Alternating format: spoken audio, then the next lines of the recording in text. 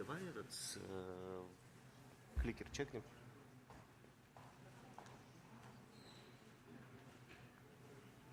У меня в руках, да.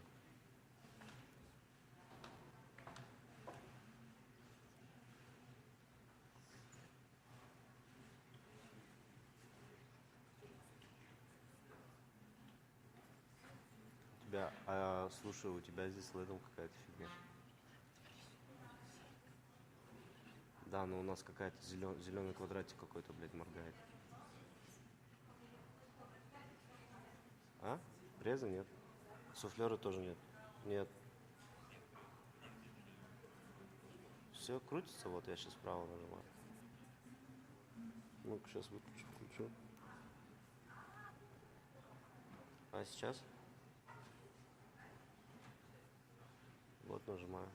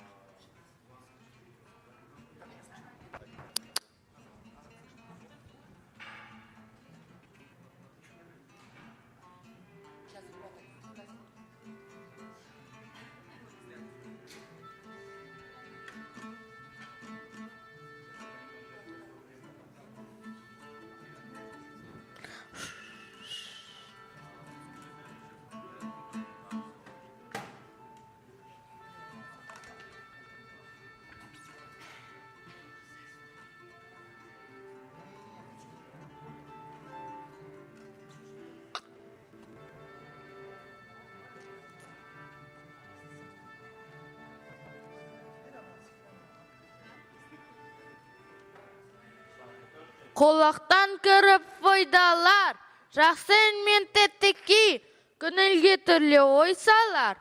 Әнді севсен мечесі, дүние ойдан шығады, өзімді өзім ұмытып, көңілім әнді ұғады, жүрегім бойды жылытып.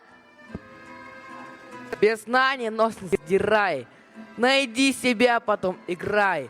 Не надо смеха через край, поставь бесчелочь это. Печивище это избегай. К печивищам стреле не знай, расхочь выйти в люди. В белой шубе плетист, весь от снега седой, слепый нем серебристой большой бородой, тутю шапкой надвинув на брови себе, он шагает кряхтя, разукрашен румян. Если дети вбегают во двор, сыплет носом и щеки им злой рукой. Сесемпаз болма әрнеге, өнерпаз болса арқалан, сен де бір кірпіш дүниеге, кетігін таптан бар қалан, қайратпен ақыл жол табар, қашқанға да қуғанға, әділет, шапқат, кімде бар, сол жарасар туғанға. Бастапқы екеу соңғысыз, бітте қалса казака, алдың жалын, алдың мұз, барар едің қай жаққа. Ғылым таппай мақтанба, ғылым таппай батанба, қымалынып шаттанба, оны босқа күлуге, бес нәрседен қашық бұл, бес нәрсеге асық бұл. Адам болан десеңіз, тілеуінімінің алдында, оған қайғы жесеңіз. Өсек, өтірік, мақтаншақ, еншек кеп шошпақ, бес дұшпанын білсеңіз. Талақ пенбек терең ой, қанағат рақым ойлап қой, бес асуыз күнсеңіз. Жамандық көссен әті, суытып көңіл тыйсаңыз, жақсылық күткенсен әті, оны ойға жисаңыз. Ғалым болма немене, вақты қисаңыз, болмасын достатпақ, бір ғалымды көссеңіз. Ақ киімді, денелі, ақ сақалды, тоқыр мылқау, танымастыры жанды, осты басы ақ қырау, түсі суық, басқан жері сықырлап келіп қалды, демалысы өскірік, аяз бен қар, кәрі кодан кіз келіп әлек салды. Ұшпадай бүркін кеген оқшыр айтып, аязбенен қызарып ажарланды. Бұлтай қасы жауып екі көзін, басын сіліксе қар жауып мазандалды. Әуес көріп жүгірген жаз балалар, тәті лодон бұпыстық шалды. Шедем мен тон қабаттап кеген малшы, бет қаруға шыдамай терсін алды. Қар тепкенге қажымыз қайран жылқы, теттігі құруына азақ қалды. Язык любви покоится внутри. Познай же это и глаза протри. Влюбленные не делают ошибок. Доверься мне и в самой грязи. Он бесприютен в вящей немоте, и потому уместен он везде. Понавкивал природу, и не могу вместить его в себе.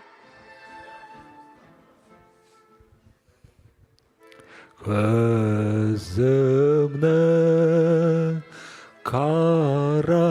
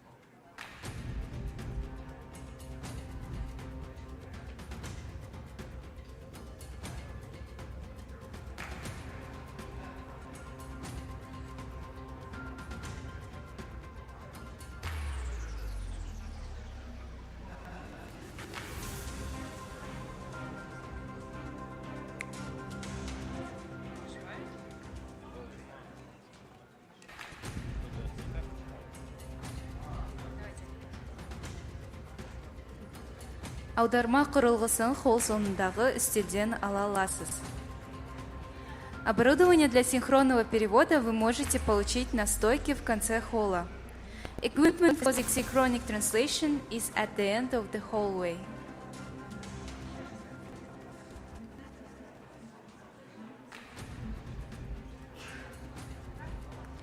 Аударма құрылғысын холл соңындағы үстелден ала аласыз. Оборудование для синхронного перевода вы можете получить на стойке в конце холла. Equipment for synchronic translation is at the end of the hallway.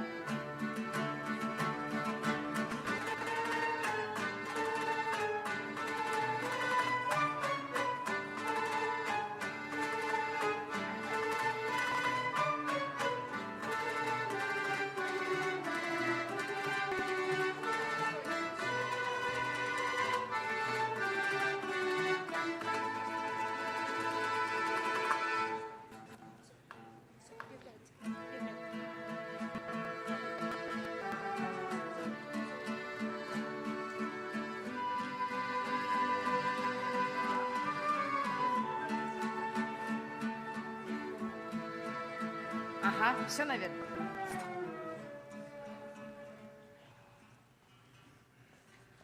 Всё?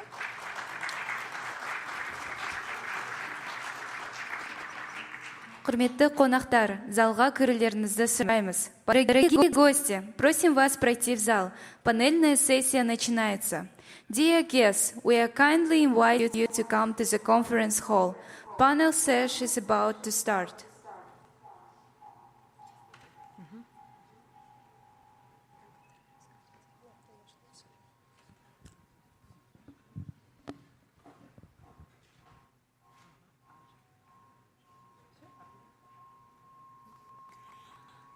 Добрый день, уважаемые. Good day, dear guests.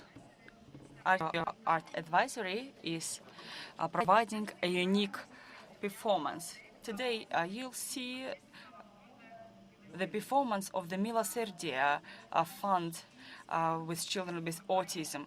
They will sing a song and they will read poems supported by our friends musicians, National Orchestra named after Kurmangazi, who will perform the work created by a great poet. And also you will see a fresque created by Anvar Musrepov and Alisher Yusupov, famous Kazakh artists.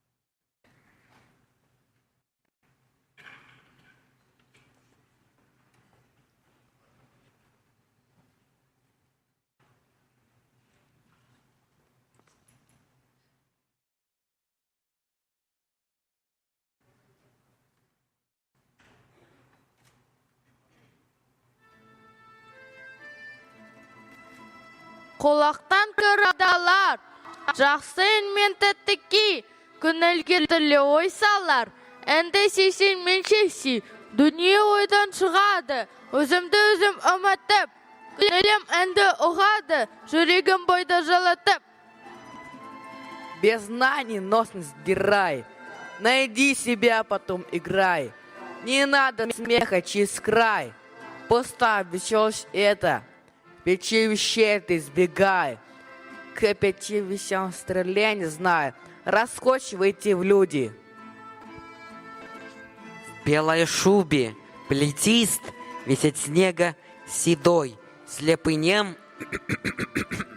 сердцой, бородой, ту шапкой надвинув на брови себе, он шагает, кряхтя, разукрашен, румян.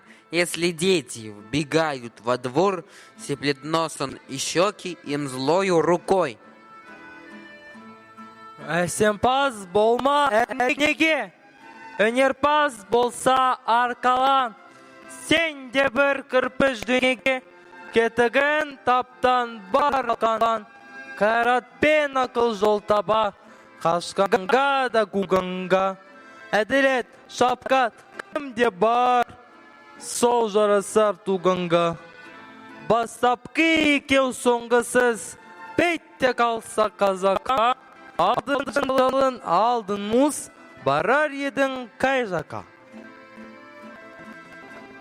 Ғылым таппай мақтанба, орын таппай баптанба, қымауынып шаттанба, оны босқа күлуге, 5 нәрседен қашық бұл, 5 нәрсеге асық бұл, адам болам десеңіз, тілеуінімін да оған қайға жесеңіз. Өсек, өтірік, мақтаншақ, еншік бекем ол шышпақ, 5 дұшпанын білсеңіз, бабақ бек тереной, қанағат ақым ойлап қой.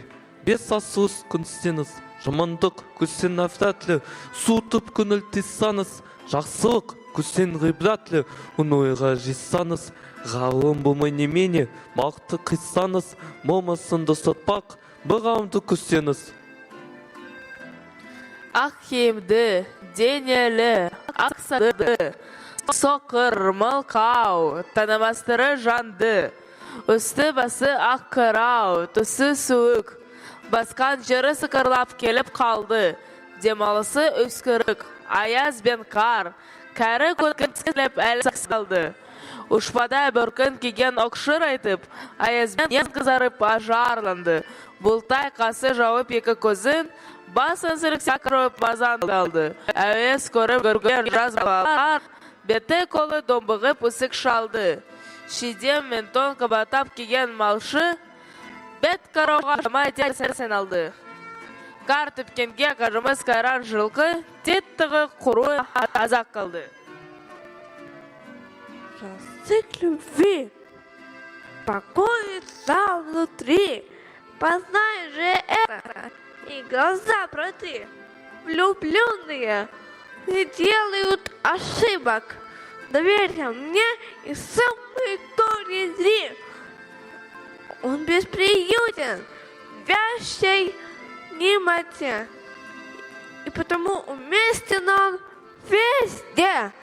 Теперь едва познав его природу, я не могу вместить его в себе.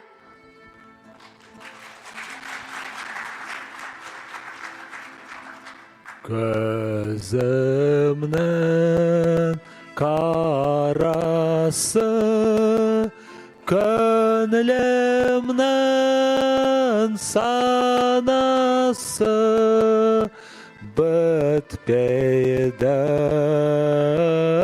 iştegi, aşıktık jarası. Bitmeydi iştegi, aşıktık jarası. Kazaktın danası, Жасülken ağası, Bar demesen de bar, adamın balası. Bar demesen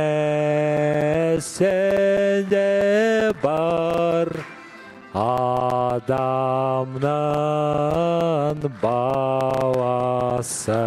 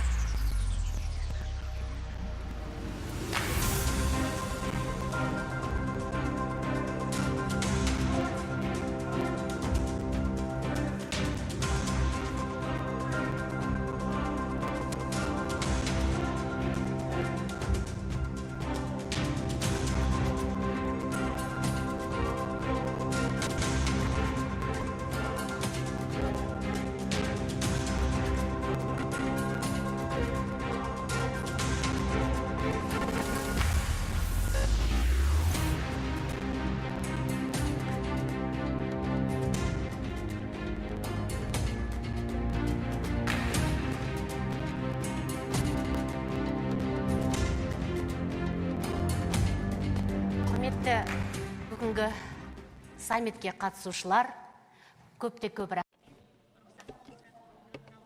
Dear participants of the summit,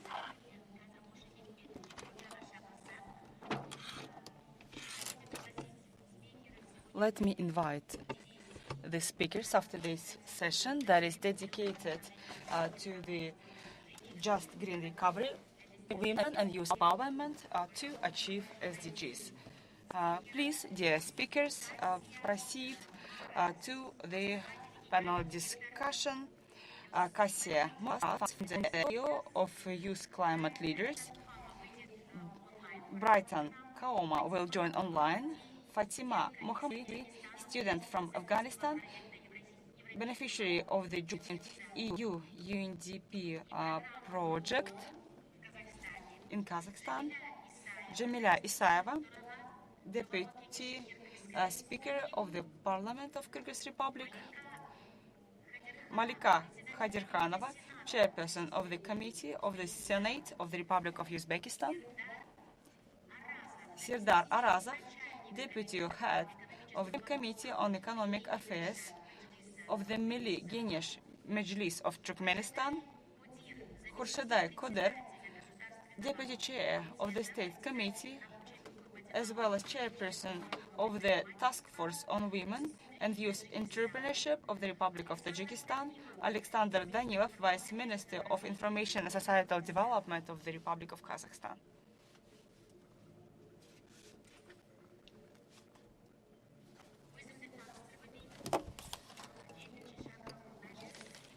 Let me introduce myself. I'm Lazat Ramazanova, member of the Majlis of the Parliament of the Republic of Kazakhstan, chairman of the Turkpa, and today's opening was very touching and very important. When we heard the words of wisdom by Abai, and when we saw the children who have overcome their inconfidence, who have been brave to read the words of wisdom and poems, when you applauded them, when you saw beautiful words of Abai, of course, we all were filled with this energy. And it's all about love. Love, a feeling that comes from within. So let me say a couple of words from Abai.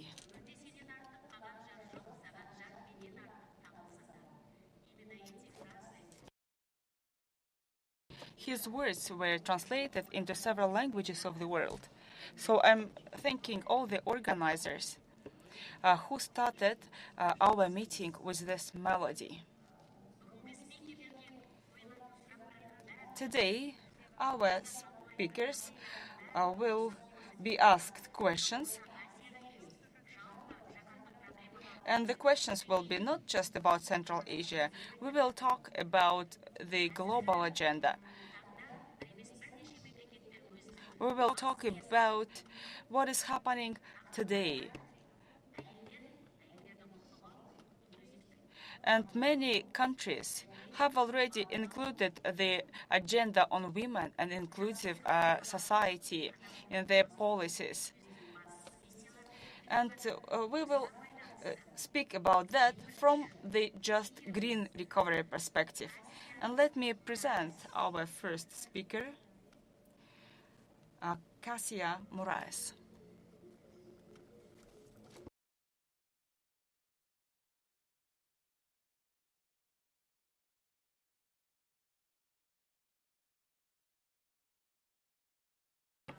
Honored to be here with you today. I have like a slide, so maybe if you can upload. But in the meantime, I can start my story while we wait for the slides, and even if you don't have them, that would not be a problem. I always wanted to work with climate change since I realized that was the biggest challenge of our century. But it was not that easy, so I made a journey until I got there, which included doing my master's at Columbia University, as other speakers also coming from there. And after I came back to Brazil, I got a job at the Brazilian Forum on Climate Change, which responds to the president of the country, but this was many years ago. And when I was there, at some point, I was the deputy executive coordinator of someone that was 2 times my age. And a lot of young people started asking me, how can I also get a job working with climate change? And I realized there was an opportunity out there because after many years of raising awareness about this topic, young people didn't want to only have a voice or say what they think, but they wanted to put their hands into solutions to make a world better for themselves and the future generations. But this was like almost 5 years ago, and it was already a big issue. But with time and with the pandemic, what was initially a niche, like several young people wanted to work on climate change, suddenly became a key way to revert the impact that we had on our job market for many more young people. So with these insights, I created Youth Climate Leaders, an organization that helps young people to find jobs in the climate market, because we realized that we have to face these two problems at the same time. We have high systemic unemployment coming, and we also have a climate crisis that is getting worse and worse. So why, instead of just freaking out about it, we turn this into an opportunity while we are doing the climate transition to include millions of young people in this process. So that was our main goal. But then came the COVID pandemic, and this scenario got even worse. Like, as you know, young people lost more jobs, in women, like more disproportionately, and they were disproportionately affected by the pandemic. And economists are calling this the lockdown generation. Because if you don't do something right now to revert this trend, this generation might be impacted for their whole lives with worse salaries. So and they are also recommending that we have to do something at larger scale. The response must be as big as the shock that we had. And moreover, we also need to prepare to a much bigger crisis, which is the climate one. So again, like what we started 5 years ago now became even more needed, and the scale also became larger. So what we're proposing then, what is a climate job? We are proposing to equip these young people that lost their jobs into career paths that can be like such as solar panel electricists, working with agriculture, in the financial sector, or with communications. Like the World Economic Forum, Stanford University, they have said, every job will be a climate job very soon. So we need to prepare for this right now. And how do we do that? This is a methodology that we created last year with the support of the Lehman Foundation in Brazil. And the idea is what we call the Climate Career Bootcamp. On this New Deal approach, like we want to do this into a larger scale. So the proposal is we identify what are the jobs that will be created. So like if we need 2,000, 10,000 more solar panel electricists, like we have to plan for that. And then like we recruit young people already for the jobs. So the training, there's a lot of training going on, but now like we have to be more focused. The training will be tailored to the jobs that are already available. So for example, we start with like a general module 1 for all of the career paths, which is focused on leadership and climate change, so they understand the big picture. And then each track will have the technical training that might be very different from each other.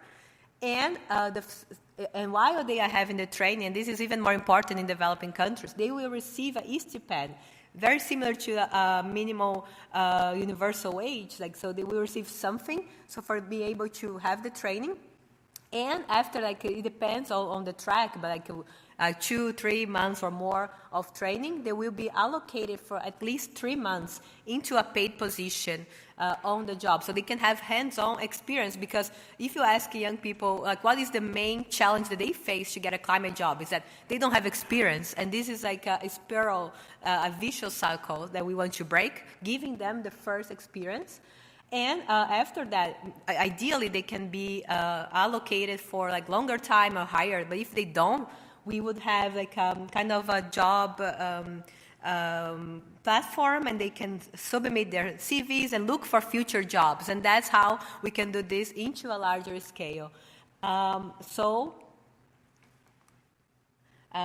Why this is an important measure and policy? First, because it focuses on employability. It also in developing countries, we cannot talk about climate change without talking about ending poverty and also improving social situation of people. So this is an innovative way of combining these two things and like providing what they are looking for at the end, which is like a pathway to have a climate career.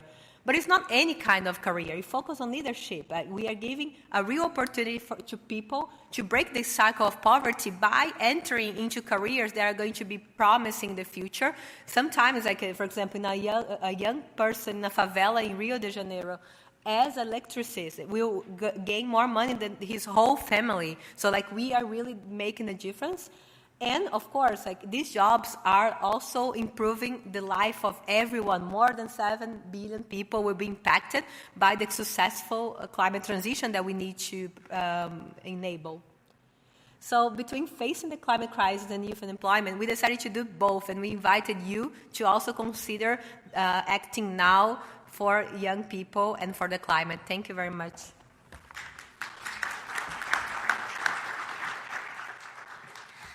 Thank you very much.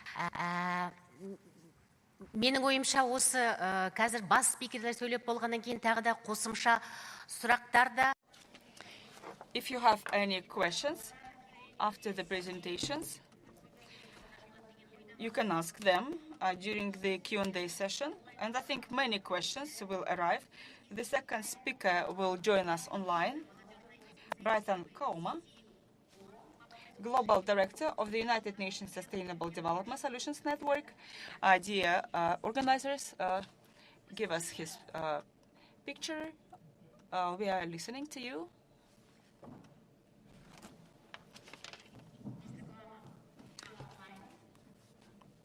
We are waiting for you. Hello, everybody. Can you hear me? Yes, yes. I'm very excited to join you today. I would have loved to be with you in person.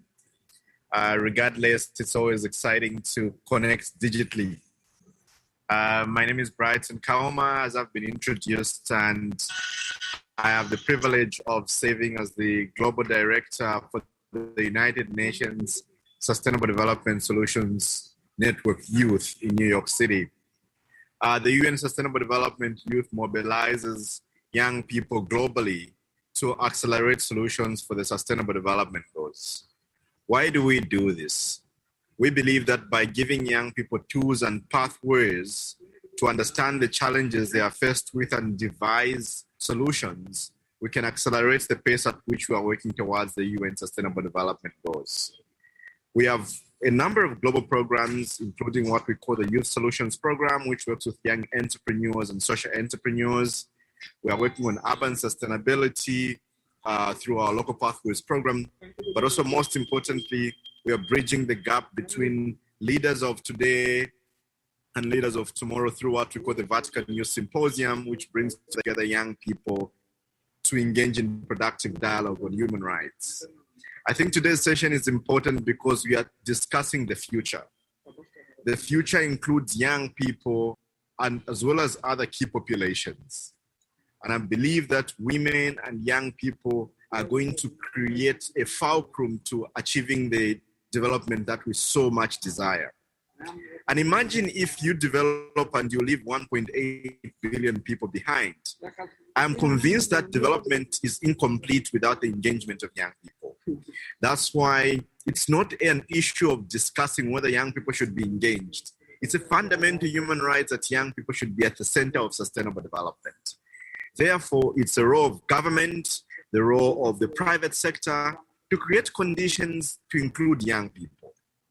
Therefore, youth inclusion becomes even more critical. SDSN Youth is also looking at expanding, and I'm excited about this opportunity of expanding across countries in South Asia and Central Asia, and we'll be very keen to which we can work together. I think it's important to also think about the next decade of action. We have a few years remaining before 2030. And if we don't engage the global youth in co-creating solutions for sustainable development, if we don't invest in their innovative ideas, if we don't invest in their solutions, we don't give them a seat at the table, then the solutions we're going to be creating shall be incomplete. Therefore, organizations like the UNSDSN Youth focuses primarily on creating these pathways for young people to gain the skills, the networks, the opportunities, as well as the skills they need to become global engaged citizens.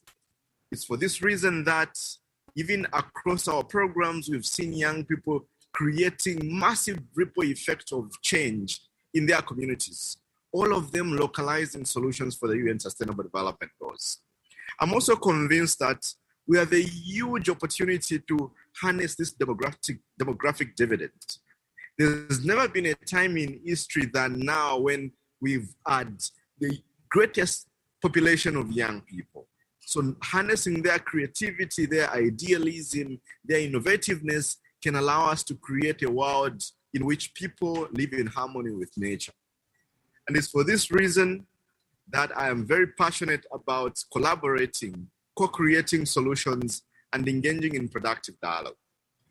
STSN Youth believes strongly in creating intergenerational dialogue, where leaders of today and the leaders of tomorrow can engage in conversations that promote sustainability, that promote engagement of young people, that reduce inequalities, and that bridge the gap of unemployment.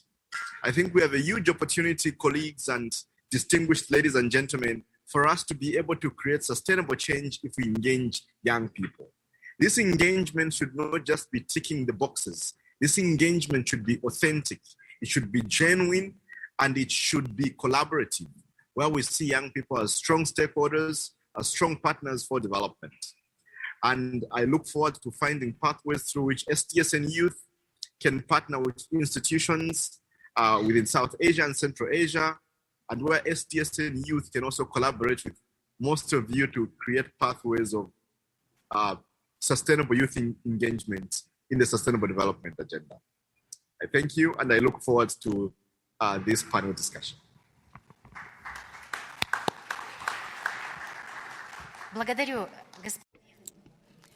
Thank you, Mr. Koama. You have mentioned a very interesting thing, that in the global world, we are having global players, global actors. And in Central Asia, the global actor is youth for the next 20 years. On the example of Kazakhstan, the average age of a Kazakh person is 32 years. This is the age when young people have to be not just young, but they have to be decision makers. And the same story is all around Central Asia. So now, let me give the floor to the next speaker. Kazakhstan has always been one of the supporters of quite active participation of citizens in addressing the Afghanistani problems. And several years ago, there was a very important project on training of the Afghani women. Now, about 50 Afghani ladies are getting education in Kazakhstan. Uzbekistan supported this initiative at a ratio of 50 to 10. And let me focus your attention on the problem that is cross-cutting. And it's important for the geopolitical situation in Asia. We shouldn't say that any country can plan its strategic policies while another partner in Central Asia, while one country has a problem that will anyway depend on the correct actions of all the other neighboring states. So let me give the floor to Fatima Mohammadi, student from Afghanistan. She is the beneficiary of that project. So Fatima, over to you. میشه رویای درس خواندن را در ذهن می‌پروراندم. در منطقه‌ای که ما زندگی می‌کردیم برق نبود و من مجبور بودم تکالیف مکتب و کتاب خواندن را در روشنایی فانوس و یا چراغ دستی انجام بدهم. در سال 2019 به بورسیه‌ای از طرف اتحادیه اروپا پروژه یوندیپی انتخاب شده و برای تحصیل به قزاقستان آمدم.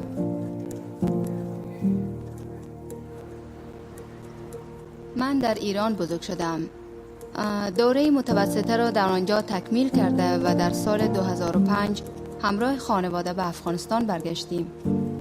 صنف 12 مکتب بودم که خواستگاران با رفت آمدهای مکررشان کوشش می‌کردند مادرم را متقاعد کنند که من ازدواج کنم، ولی من می‌دانستم اگر ازدواج کنم مطمئناً نمی‌توانم ادامه تحصیل بدم.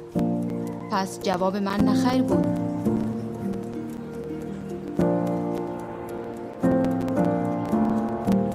یک روز به خاطر جواب منفیم به خواستگارا مادرم گفت که من دختر خوبی برای او نبودم. مثل خواهرم آرام و فرمانبردار پدر مادر نیستم. مادر گفت تو سرکش هستی و به حرفای من اهمیت نمیدهی. بنابراین من هرگز تو را نمیبخشم.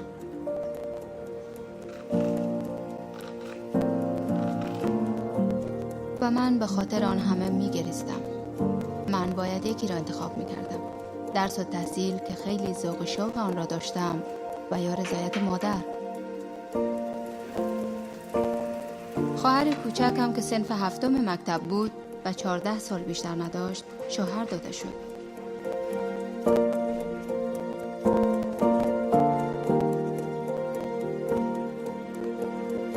زمانی که از مکتب فارغ شدم در صدد تصمیم دانشگاه رفتن شدم. برادرم میگفت دانشگاه رفتن مصرف زیاد دارد و ما از عهده خرج آن نمیتوانیم براییم و این تقریبا جالب از هر شب ما بود. سرانجام موفق شدم برای تحصیل به کابل بروم.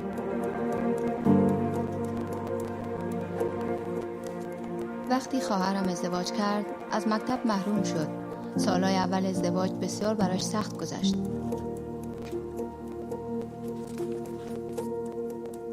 او که نوجوانی بیش نبود باید کارهای زیادی در بین خانواده شوهرش را مدیریت میکرد. او حتی یک طفلش را سقط کرد. گاهی فکر میکردم شاید او مرا به خاطر آن همه مشکلاتی را که متقبل شده مقصر میداند. ازدواج خواهرم و رخدادهای بعد از آن مادر را ضربه زد. او متوجه اشتباه و دیدگاه‌های اشتباه سنتی خود شده بود. او اکنون میگوید تو درست عمل کردی. این ازدواج فرق میکنه.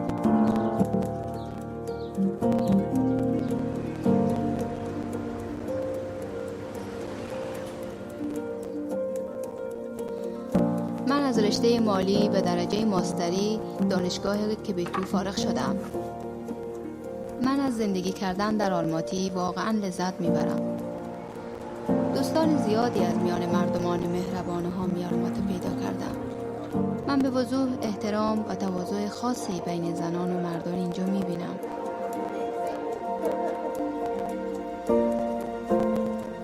یکی از شغلایی که در آینده دوست دارم داشته باشم تدریس در دانشگاه و تحقیق کردن است. داستان‌های کوتاه زیادی نوشتم که بیشتر درباره زنان بوده است. زندگی هر زنی داستان به خصوص خود را دارد. داستانی از تغییر، انگیزه و داستانی از شدن.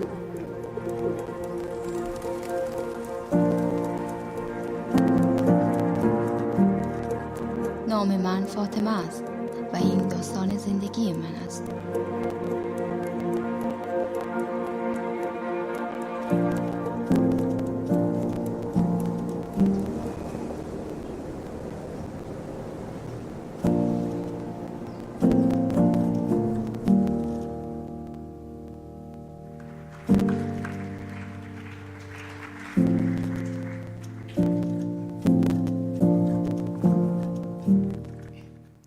Good morning, dear ladies and gentlemen. My name is Fatima. I'm from Afghanistan. I'm very glad to be here today, and this is my honor to share my story with you and to be a speaker at this event. My path towards education was full of obstacles. There were years when I didn't attend the school because I was a refugee. There were years when I attended evening school for adults. I was 11 years old. My classmates were 25 or more. I didn't want to miss any opportunity to study, readily to enter any school that would be open its doors for me. When I look back, I feel proud of myself. I feel proud of that young girl who continued to move forward against all odds. I wanted to study because I wanted to change my life. I wanted to be counted. I wanted to be respected. And I wanted to exist. I believe that change is possible when we start to change our own life. I believe a person, let it be a young girl, can bring a lot of changes in her family, group of friends, school, university, society, anywhere she goes, like many Afghan girls. As a student, I didn't have my family's support. My mom and brothers thought that education is not something useful or achievable for Afghan women. But I worked hard. I was relentless. Gradually, I would earn my teachers' respect and support. I'm very grateful. I met such a teachers in my life. They gave me strength, motivation, and support. Just a tap on a shoulder, a smile, genuine look would warm my heart and keep the fire of hope. My brother has daughters. All of them are studying. He was impressed by my hard work. He decided that his girls can also study. Even some of my relatives' sons wanted to study. They changed their mind regarding education. When they saw I'm studying, they said, if a girl can study, so can we? Each educated woman is a role model in Afghanistan. She shakes off the traditional desk and social norms. I would like my story to inspire Afghan girls to continue their educational journey. And I wish my story to give them enough support and strength to proceed, not to give up. I would like to say to every girl who is struggling, think of opportunities, not obstacles. Believe in yourself. Stay by your own side. Nothing is impossible. I'm very glad to be part of this amazing project, and I'm happy to study at Kazakh British Technical University in Kazakhstan. I would like to express my sincere gratitude from European Union and UNDP project. Thank you for having me here today, and thank you for your attention. I'm Fatima, and this is my story.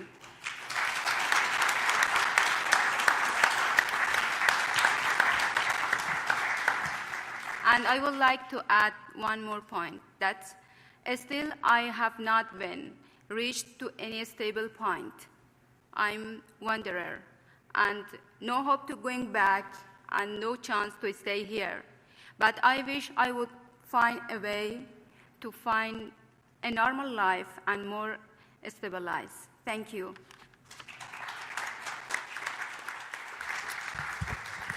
Көп рахмет, Фатима.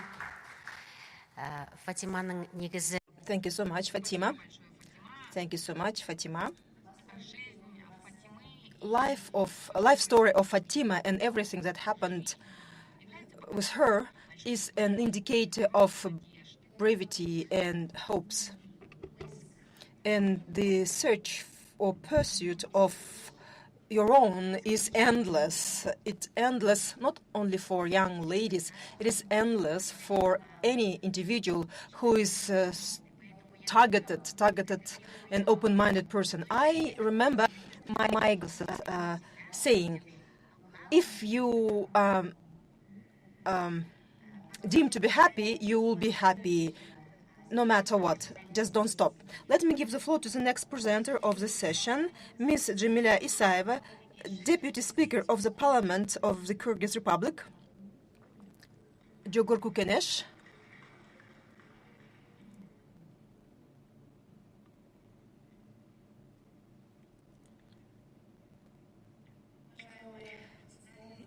Dear moderator, dear participants, well, first of all, let me thank the government of Kazakhstan, European Union, and United Nations Development Program here in Kazakhstan for a very warm welcome and high level of organization of this event. For me, it is a great honor to present during the session 4 of the second regional SDG Summit. I believe that the topic of this session is very relevant as never before, because the world is trying to mitigate the consequences of COVID-19. And of course, pandemic negatively affected the sources of income, agriculture, trade, and many other aspects of our life.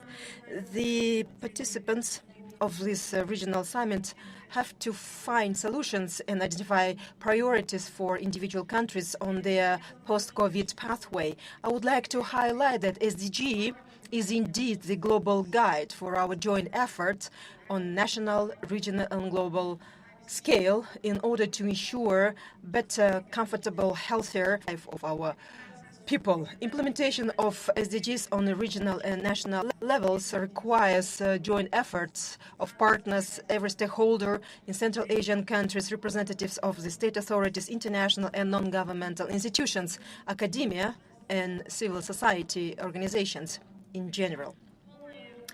The full and equitable engagement of men and women in social, political, cultural, and economic life is an important exercising the human rights. When women live in safe society and family, they can fully implement their potential. They have equitable access to every aspect of life, and they are engaged in decision-making process. By this, they can contribute a lot in developing the statehood, and that after the SDGs and Peking Platform Action was achieved, Kyrgyz Republic has achieved a lot in gender equality. We have still yet to do a lot to ensure gender equality, implementation of SDGs, empowering women and young girls. Its insufficiency or unequal access prevents women from benefiting a lot. And in countries of the world, women are subjected to an unequitable proportion of homework and other burdens they experience, unpaid work, unpaid employment, and the share of young people in working population also tells. In order to address this issue, we need to move from school to work. However, this also is escorted by the gender inequality, and men can easily move from school to work, whereas ladies have to quit their schools in order to, support their families and get an early marriage. And many of them, aging from 19 to 44, are family workers, and we still see the gender inequality in employment. And employment could be considered as the one-year contract with proper pay. Social and vertical gender association has deep implications for empowering and rights of women. For instance, in Kyrgyzstan in 2021, 22 women accounted for 72% of working population, 72 in education, and 77 in health. We have to know that migration has drastically changed the labor market situation. When people encounter lack of opportunities for income or livelihoods, they use migration as the resort for survival. This migration routes related to growing population accompanied by the limited opportunity for employment. In rural areas with higher poverty rate, we observe higher rates of migration along. I have to note that for many years, Central Asian governments started focusing on investments, infrastructure for childcare as a way to improve the children's well-being and women's employment. For instance, in Kyrgyz Republic, investments were targeted to provide seats in school institutions for the children under 2 years old. And this is how the Kyrgyzstan is trying to reduce the poverty line. To reduce the number of people living in the poverty line by increasing the amount of allowances and benefits. And in conclusion, let me state that Kyrgyzstan is putting every effort to achieve SDGs at every possible level, and we are looking forward for better cooperation between our countries. And I'm quite confident that the forum today, on a regional scale, will become an efficient tool to promote promising projects and addressing challenges in economic domain. Thank you so much for your attention. Thank you so much, Jamila Hanim. Just recently, last week, a group of women, business women from Kazakhstan, came with great passion to learn your experience. The experience of rural areas, one village, one product. And this was supported by Asian Development Bank, United Nations Development Program. I believe that you have launched it, and we started in 4 rural areas. However, through this offline communication, when women, business women, mid-level business women can see how women in rural areas can be motivated, change something, make a difference to produce something useful inside domestically and for export purposes, indeed deserves high appreciation. So we're looking forward that the project in Kazakhstan will achieve the same multiplier effect that you had in your country. We have slight changes in the agenda of our panel session. Well, unfortunately, representative of Uzbekistan could not make her way here, Malika Hadirkhanova. Unfortunately, she could not join even online. She is the chair of the Committee of the Senate in Uzbekistan. Let me give the floor to the next presenter in line, Serdar Arazov, Deputy Head of the Committee on Economic Affairs of Milli Genesh of Turkmenistan.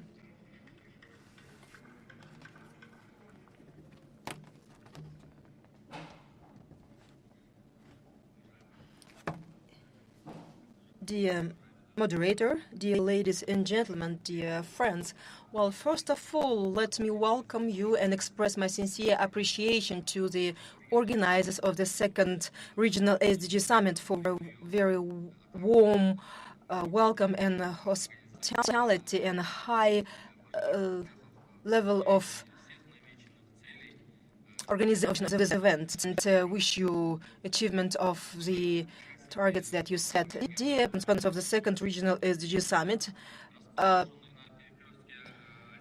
Turkmenistan is located in the cross-section of Asia and Europe, and it is following a very friendly and peaceful policy based on the good neighborhood, multifaceted cooperation with all the nations of the world.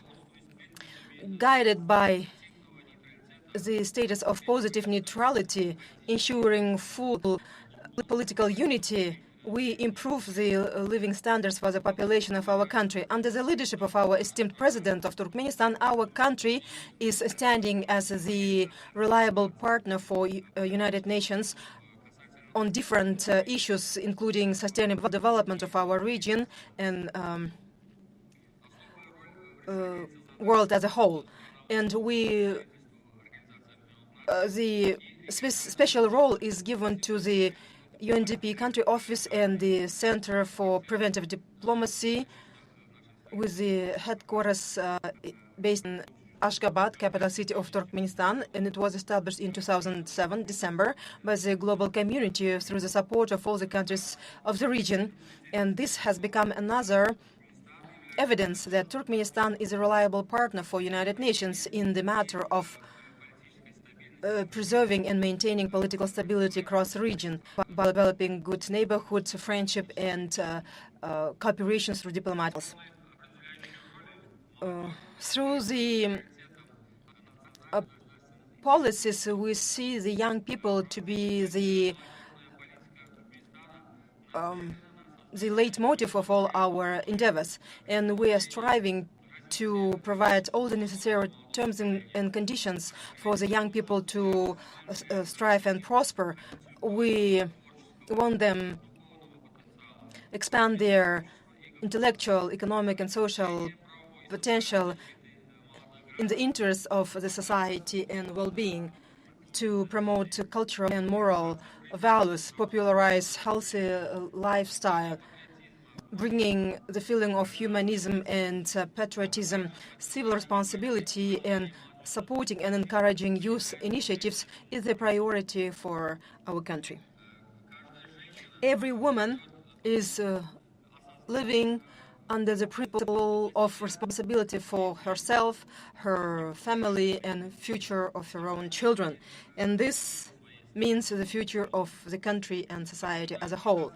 And this means the social importance of women, which is supported by the community of the nation. The first documents of UN declared equal rights for men and women as the fundamental rights of the human being. And this is illustrated by the Dialogue of Women in Central Asia that took place in 2021 in the national tourism area of Turkmenistan, Avazar.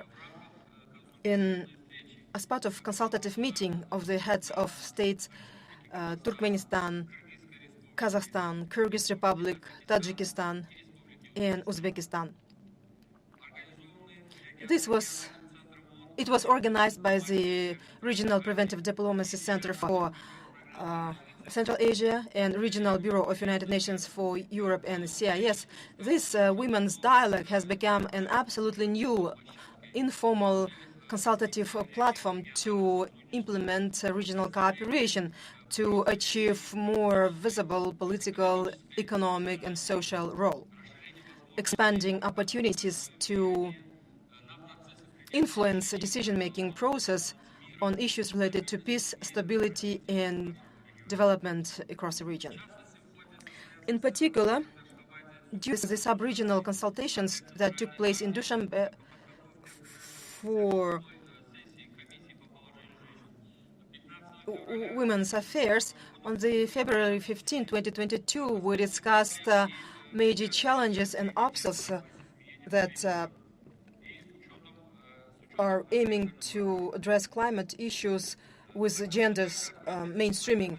Let me also highlight the importance of the dialogue Women of Central Asia and Russian Federation that took place May 13 this year in Ashgabat, and this was titled "The Role of Women in Public and Social Development." Among the top priorities of cooperation between women of Central Asia and Russian Federation with the view of SDGs, addressing environmental issues, nature-oriented ideas. We have to strengthen our cooperation. We need to reinforce legislation, support diplomacy, and cooperation in businesses, culture, education, medicine, and so on. We need to support young people, among other things. In conclusion, I would like to express my sincere appreciation, and I'm quite confident that the relationship between our countries will grow stronger furthermore on every facet: political, social and trade, economic, and many more, based on the principles of neighborhood and friendship. Once again, I would like to thank the hosts of the summit to attend such a high-level gathering. I'm looking forward to see the outcomes in our countries and engaging women and young people in different aspects of our life to achieve SDGs. Best of luck. See you soon. Благодарю, господин Аразов. Thank you, Mr. Orazov. Now let me give the floor to the next speaker, Khurshadai Koder, Deputy Chair of the State Committee on Investment and Chairman of the Task Force on Women and Youth Entrepreneurship of the Republic of Tajikistan. Thank you very much, dear participants of the summit. Let me extend my appreciation to the organizers and thank you for the opportunity to speak here. And the COVID pandemic is a major challenge for the entire world. In this context, Tajikistan has taken measures to mitigate its effects, including those in business support. So the government provided measures to support small and medium businesses, which takes about 70 to 80% of the total economy, where 60% of population is employed. Momali Rahman issued a decree on mitigation of the threat of COVID-19 for the socio-economic sphere. And this decree supported small and medium-sized businesses. Dear participants of the summit, in our realities and in face of challenges with the risk factors persistent in the economy, which affect further economic development only thanks to joint efforts and integration between the countries, it is possible to facilitate the sustainable development. Broader economic relations, investments, and mutual implementation of good projects, trade facilitation, free movement of capital, labor, and technologies are priorities for the regional cooperation. In these areas, we have to mention the position of women and the youth in the society, which are a priority for Emomali Rahman, leader of the nation, president of our country. Over the years of independence, Tajikistan has implemented projects and programs strengthening the position of women in the society, and good conditions were created for their active engagement in socio-economic life. And the governmental measures, including presidential grants for women's support, speak to the fact that these are good instruments to improve the positions of women in families and on the job, to engage women so that they contribute to the development of their country. The president of the country, in his address to Majlis, said that it's important to create new jobs, especially for women. And we have to untap all possible potential. An important step is release of those enterprises who produce silk and handicrafts from certain taxes, including land tax for 10 years. And these are the industries where women entrepreneurs are bosses, so women-led businesses. And as of 30th of November 2019, for those women who work at home, certain measures were provided pertaining to the benefits for child care. And also, these issues were discussed at the meeting of the Consultative Council on the Improvement of Investment Climate in March this year.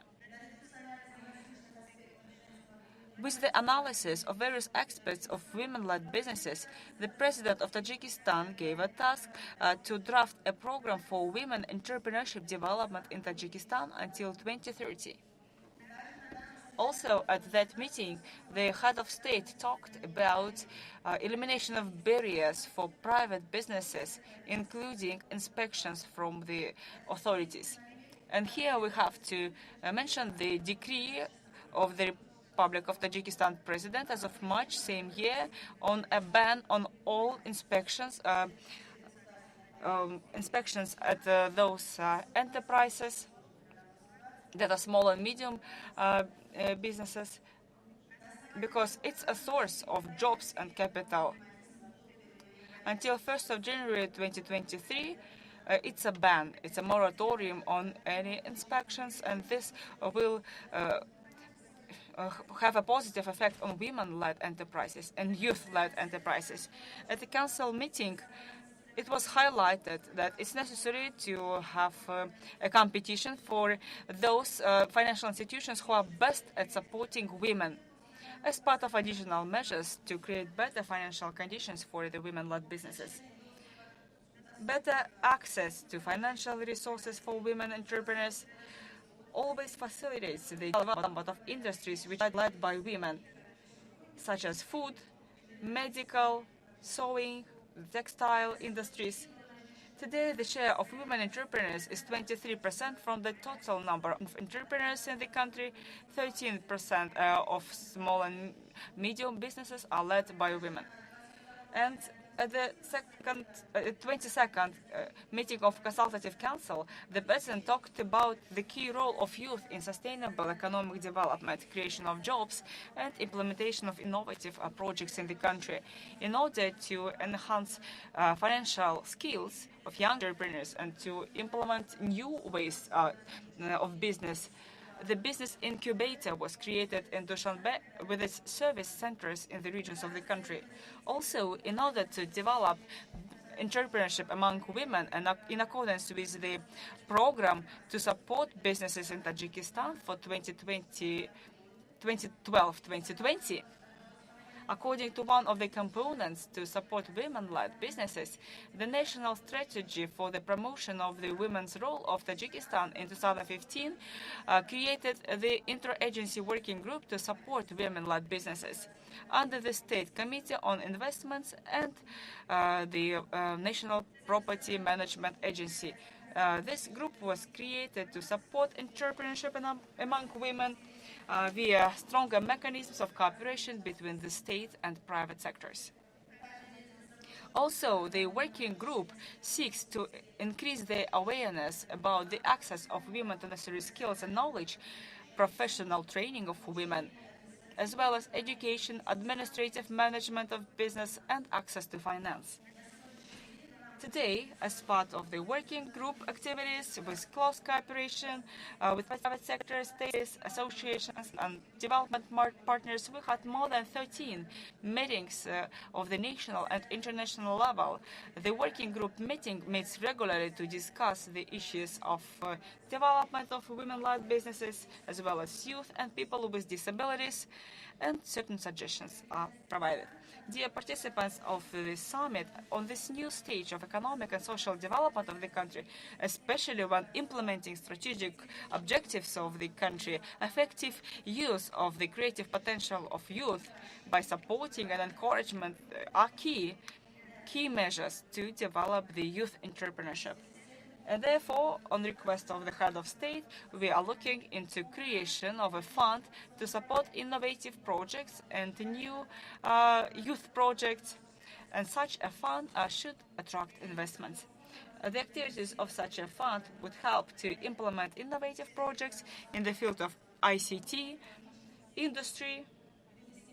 It will stimulate the inflow of modern technologies, creation of jobs, and increase of the young people numbers in this area. Young entrepreneurs and women-led businesses will promote their projects to integrate modern technologies in order to support the prosperity of the country and the region in general. I'm sure that this event will help us to touch on the most important issues of trade and economic development, and it will create new opportunities of cooperation and perspectives of mutual cooperation. I wish you all, dear participants, success and fruitful work. Thank you for your attention. Thank you for your speech. Those changes that are taking place in Tajikistan, we are really happy to see them. I know the active work of the committee of the government. Well, we can just envy your active efforts. Let me give the floor to the Vice Minister of Information and Societal Development of the Republic of Kazakhstan, Mr. Danilov, who will talk about the issues and competence of the ministry. But being a young Vice Minister, I think you'll tell us how the government supports promotion of young people. Thank you. Warmly welcome you here in Almaty. Я бы хотел кратко... I'd like to briefly tell you about the global priorities. how we plan to change the approaches to youth promotion and youth policy in Kazakhstan in the current realities that we find ourselves in. And we see that currently we are at a dramatic stage, demographic changes. Our population is changing. Very soon, the majority of the population of Kazakhstan, like in other Central Asian countries, will consist of youth.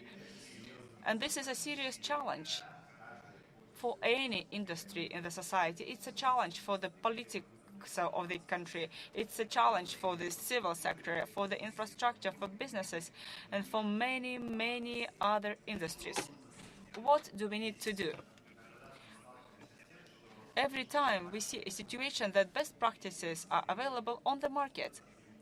And Lazat Ramazanova mentioned that I'm a young vice minister. Yes, before my position, I didn't work a day on the public service. I was a representative of a civil society, and now I have a chance to change the youth policy. What are the key priorities to us? First, we'd like to move away from the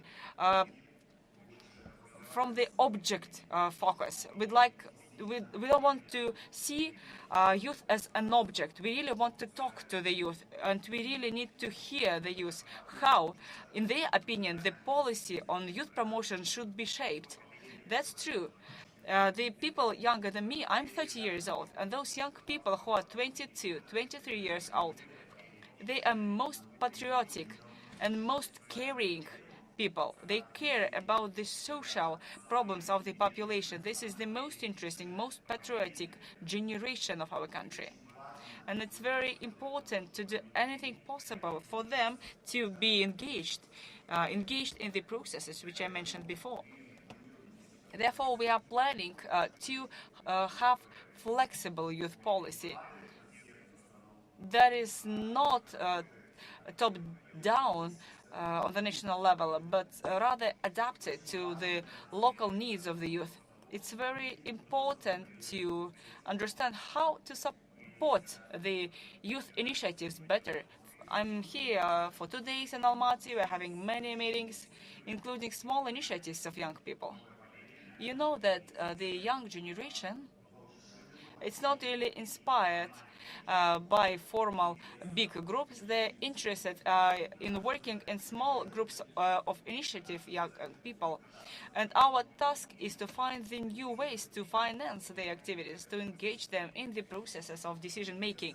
Because, as I told you before, this dramatic change of demographic characteristics of our country assumes that we may face a situation when the majority of Kazakh people is poorly engaged in decision making. Now we have a quota for parties in the parliament. 30% of people in the party lists in Majlis chamber, 30% must be young people and women. And that is a very important change, because this gives us an opportunity to generate new faces, if we can say so. And also, Kazakhstan is going through a serious stage of modernization, including local elections. It's another dramatic change. I wrote a study last year about how young people look at the changes in their rural areas in a new way. And that's very interesting, because we are seeing quite many new faces, quite many young people. And very often we face a situation when classical public policies are very difficult for young people. Why are they so cumbersome? You know that because there are so many sources of information. Any one of you has got your feed on Instagram, on many websites. We are all living in our own information reality. And sometimes we cannot convey our message to young people. And the information inequality is one of the biggest challenges, because it's on the surface, but it's very difficult to address it. And we are going to talk to many platforms. And today I'm meeting such companies who provide such services as delivery, taxi services. We are going to work with them to use their services their applications in order to convey our messages and to convey the information about the governmental programs. It's important to say that in Kazakhstan, the main institute for engagement of young people has changed. It's the Council on Youth Policy under the president. It was the composition is quite new. 90% of it changed. All the government service providers left. It's just me who is the government official there, because it was an attempt to have the representation of caring people. And first, they really stand for the interests of different strata of young people. And they're really free. And they're not shy to talk about important issues. Now we're going to renew, to change the composition of such councils on the district level. We're planning to improve that. We're going to diversify that. We're going to change the policy for such councils. It must be gender sensitive. It must be inclusive as well, providing equal representation of several strata of the population. For us, it's very important to respond to the challenges we are having today. Therefore, we are quite serious about implementing the evidence-based policies approaches. We are very serious about our analytical components. We are developing this. I'd like to thank UNDP colleague with whom we are doing this work. And I'd like to thank the organizers of the forum, because today we can talk and we can discuss the most relevant issues and challenges before us. Finally, I'd like to say that it's not possible to create a high-quality policy without good strategy and analysis. And therefore, in Kazakhstan, we are planning to implement a new strategy this year. We're going to start discussions, and we are inviting all of you, we are inviting international experts in order to make it most effective and balanced. Because we are facing challenges that are quite serious, but at the same time, we understand very well that if we find good answers, then we'll get a very serious development. And finally, let me say that over many generations, we are facing conflicts between fathers and children. And the work with the new generation exacerbates such conflicts. Many people who are 40 or 50 years old, they do not understand this generation. Even myself, I'm 30 years old, I don't understand what is happening to those who are 20. But if we channel our colleagues, if we really guide them in the right way, if we give them opportunities on top of their potential, this will be a great victory for us. Thank you. Thank you. Well, in principle, we could say that we are done, but there is one more speaker. It's me. Let me show a movie. The organizers promised me to turn it on.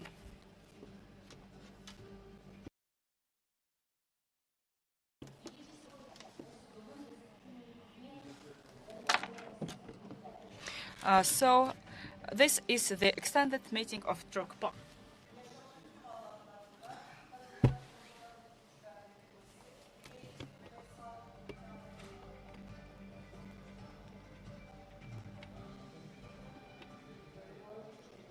And the changed world requires a different approach with different roles.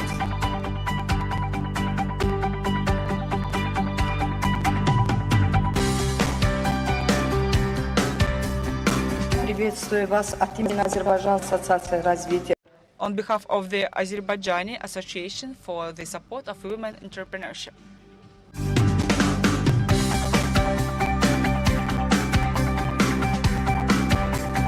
Гендердик айырмачылык негиздерине теңсиздик мындан аркы прогресстин жолунда тоскоолдук.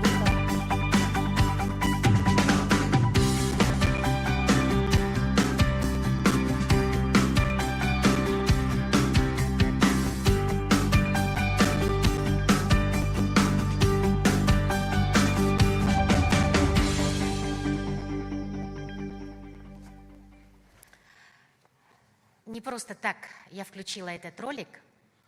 I switched on this video intentionally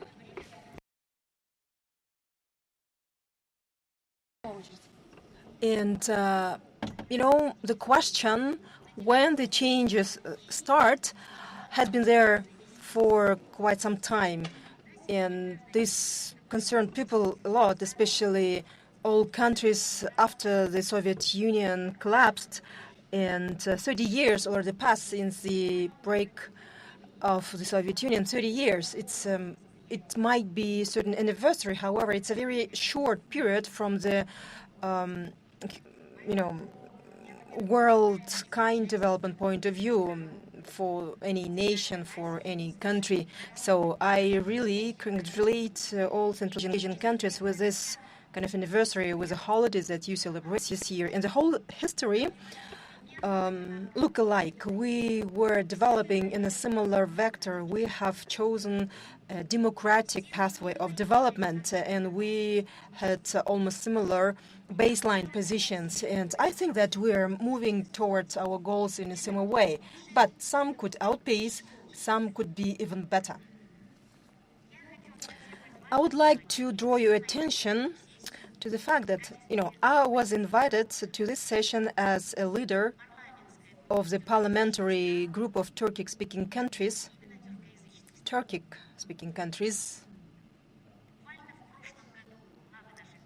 Last year, heads of our countries created the largest in Central Asia, the Turkey Council, which is a very big challenge for all our countries. And I'm happy for two things: that as part of the Turkey Council, we have the first women business committee of Turkey countries, and as part of this alliance, this year, under the presidency of Kazakhstan, in Turkpa, a first group of women parliamentarians of Turkic-speaking countries was established.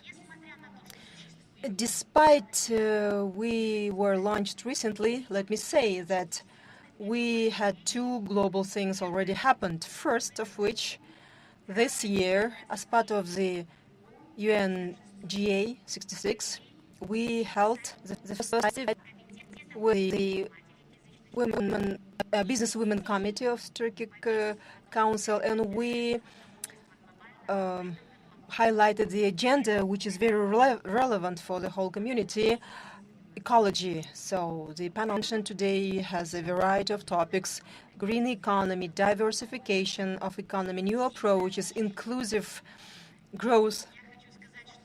Let me also state that the challenges that the businesswomen of Turkic-speaking countries raised during the UNGA, and those were reflected in the part of the resolution.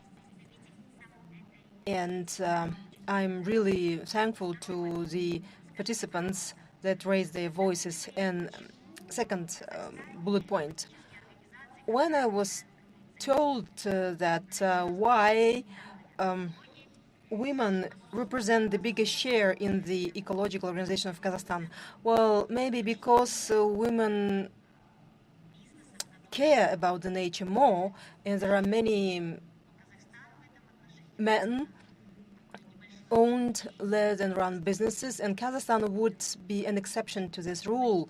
The progressive world says that the medium-sized businesses, the management is an indicator, and the majority, the medium-level business in Kazakhstan is mostly run by women. And this, the asset of progressive women, businesswomen of Kazakhstan, is targeting the environmental vector in development. And in this gender imbalanced Central Asia world, we try to take our seat. I believe that we find exemplars not from elsewhere, but in neighboring countries. I brought an example of our country, which rural women try to take a lead in the nature-based solutions or environmental targeted businesses in attempt to address the social issues. Kazakhstan recognizes that it is an agenda on poverty and eradication of poverty is very high on our agenda well, and President and the government is making efforts to improve the living standards of our country. That was always told. So we used to offer this saying in any summit with this proverb. And the woman is rocking the cradle, and the other hand, she's cradling the planet. And we should give a woman to address these issues, environmental, military issues. The January events were a serious proof that it is a woman's perspective. Her maternal feeling can help find balanced solutions. I can give an example of our colleagues, parents, when they visited pre-trial detention center, and the first question that women parliamentarians asked, does your mother know where you are? Do your parents know that you are here for several days? And from this perspective, from this point, we have to lead and address all the issues. Yes, there is enough knowledge. And the presumption of innocence should be a cornerstone. Just recently, there was a referendum, and the people of Kazakhstan was a clear civil position has proven we're moving toward Kazakhstan, and it is, as Mr. Denis said, it is new Kazakhstan that will build young people. However, let me remind you another thing: the succession, institutional. These are things that the head of state. There are many challenges. However, one of the biggest challenges is women's community is raising this peace world and start making difference. So this is substantial institutional work that should go across all the Central Asian countries and globally, I would say. How well is how is efficient the women's part of the political representation? There is a 30% of quota where women in some countries. I can bring example, but we're taking advantage of this. Is it well legislated documents of second and third level? If we say that sustainable development goals penetrate almost mainstream gender and inclusion, follows in terms of implementing these things. There are many external challenges. We talk about challenging geopolitical situation, the region here and there.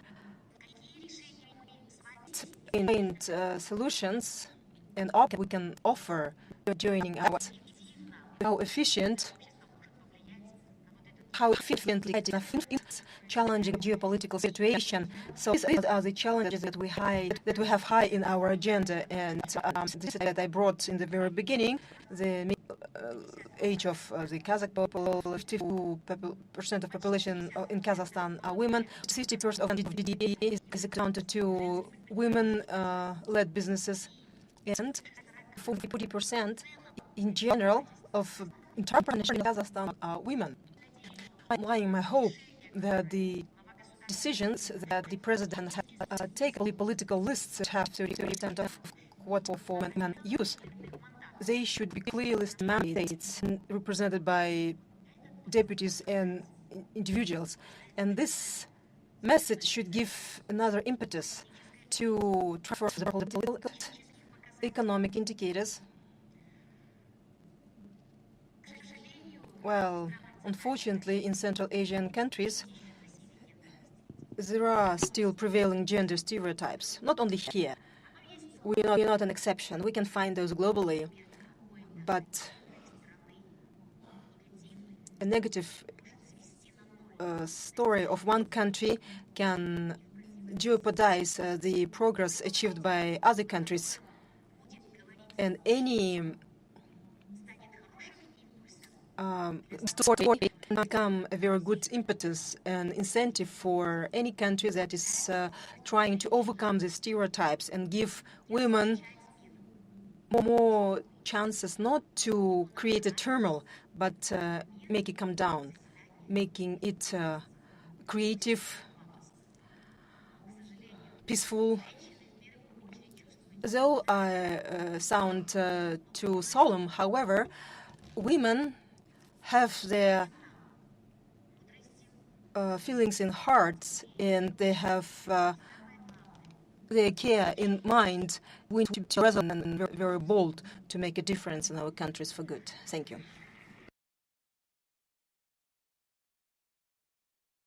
The agenda for this session is exhausted. I see that we have 4 minutes.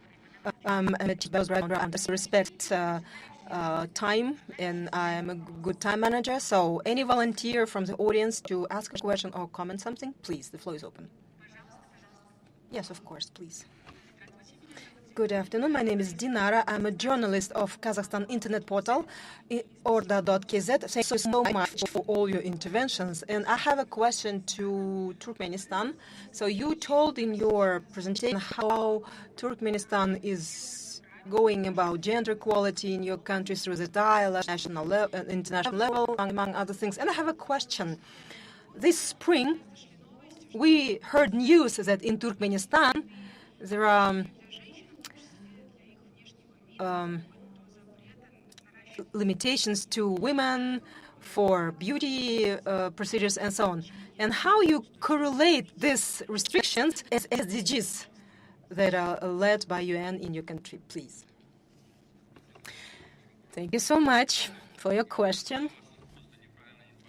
You are misinformed about the appearance and beauty procedures for women. There was a very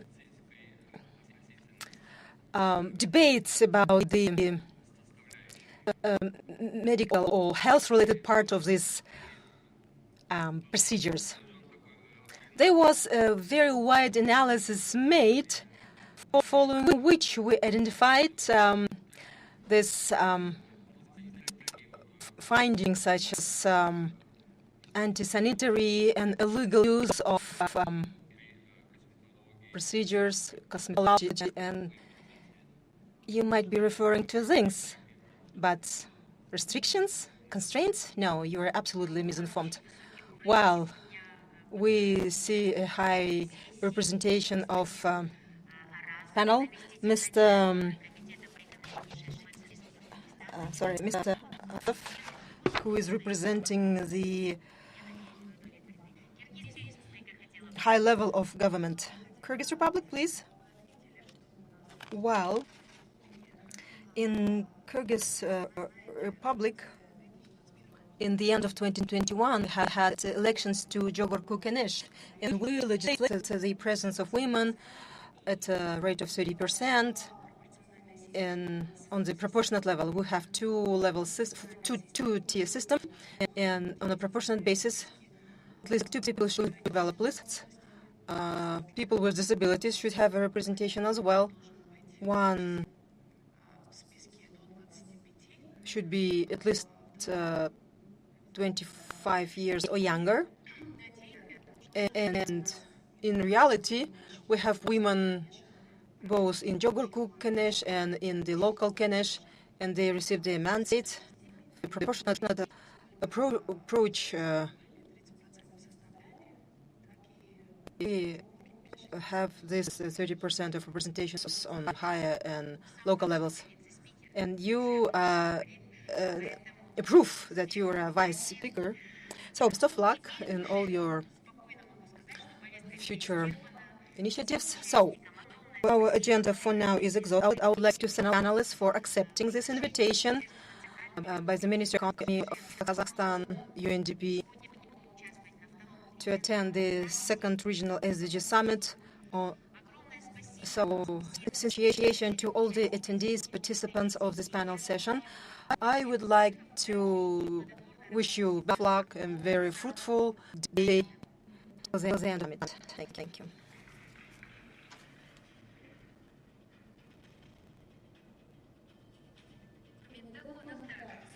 Кофе-брейке шақырамыз. Дорогие гости, приглашаем вас на кофе-брейк. Dear guests, we are inviting you to the coffee break in the hallway.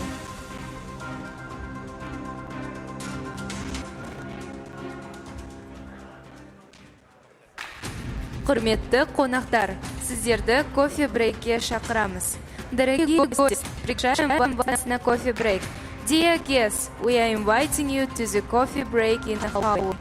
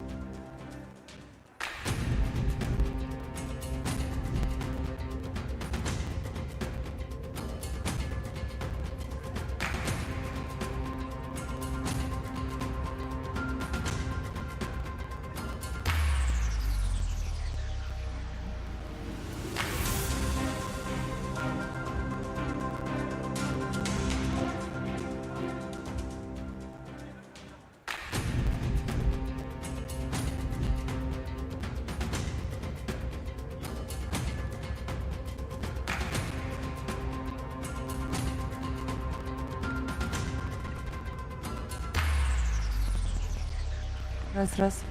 Уважаемые гости, просим вас войти в конференц-зал. Сессия начнется через 5 минут.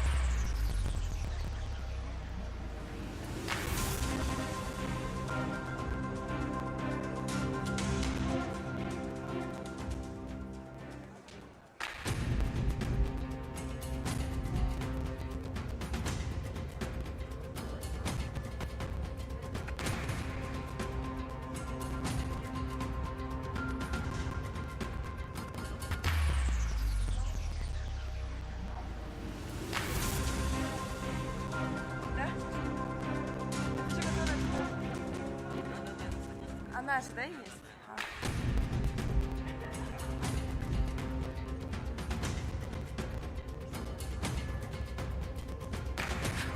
Уважаемые гости, сессия начнется через 3 минуты. Просим вас пройти в зал. Dear guests, please kindly be invited to the hall. The session is to be started in 3 minutes. Құрметті қонақтар, сессия 3 минуттан кейін басталады. Залға өтуіңізді сұраймыз. Рахмет.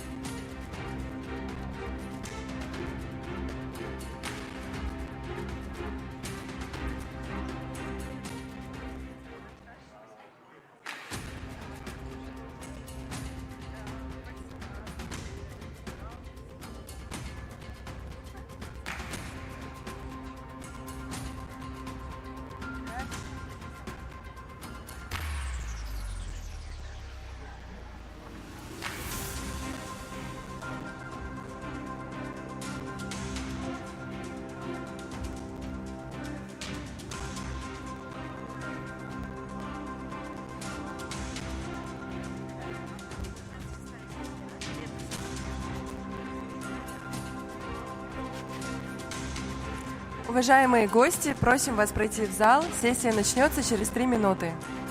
Dear guests, please kindly be invited to the hall. The session is to be started in 3 minutes. Құрметті қонақтар, сессия 3 минуттан кейін басталады. Залға өтуіңізді сұраймыз.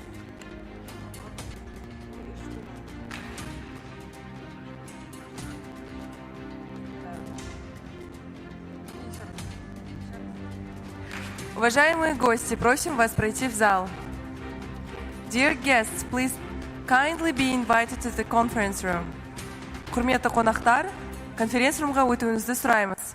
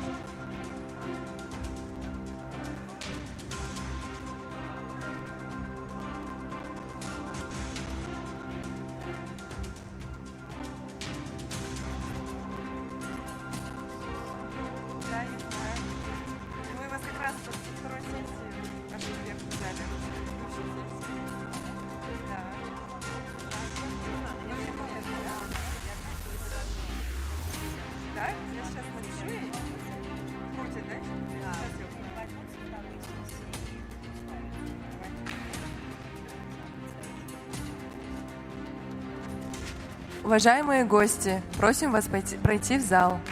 Dear guests, please be kindly invited to the conference room.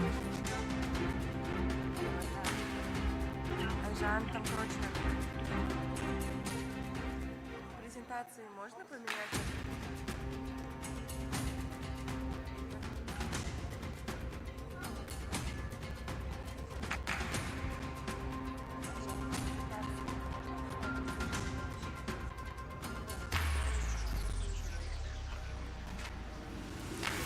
Dear guests, please be kindly invited to the conference hall. The session is to be started. Уважаемые гости, просим вас пройти в конференц-зал. Сессия начинается. Құрметті қонақтар, сессия басталуда. Конференц-залға өтуіңізді сұраймыз.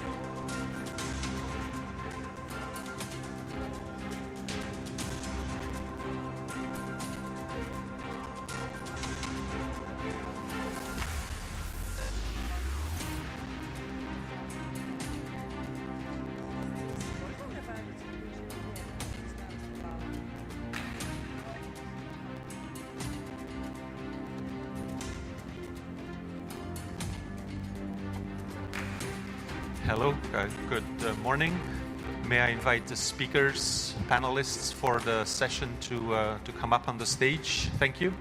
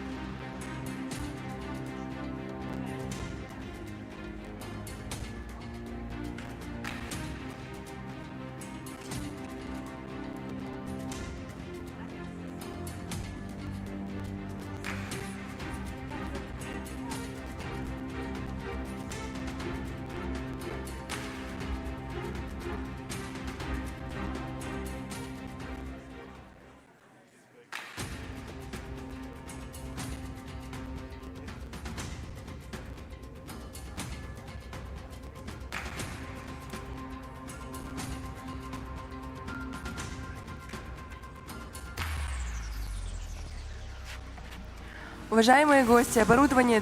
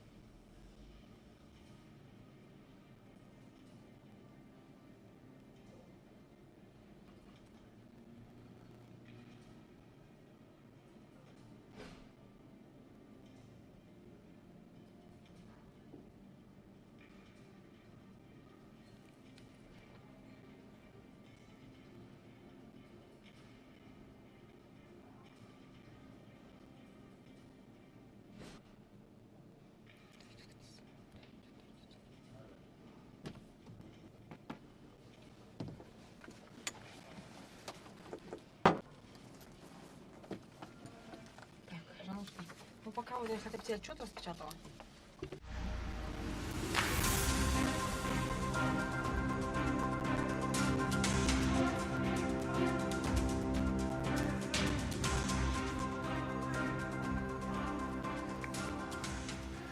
Good morning, ladies and gentlemen. It's a pleasure to welcome you to this session, a continuation of the very interesting discussions we had over today and yesterday as well. And this particular session will focus on the just green recovery, and particularly on how to finance the green recovery coming out of the pandemic. So the recovery process from the pandemic is now well underway, although it is somehow being hampered by global and regional tensions. But we must make sure that the future will be sustainable and resilient. And we have actually an opportunity, in fact, an obligation to do so. The challenge with this is that we need to make sure that the scarce resources are available and that they're used in an optimal way. In fact, the investments needed for the recovery, for the green and just recovery, they are often beyond the means of the public sector alone. It requires both public and private capital. There's some promising trends in the sense that green and social finance from private resources has been growing, increasingly driven by financial considerations in addition to environmental and social goals. From their part, also international development partners such as ADB and UN agencies, they have a very important catalytic role to play to leverage their own resources. Of course, also the national governments themselves, their role is essentially twofold.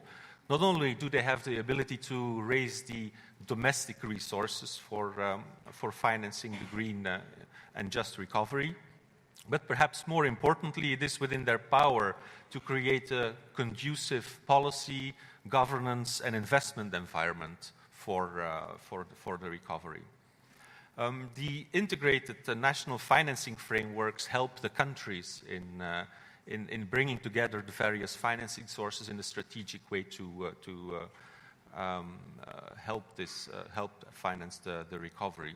So these are some of the key topics that we're looking forward to discussing, and we have an eminent panel to do so today. First of all, we have speakers from the academic and development world. We have Mr. Shivcharan Someshwar, who is a visiting professor at Columbia University at Sciences Po in France. We have online Bruno Carrasco, Mr. Bruno Carrasco, who is Director General for the Sustainable Development and Climate Change Department of the ADB. And then from the government, the different government representatives, the countries that will speak with respect to their experiences on this, we have Honorable Minister of National Economy of the Republic of Kazakhstan, Mr. Alibek Kantirov. We have Ms. Zulfiya Suleymanova, who is Vice Minister of Ecology, Geology and Natural Resources for the Republic of Kazakhstan. We have Mr. Bek Sultan Ibrahimov, who is Deputy Minister of Natural Resources, Ecology and Technical Oversight from Kyrgyz. We have Ms. Kimza Zarafo Sufijon, who is a Deputy Chair of the Committee for Environmental Protection under the government of the Republic of Tajikistan. Then from Turkmenistan, we have Ms. Gulcemila Ananyazova, who is Deputy Chairperson of the State Committee on Statistics of Turkmenistan. And lastly, from Uzbekistan, we have Mr. Jusibek, who's a Deputy Chairman of the State Committee on Ecology and Environmental Protection of the Republic of Uzbekistan. So we have a very eminent panel. Thank you very much, everybody, for joining the panel today and working on this very important topic.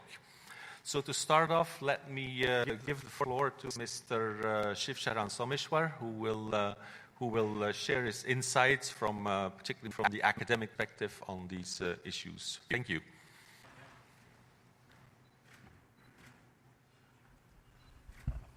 Hi, everyone. Usually my students answer back. You guys are such a well-mannered lot. You don't say anything. Hi, good morning.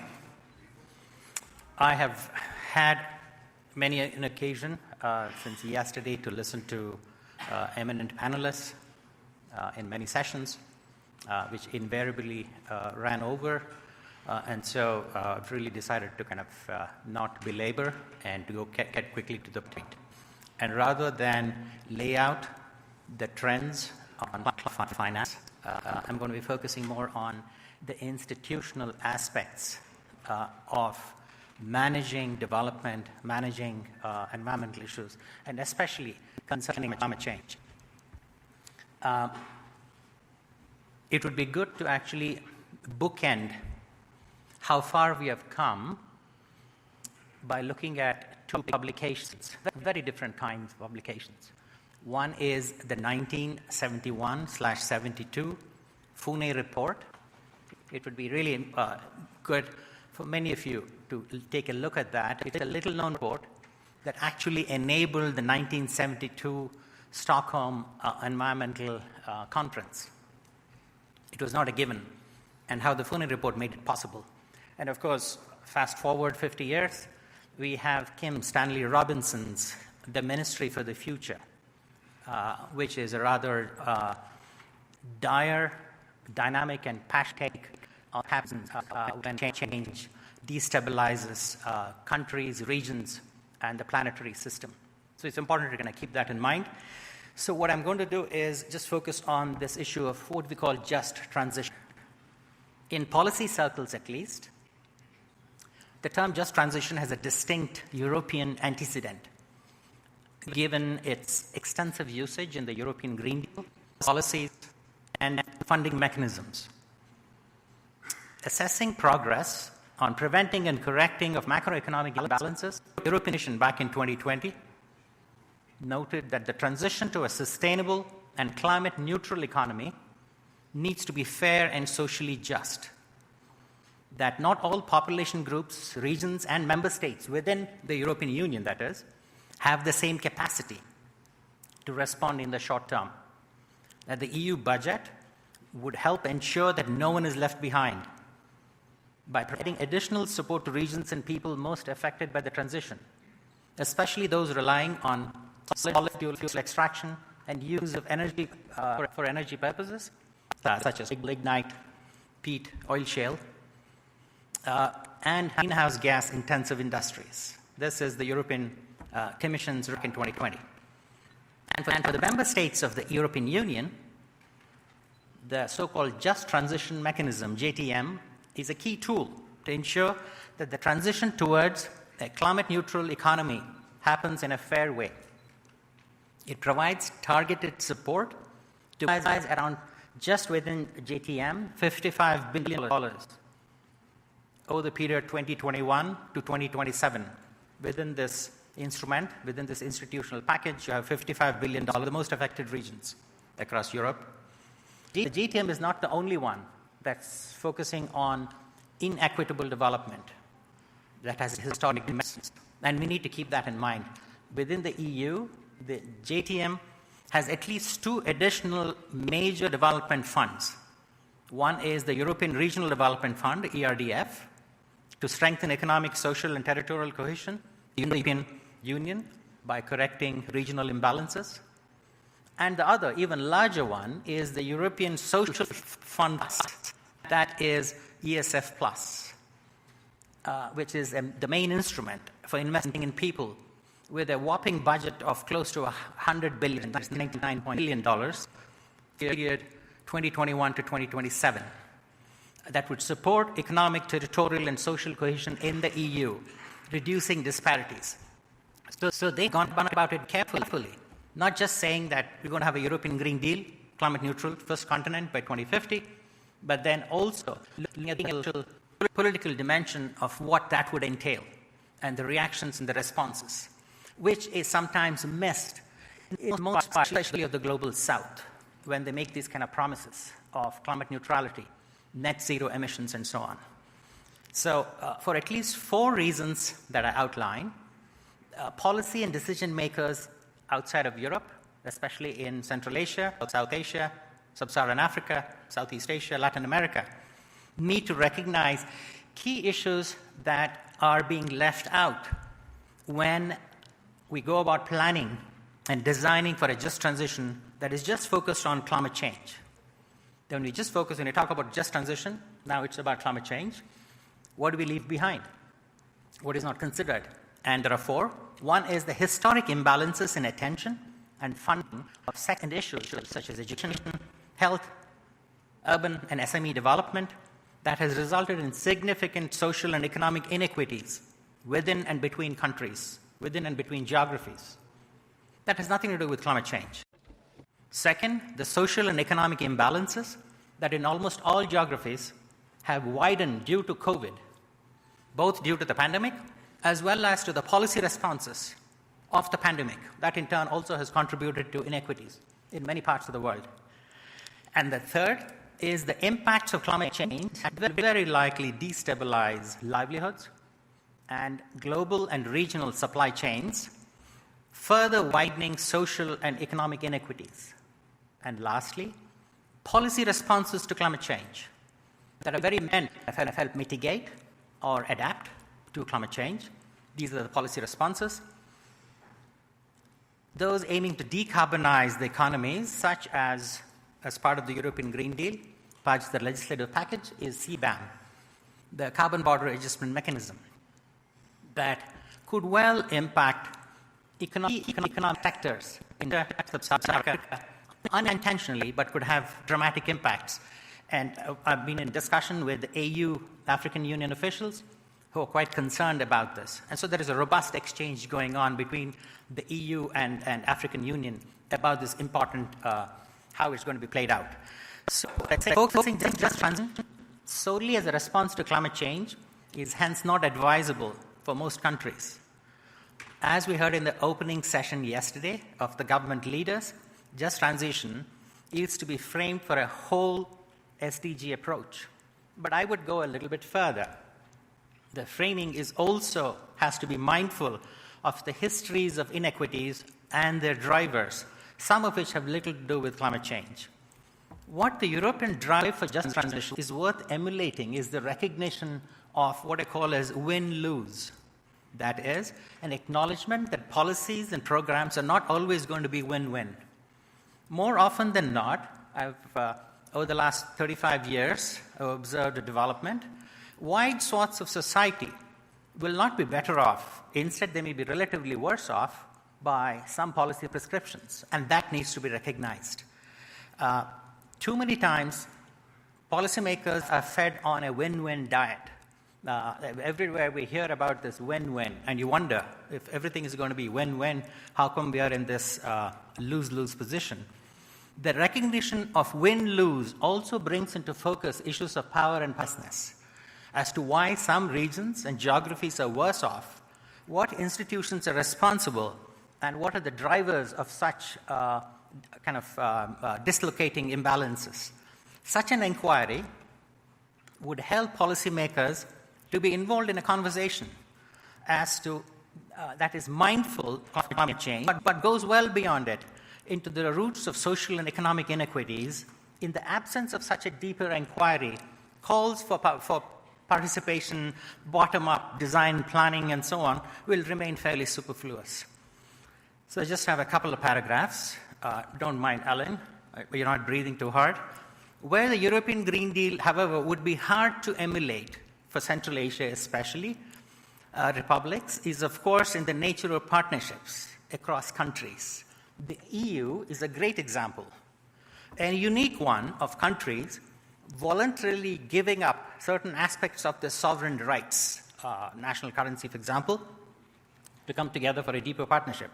The nature of partnership, first and foremost, is political. From that flows other kinds of technological, scientific, and so on.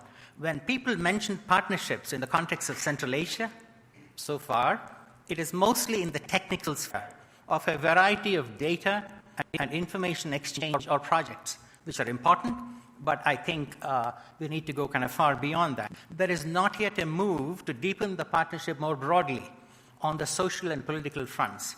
Perhaps so far, given the young nature of the republics, it wasn't possible or prudent. But given that the older are giving way to younger generations, access the republics, it's an issue whose time, I believe, has come. While people-to-people interactions, social exchanges can be one instrument and an important instrument, also critical are the efforts together of leaders and their representatives to discuss opportunities and challenges, their dreams and fears of what a deeper partnership would entail, would possibly bring about. It's a dialogue that needs to be led by the countries themselves. Externals, including multilaterals, can play, but play a limited role. However, it's a dialogue that universities in the region can find common cause in. The fear of external shocks, whether of trade, collapsing remittances, and a series of environmental bads, such as across national boundaries, whether river basin pollutions, or the biggest of all environmental bad is climate change, can be useful drivers to get leaders to recognize the importance of sitting around the table and making kind of common cause. Fiscal incentives too can play a role, and here I'm not talking about 10 million euros here, $15 million there in terms of projects. They are important, but we need to go far beyond. It really is to be strategically interwoven into steps, outputs, and outcomes of a Central Asian Union coming into being in a relatively short time. Unfortunately, we don't have the luxury of time anymore. It has to be pretty short. Where the UN can be enormously helpful is to work with the EU, China, Russia, and other entities on a cooperative resource sharing arrangement that would directly benefit the Central Asian Union. Anything short of a union in a short time would be a union that's too late, given the vociferous tendencies of geopolitics and political ecologies. So what I've outlined is an urgent need to act around the realization that it is all in our self-interest to cooperate, that it is not charity on the part of countries coming together, it's not charity on the part of externals, nor, I believe, an option for communities and societies within Central Asia. The magnitude of shocks and their impacts on ecologies and people of Central Asia requires the republics to act sooner than later to stitch together a union of republics. Thank you very much. Thank you very much for these insightful thoughts on not only broadening the just transition concept beyond climate change, but also learning from the experiences from the EU and what it can mean for the Central Asia region. Let me turn to our next speaker, who is Mr. Bruno Carrasco. I believe he is online and will join us from Manila. DG Bruno? Yes, thank you very much, Alan. Can you hear me? Yes, we can hear you and see you very as well. Good. Excellent. So thank you very much. It's a real honor to participate in this second regional SDG Summit with session 6 on just green recovery. I'm delighted to be part of this eminent panel and look forward to sharing some views and ideas that we are putting in practice within the Asian Development Bank. In my presentation, I will have a quick overview of some of the vulnerabilities that affect the region, and then share some ideas on how to address some of those vulnerabilities, including through innovative financing mechanisms. I'd like to begin by saying that over the last 2 years, the Asian Development Bank has been very much at the forefront of supporting countries across Asia Pacific in terms of supporting and contributing to the green, resilient, and inclusive recovery. Next slide, please. So, as I'm sure you've seen in other sessions, the COVID-19 pandemic has set the Sustainable Development Goals progress even further off track. I refer to even further because we were already behind prior to the pandemic, and the pandemic has just exacerbated the situation. If we look at the current pace of progress, we would expect to meet the 2030 SDG goals by 2065, so 35 years out. Obviously, we need to put all our efforts to come in greater manner and be able to deliver this earlier on. I would like to share with you on the right-hand side, we have a snapshot of the 17 SDGs. And again, bring to your attention 3 SDGs, SDG 13 on climate action, where we've seen very clear digression, as you can see in red, but also SDG 14 on life below the sea, and even SDG 12. So here again, we see the contrasts and the difficulties across the 17 SDGs. I haven't showed it, but if I look at this subset of North and Central Asia and compare it to Asia Pacific, we tend to see the same profiles, but the level of digression is greater in this region. Next slide, please. So we've obviously gone through a very difficult patch in terms of the COVID-19 economic downturn. As you can see from our Asian Development Outlook, the Caucasus and Central Asia took a hit. They came into recession in 2020. GDP growth declined by approximately 2% across the region. Countries like Kazakhstan, which we have here, declined of about 2.5, 2.6% in 2020. And that's slowly leading to a recovery of 3.2% last year. This has put in added pressure in terms of the public finances, in terms of revenue, in terms of debt buildup, which of course compromises further the progress towards sustainable development goals. Some of the vulnerabilities to climate change I've listed on the right-hand side. 53% of the urban population is at risk. We've got the decrease in water resources, a very precious commodity of 3 to 15% by 2050. Greenhouse gas emissions growth rates over 21 to 2018 up to 70%. And then, of course, we have the expectation of rise in temperatures and that precious resource again. We see the Caspian Sea water level dropping by up to 7 centimeters per year. So very, very difficult set of challenges that we face. Next slide, please. So one of the important ways of looking at how to address climate change, nature, biodiversity is by looking at the framework of capital and the different forms of capital. You have heard now that we are increasingly depleting our natural capital. What do I mean by that? It would be the land, it would be water, it would be air. And because we generally don't price these resources, we overuse them, overconsume them. And as you can see in the chart, while there has been a strong growth over the years on produced capital, human capital also increasing as we invest more on education and health, natural capital has been depleting. And this is a situation that obviously is not sustainable. And more importantly, the human activities are driving such catastrophic biodiversity losses and exacerbating impact of climate change. As you can see on the right-hand side, $44 trillion or more than half of the world's GDP is dependent on nature. So we have to come up with a model, with the means to be able to preserve that natural capital. Next slide, please. Regional cooperation plays a very important role, as we've heard from the previous speaker. And the green recovery, as we see it, has to have a regional dimension. And for that, it requires transnational cooperation. Some examples are the greening of cross-border drivers of recovery. Think of infrastructure, trade, investment, and tourism. We need to be able to mobilize international funds to be able to invest in more of the green financing requirements. And of course, we need to recognize that there are very important shared regional public goods, including, of course, water resources in Central Asia, essential. Next slide, please.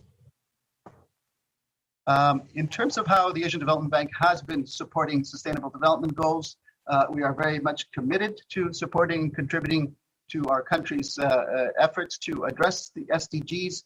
Our long-term strategy 2030, identifies 5 means of supporting our countries. One is through the direct financing, our operations to member countries, including sovereign and the non-sovereign, aligning our strategies and our operations towards climate finance and other important goals and Sustainable Development Goals. mobilizing finance for SDGs. I will present a little later some of the initiatives in terms of green and blue bonds that we issue. Looking at knowledge solutions and partnerships to better understand what are some of the challenges and how we can address and learn from other countries. And of course, building partnerships, including knowledge and finance partnerships. Next slide, please. Now, I'd like to just capture here a couple of the ideas that we have in place in terms of supporting the green recovery. So we have what we refer to as nature positive investments. So here the idea is to, again, try to preserve, conserve nature-based solutions integrated into ADB projects. We look at being able to develop projects that can generate new streams of revenue by preserving that pristine seaside or by the clean rivers.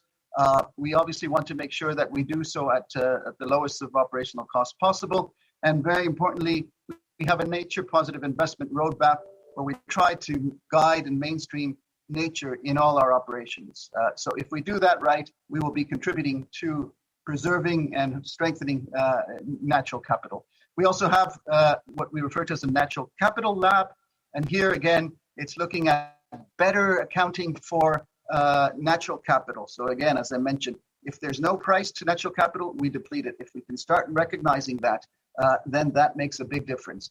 We look at, again, going back to the point that our previous speaker mentioned, the institutional arrangements, the policies, the governance and regulatory frameworks to preserve that. And of course, looking at always sustainability in innovation in our financing and in our solutions. Next slide, please. Now, we've seen more recently with the Russian invasion of Ukraine, tremendous disruptions in terms of energy prices, in terms of commodity prices, including wheat and other commodities.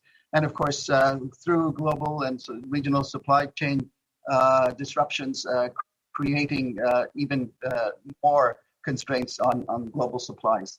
Obviously, this is an increasingly important area. We've got a number of our countries in Asia Pacific that are very vulnerable to food security. And here we've got an example of how we can put up some measures over the short and medium term to address those concerns. We've got a list of items that we can present from social safety nets to support those vulnerable people, to making sure that we don't have that knee-jerk reaction and move towards more protectionist measures, so keep the open trade, including at the regional level and across the globe. Fertilizers, we've seen high increases in prices, reflecting also the energy prices. So how can we mitigate those high increases? Supporting greater food production through business lines, credit lines, working capital for agribusinesses. And over the long term, we're obviously very keen to support climate smart agriculture and again, nature-based solutions. Digital technology will be a driver of change, and that also brings a lot of important benefits into our projects. Next slide, please. In terms of the regional cooperation, I don't want to expand too much on this. I'm aware of the time, and I would like to focus on the next slide, please. Okay, so here's where we look at innovative financing solutions. So we've got here a list of different initiatives that either we are promoting ourselves or we are part of. Let me start with the green and blue bond framework. So to be able to mobilize greater capital, we know that public financing is not enough to be able to meet the SDGs. We will need to be able to draw more and more on private commercial financing. And here, through our bond programs, we have mobilized already over $10 billion in green and blue bonds across 16 currencies, including the Kazakh tenge. So that's very important. I then want to touch base on two very innovative platforms, which is the Energy Transition Mechanism and the Innovative Financing Facility for Climate in Asia and the Pacific. So here the idea on the ETM is to recognize that our energy policy, for example, has said categorically no to any coal financing. However, as we know, there are many coal-fired power plants. That is a stock that we need to try to address if we're going to reduce the gas emissions. And here the idea is that we can invest in market solutions that can help to reduce the life of coal-fired power plants faster than if we were not involved. By that, we're able to reduce the amount of gas emissions that are coming from that power plant, and repurpose that plant towards renewable energy. We need to make sure that we are able to blend finance to be able to attract more investment, to be able to make this a positive, successful proposition. We're starting with pilots in Indonesia, in the Philippines, and Vietnam. Let me turn to the Innovative Financing Facility. Again, this is a platform that allows us to be able to scale up additional resources through a combination of grant window and guarantee window, so that for every $1 that we put in for climate investment, we can basically scale up manifold times so that we can get more out of every dollar invested. This is another very exciting initiative that we are likely to launch very soon. We have, of course, smart investments. We have a pipeline of $100 billion of climate financing that we're targeting from 2019 to 2030. And here we're able to look at how better to address such things as mitigation, adaptation, and we do that with the idea of making projects more bankable through de-risking initiatives that are fundamental to the success. Finally, we are working closely with the Bank for International Settlements under their Asian Green Bond Fund, where there are increasing interests from central banks around the world to be able to make better use of those reserves and invest these through these open-ended funds. And our pipeline of projects represent a very good proposition for some of that investment to be able to finance. Finally, just 2 weeks ago, we were in Singapore, where Mark Carney launched the Glasgow Financial Alliance for Net Zero, or GFANZ. And here the idea is to get financial institutions to commit towards decarbonization through their own operations. And this can have very systemic impact across the financial world. So let me stop here and thank you very much. Thank you. Thank you very much, DG Bruno, for this very interesting elaboration on some of the challenges that the region is facing, but also some of the innovative finance mechanisms with which the ADB is supporting the countries in addressing these challenges, and took notes of these, like for example, particularly the ETM, which might be of quite some relevance for some of the countries here in the region, which have quite a heavy carbon industry. I do want to keep it a bit flowing in the sense that not having too many presentations and discussions one after another. So I would briefly like to open the floor if you have any particular questions for the two speakers we've had so far, the two technical speakers. So if there is anybody who would like to raise their hand and briefly introduce yourself and where you're from, and I think the two speakers will be happy to take your question.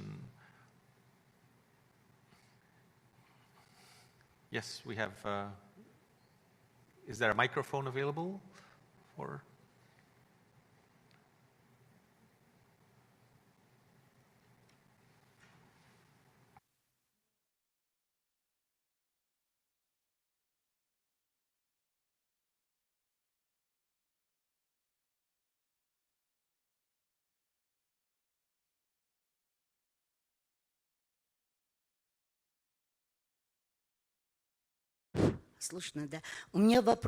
I have a question to the first presenter.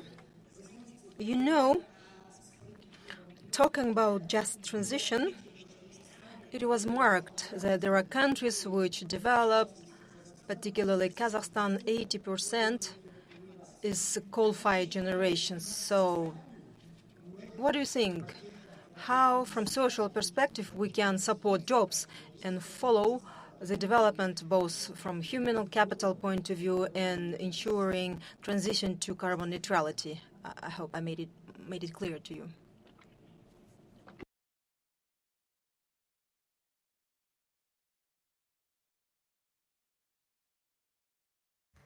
All right. So you went straight to the point. It's not easy. It's not easy to actually say that will achieve climate neutrality by 2060 or 2070 while maintaining equity. It's one thing through kind of, maybe some countries can do it, but by either through just sheer brute force or by showering money. But most countries are not in that position to do either. That's why countries of the European Union are an exception, because they do have, at the level of Europe, they do have the funding possibilities to soften the impacts in addition to their own national budgets. But most other countries don't have that. Secondly, an important article of the UNFCCC is about common but differentiated responsibilities, the CBDR principle, that used to be alive and well for the longest time, but since 2015, with the Paris Climate Agreement, has been seriously watered down. Because the CBDR, while it's accepted in principle, the basis of CBDR is basically to say that not all countries are capable of reducing their emissions. Similarly, not all countries are responsible for a majority of the emissions that are already up there since the Industrial Revolution over the last 150, 200 years. And hence, some countries, especially Annex 1 countries in the old Kyoto Protocol language, have responsibility in making available technologies, green technologies, as well as direct financing. And once Obama was asked about how is CBDR going to be practiced, and he was kind of quite frank to say, look, we have lots of interesting green technologies coming out of private companies in Silicon Valley and other places, but I don't have any authority over them. You need to discuss directly with them. So which means if Kazakhstan, for example, wants to access ways of making green steel, that's really kind of pig iron, which is extremely energy intensive, and normally you would use coal-fired power production, but instead you want to have solar or renewable or hydrogen. The technologies exist in Europe and elsewhere, but they cost money. So CBDR in practice has been seriously watered down. So that's a second point.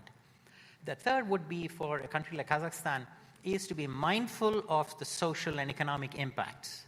You cannot escape the impacts because it's actually in the interest of Kazakhstan to reduce emissions, but to have a serious participatory approach to figure out what are the vulnerabilities, because what you need to do is to protect vulnerable people, vulnerable industries that are going to get seriously impacted.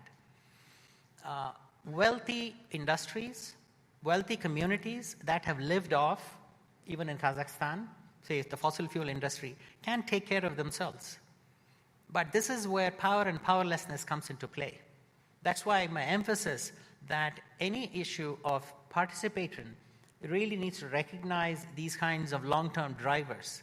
So Kazakhstan, as well as other Central Asian republics, should be mindful of conducting an exercise internally to see what are the vulnerable regions, for what reasons are they vulnerable, what's the nature of risk, both from climate change, which is nothing but enhanced climate variability, but also from the response, such as CBAM, Carbon Border Adjustment Mechanism, or your own policy response to bring down fossil fuel. So without a recognition of vulnerability and then saying what needs to be done, it is going to be rather challenging. I know I've escaped the main thrust of your argument as to how should Kazakhstan go forward, but I think that again is an important issue which should be open for deliberation, conversation internally. Thank you, Shiv. I thought that was very interesting. And I think it is a good cue for us to move to the country experiences since we have started the discussion on Kazakhstan. I'd like to invite Minister Kantirov to give his views on how Kazakhstan is managing. We'll have an opportunity to have some further questions at the end for those that would like. But Minister Kantirov. Whichever you prefer. Thank you.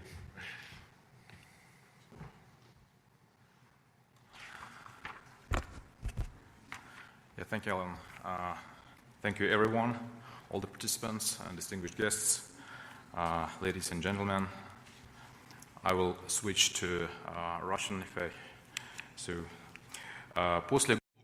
after a deep recession in 2020, we see the recovery of global economy, though still volatile. In Kazakhstan, the pandemic COVID-19 resulted in the first in 20 years decrease of GDP. In last year, the sanitary epidemiological stabilization resulted in accelerated growth to 4.1%. However, in general, the recovery process of the global economy is described by uncertainty due to latest geopolitical developments, and the disruptions in supply chain result in inflation and gives more uncertainty to the perspectives of growth. According to the World Bank estimates, the food prices increasing 1% result in 10 million people being under risk of poverty, and this is why we need to ensure just and fair recovery. And subject to climate agenda, this recovery should be aligned with the green transformation of economy. In this regard, I have to highlight that in order to ensure transition to a low-carbon economy, we need to get alignment and support from diverse social groups and concerned stakeholders. This has been repeatedly stated, and we need to implement those measures that will help allocate the burden and benefit of climate action in a socially acceptable and socially equitable way among different populations. We should create new opportunities in the region which are affected by the decarbonization policy. In order to guarantee the social fair transition, we need to ensure sector-specific development to guide the structural changes and help population adapt to those. This transition should be in a very planned and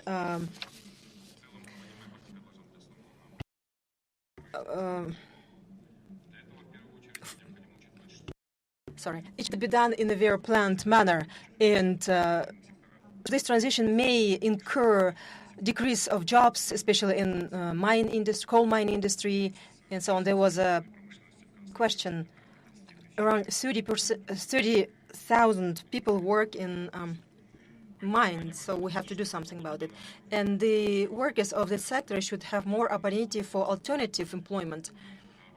In this regard, as along implementing decarbonization measures in Kazakhstan and in other countries, we have to understand what will happen in the labor markets and the retraining courses for those people who left out without jobs. And in this respect, Kazakhstan is doing strides in terms of decarbonization, and Kazakhstan is playing an important role in climate agreement and its implementation. When we undertake these commitments, we modernize the emission trading system for GHG quotas in place since 2013, and the national plan for carbon quota for until 2025 was adopted, and this envisage decreases the free quotas by 1.5, and as of 2026 it will be 5% decrease quota. And also we exercise monitoring and verification in environment, incentivizing green investment, and encouraging implementation of climate commitments. We also take steps to modernize and upgrade their facilities through different incentives, and we are planning to implement the automated emission monitoring system. In Kazakhstan, among 221 countries, is ranked second in terms of carbon neutrality. But we set a target by 2060 to be carbon neutrality, to reach carbon neutrality. And our ministry is drafting a program to identify those issues that help a stepwise transformation of our economy. Let me share the basic principles. System approach to energy transition with focus on sector economies, balance to sustainable development, ESG, achievability of targets, engagement, active engagement of all stakeholders in developing and implementation of the strategy. In the strategy, we take into account the results of 26 COP in Glasgow. We also consider risks that CBAM will be introduced by the European Union, and currently the draft document is being discussed by the expert community. We stay in close collaboration with the international institutions who joined this meeting today and the expert community, among others. And Kazakhstan achieving climate neutrality is amending necessary background documents and with proper focus on socio-economic development. Kazakhstan is one of the countries of the world, maybe one of few, which has a long-term development vision. We have the Kazakhstan 2050 strategy, and currently after the new net zero strategy was adopted, we extend our horizon for 10 years, and we will revisit the system of state planning because, in general, we transform our economy based on net zero strategy.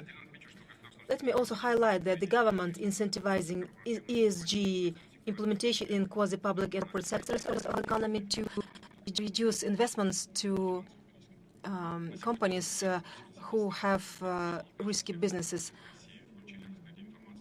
Cassia residents have ESG disclosure information, disclosure requirement in their statements. We have Green Finance Center under the AFC so that to channel green investment to Kazakhstan through ESG tools and green bonds and so on. Astana International Exchange in Cassia by end of 2021, 52.6 billion green loans, and total instruments increased to 220 million US dollars. Dear colleagues, Kazakhstan stays committed to climate actions and will put every effort to achieve SDGs. So we create all the necessary conditions to transform our technology and production processes, and this will serve a pathway for SDG implementation. During the opening of Sdg Summit, Prime Minister Mr. Ismailov stated the need for further cooperation and better communication with UN family agencies who will help build stronger Central Asia.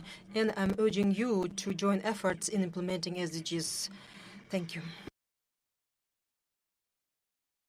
Thank you very much, Minister Kantirov, for highlighting what Kazakhstan is undertaking in terms of decarbonization, the various efforts, and also how it contributes and feeds into its long-term vision for the country overall, and pointing out that this is indeed a joint effort from all sectors of society. Very interesting. I'd like to invite Vice Minister Suleimanova to supplement what the Minister has just said from the perspective of the Ministry of Ecology. Thank you very much, Vice Minister. Indeed, yesterday we had a different event on water, energy and land use nexus, and someone mentioned that very often climate issues are being marginalized in environmental ministries. I think from the previous speech you see that this is not the case in Kazakhstan, and we are very happy that Ministry of National Economy is supporting us in our, let's say, endeavors towards carbon neutral future. Dear colleagues, I will not be repeating what has already been said, but I will just supplement. As you mentioned, the events of the last few years have proven that the future should be green. The pandemic has unearthed the problems that were deeply ingrained in unsustainable patterns of development, and the consequences of such unsustainable development is one of the consequences is climate change. And the climate change is really magnifying the inherent externalities. For example, if we're talking about poverty, if we're talking about gender equality, if we're talking about water or food security, everything is kind of going back into climate change. Just to give you an example, when we talk about that the future is green, sometimes there are some skepsis that, we talk a lot that the recovery has to be green, but sometimes when we see, as the representative from ADB was showing, that we are not very much on track with climate change. And to give you a good proof of that being green is about economic development, I just wanted to give you an example of one study that was conducted a few years ago, maybe 10 years ago, by Harvard Business School. It was a longitudinal study of a big number of companies. Some of them had sustainability standards, some of them did not have sustainability standards. And then they were seeing how the companies perform in 20 years, basically in 2 decades. And they found that the companies who have sustainability standards were performing much better in stock market and as well as in accounting measures. So basically that actually proves that green is being economically successful. In 2050, world leaders adopted the 23rd Agenda for Sustainable Development that became a holistic and systemic guideline towards the future we want. The preamble, it says that the 3 dimensions of sustainable development, that is economic, environmental, and social, are indivisible, that they have to be balanced, and that that there should be a holistic approach. It also says that the 17 Sustainable Development Goals are absolutely indivisible, and when we are implementing them, we really have to apply the systemic approach. The Sdg 13 is about climate change, but as I already said, taking concrete actions, this specific goal actually will take us, will create better gains in other goals as well, be it poverty reduction, be it empowering women, be it water and sanitation and other goals. Thus, we should be very strategic with the approaches that we are taking in implementation. So it is very much, for Kazakhstan, it is very much important to really talk about climate change, not only because this is something that the world is speaking about, but because we are very much vulnerable to climate change. We are noticing that the climate change is really increasing very fast comparing to the world average. We are already observing that every 10 years it is increasing by 0.32 degrees comparing to the world's 0.18 degrees per 10 years, which means that we are seeing the consequences much faster. The last year's devastating drought is one of the, I think, let's say, multiplying factors was the climate change, and there are losses and there are damages that are being caused to the economy, to the society, to the well-being of the population by the climate change. So today's session is about financing. How should we be very much strategic and smart in terms of how we're financing the climate actions and how we are balancing the financing between climate action and between the sustainable development goals.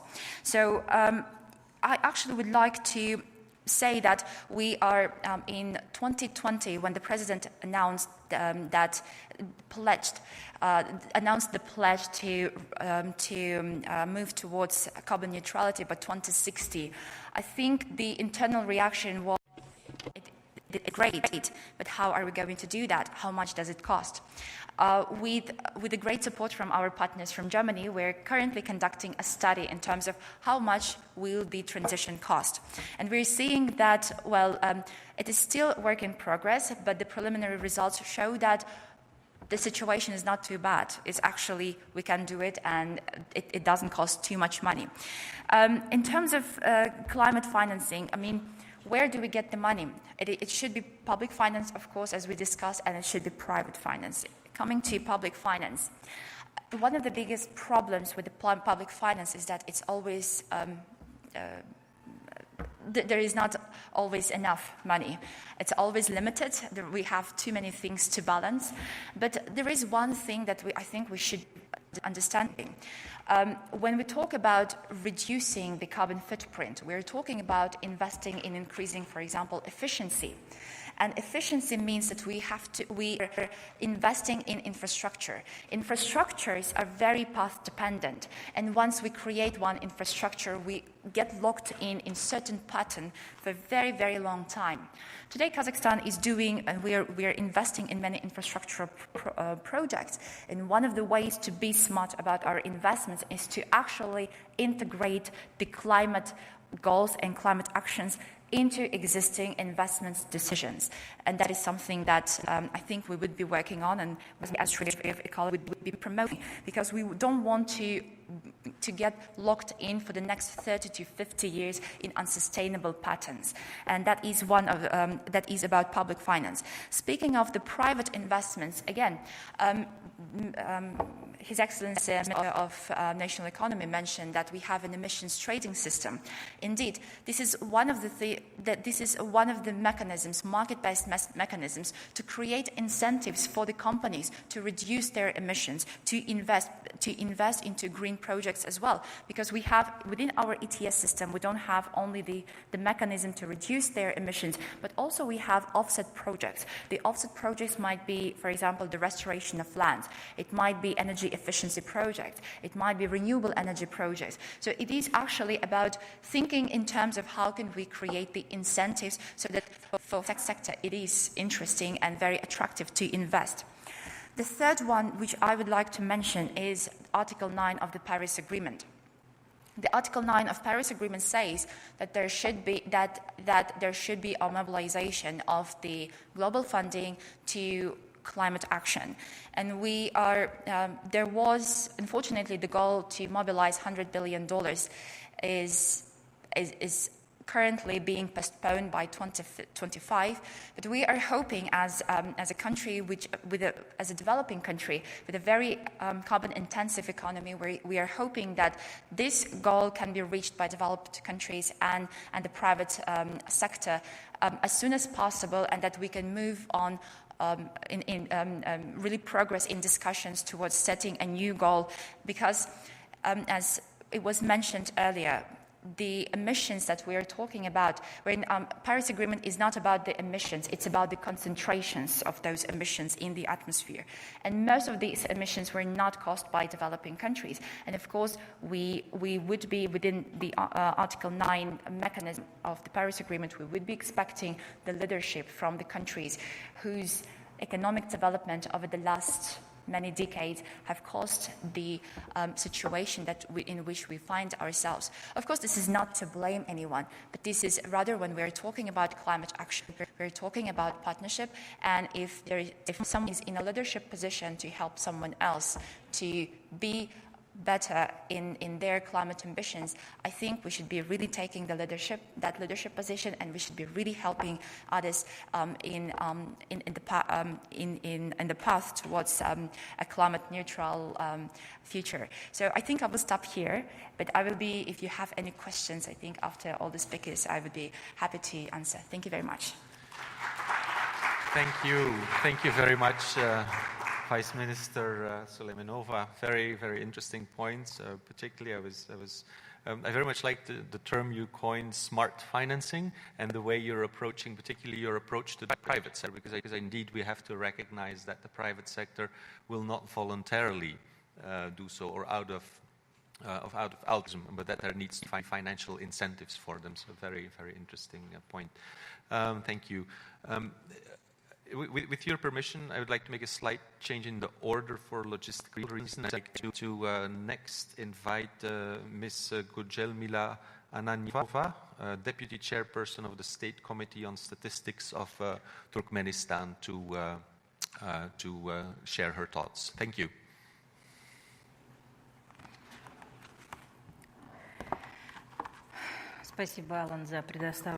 Thank you, Alan, for giving me the floor.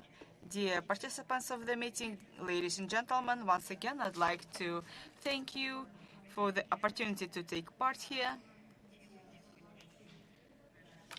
And our session's title is just Green Recovery, Ensuring Synergies of National SDG Financing Strategies with Climate Change Mitigation and Climate Finance Policies. Dear ladies and gentlemen, when implementing Sustainable Development Goals, one of the paramount tasks is protection of the environment and the climate change consequences. In Turkmenistan, environmental safety and sound use of natural resources has a priority, meaning it's one of the foundations for the state policy initiatives of Turkmenistan announced at the General Assembly meeting of UN on environmental safety and sound nature resource use, climate change, fight with desertification, development of transportation and communication in Central Asia and Caspian Basin, show the commitment of Turkmenistan to the course toward positive national collaboration.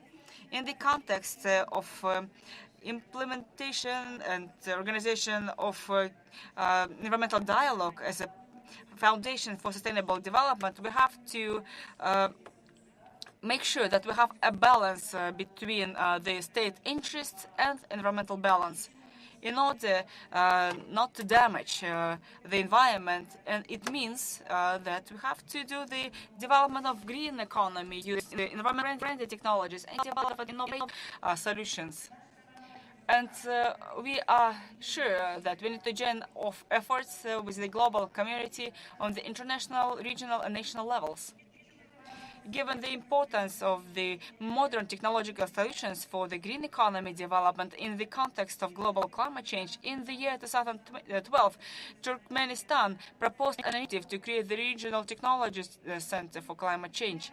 And I'm happy to say that today, with the support of UN, Turkmenistan has initiated a series of expert-level consultations with participation of environmental agencies of Central Asian states and Copenhagen Center of Climate Technology and Network under UNEP and UNIDO in order to study the opportunity to open such a center in Turkmenistan. In climate change conditions as well as water deficit, we are planning adaptation activities according to the strategies and policies adopted by Turkmenistan National Strategy of Turkmenistan on climate change adopted in 2012 and National Program Turkmenistan adopted in 2013.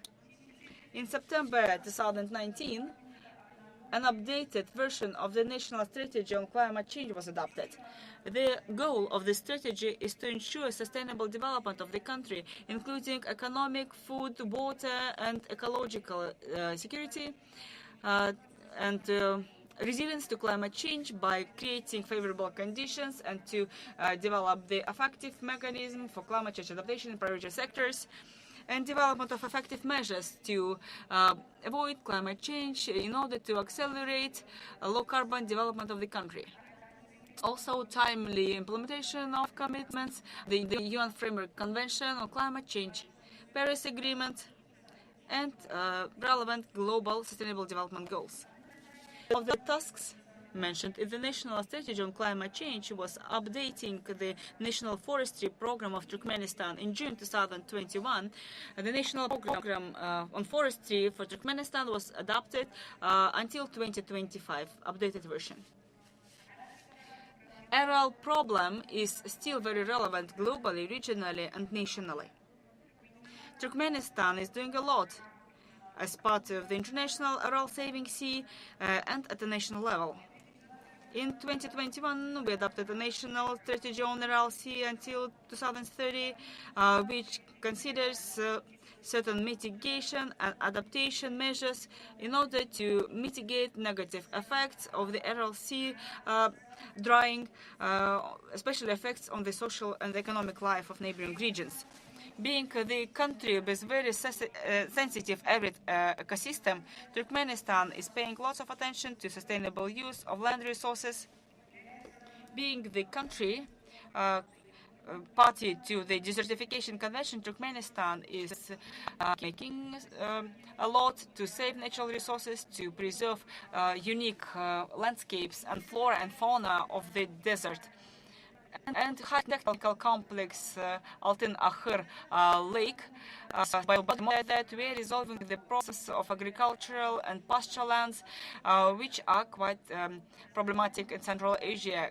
Creation of the new nature reserve will help to save biodiversity of the desert and to develop mechanisms of sustainable use of natural ecosystems of the biggest deserts in our planet. Turkmenistan is currently a party that signed and ratified international environmental conventions, UN Framework Convention on Climate Change, as well as Convention on Combating Desertification, Biodiversity Convention, Vienna Convention on Protection of the Ozone Layer, and Montreal Protocol on ozone-depleting substances, Basel Convention on Control on Transboundary movements of hazardous wastes and their disposal, Aarhus Convention on Access to Information for the participation of civil society, decision-making, as well as access to justice pertaining to environmental protection, Ramsar Convention on Wetlands, Framework Convention on Caspian Sea Protection, its Tehran Convention, and Bonn Convention on Migratory Species. And in order to implement these conventions and programs of UN, Turkmenistan is actively working with priority organizations such as UNEP, European Union, UNDP, Global Environmental Facility, as well as OEC. And we are implementing national projects of national regional importance in order to improve the state of environment. In December 2021, the memorandum was signed on understanding between the UN and Turkmenistan government on cooperation in the field of mitigation of climate change and adaptation. And this year, we adopted the annual joint action plan to implement the memorandum in 2021. In order to implement the commitments under the Framework Convention on Climate Change, Turkmenistan has prepared 3 national communications on climate change, and currently it's completing the 4th communications. In order to do that, the inventory of emissions and removals of greenhouse gases. We also assess the vulnerability of the population in different sectors of economy in the context of climate change. Besides that, in May 2021, Turkmenistan has officially sent to the Secretariat of the Convention on Climate Change the 2nd NDC, Nationally Determined Contribution. NDC is based on numerous programs and strategies of the country, National Strategy on Climate Change in new version, Program of the Turkmenistan President of Socio-Economic Development 2019-2025, National Program on Renewable Energy Sources until 2030, and others.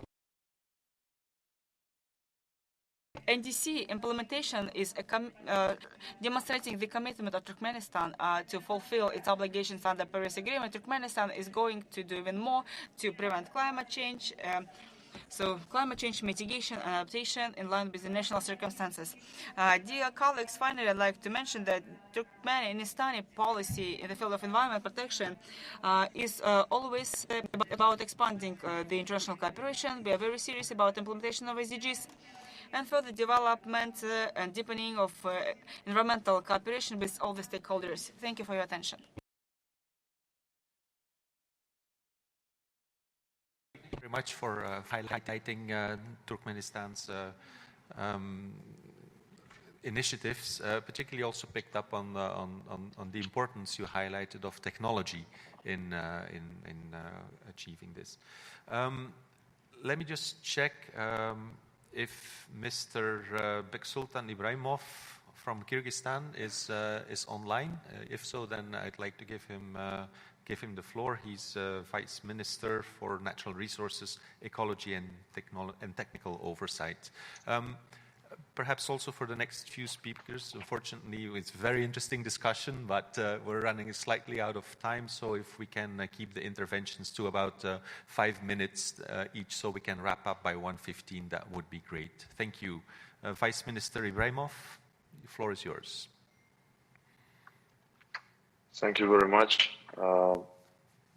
If I may, let me first greet all of the honored guests, our colleagues, our like-minded friends and guests of today's summit. Let me continue in Russian because most of our participants are Russian speaking. Today, the consequences of climate change that are manifested as frequent disasters, diseases, disruption of infrastructure and water deficit, which are sources of energy and irrigation, from year to year, there are bigger and bigger risks for the achievement of SDGs in many countries in our region and Kyrgyz Republic in particular. It is necessary to recognize that the global financial crisis that was exacerbated by the global pandemic can be the biggest challenge for the global economy in this century. And we have to look for more flexible mechanisms for the adaptation of our economy to climate change effects in the context of the global pandemic that really disrupted the plans of many countries on achievement of SDGs. The COVID-19 pandemic entailed the consequences at all levels of governance.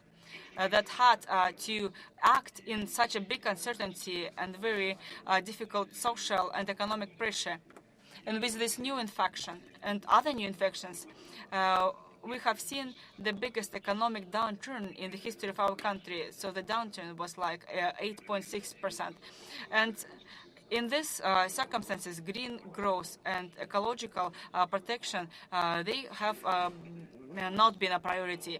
And during the pandemic, the world really had to think about the further recovery. According to the Green Recovery Report of UN, the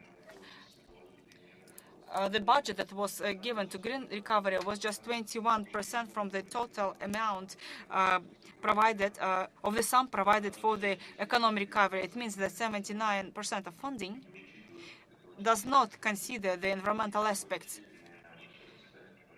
And it sets back the progress on some of them. 10% of the funds are mixed or negative funds for the environment, and 69% are those who do not have any particular impact on the environment, and most likely they are not environmentally safe.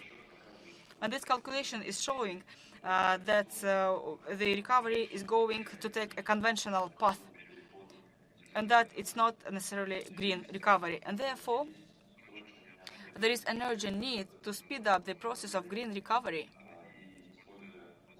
And having this opportunity, we'll have to streamline our recovery that must be green in order to achieve the results of more just and inclusive society. And Kyrgyz Republic is playing an active role here in terms of adaptation of the sectors of economy to climate change.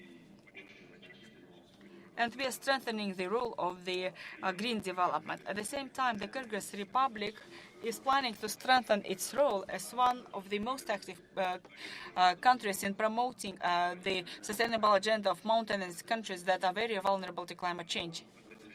Therefore, I'd like to mention that the year 2022 is the year of mountainous ecosystems and climate resilience. And it should give the additional impetus to us in order to fight with the climate change and greenhouse gas emissions. In order to implement those commitments, we adopted a roadmap of actions that must be implemented in the nearest 5 years. And for better coordination of the operations of different ministries and organizations on the national level, to fulfill the commitments on the UN Framework Convention and Kyoto Protocol, the government of the Kyrgyz Republic in the year 2012 created the Coordination Committee on Climate Change Problems. In 2021, because of the wider mandate, was transformed into Coordinating Council on the issues of climate change, environment, and sustainable development. And this is chaired by the Cabinet of Ministers chairperson, and this is done in order to make steps towards the policy on countering climate change and green recovery on the basis of coordinated efforts of government agencies, executive power.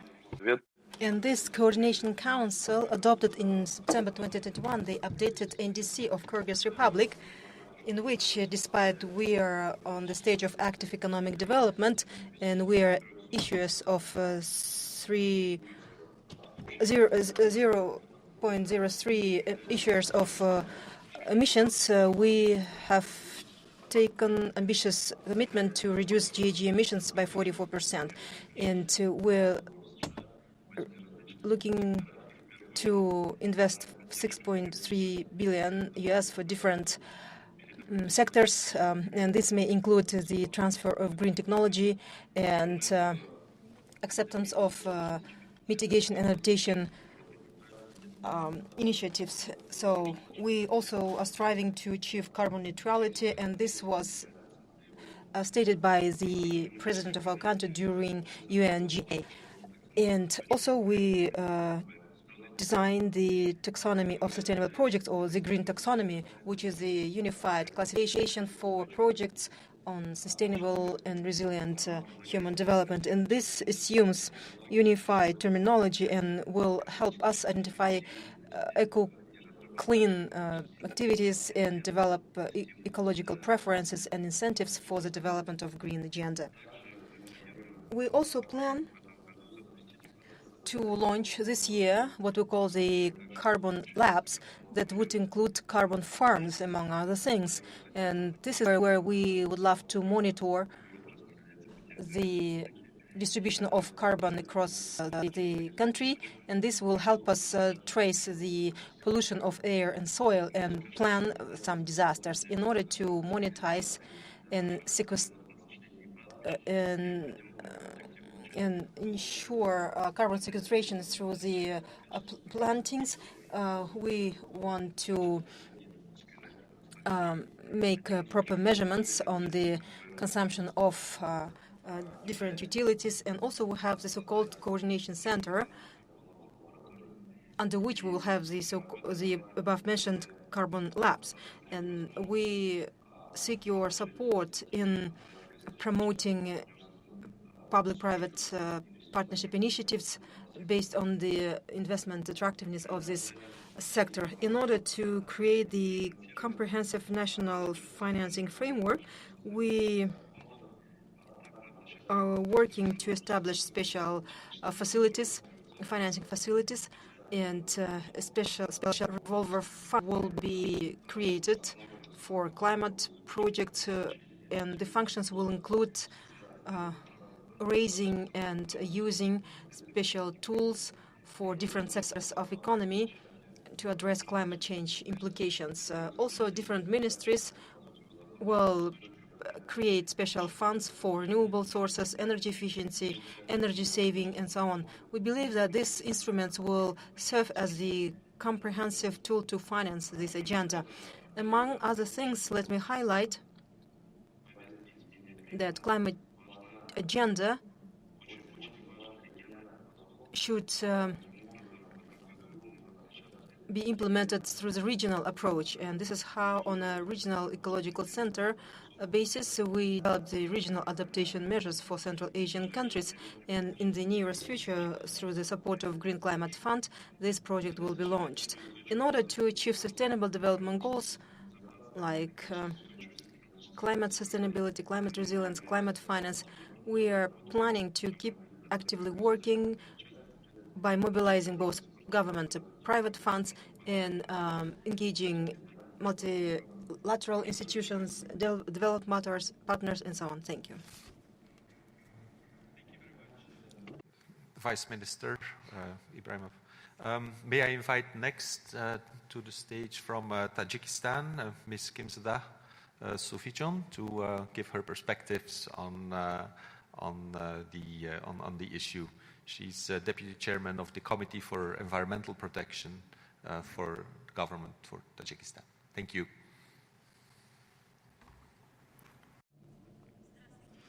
Good afternoon, dear colleagues, ladies and gentlemen. Well, let me first express my sincere appreciation to the government of Kazakhstan and other organizers of the summit for inviting me to this summit. Over the last 2 years, the global community encountered serious obstacle by pandemic, and this is how the different institutions decided to move online to address the pandemic implications for health of people and environment as a whole. And we have to focus on rational use of natural resources with the mainstreaming of sustainable development into the strategic and other policy documents of the countries.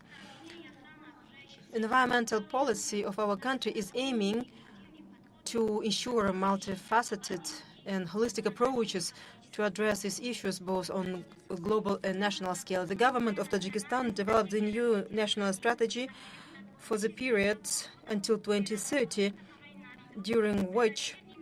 under which, along with the top priority for sustainable development, we take into account all the necessary background information in SDGs. And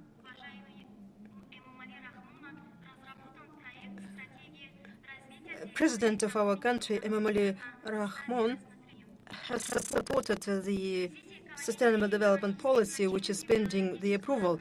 And in terms of the biodiversity issue, we are currently developing the wide network of protected areas, which covers 21% of our territory of our country. The largest natural park since 2013 is protected under the UNESCO World Heritage, and applying new global standards to identify biodiversity areas. In 2016, we could identify more than 25 sites of global environmental significance, for which protection different activities can be undertaken with the involvement of government, academia, and private sector. So through these joint efforts and with the support of local community, we managed to restore the population of deer and arhar, and we could increase the population of snow leopard. But in order to support this fragile ecosystem, we have to do even more.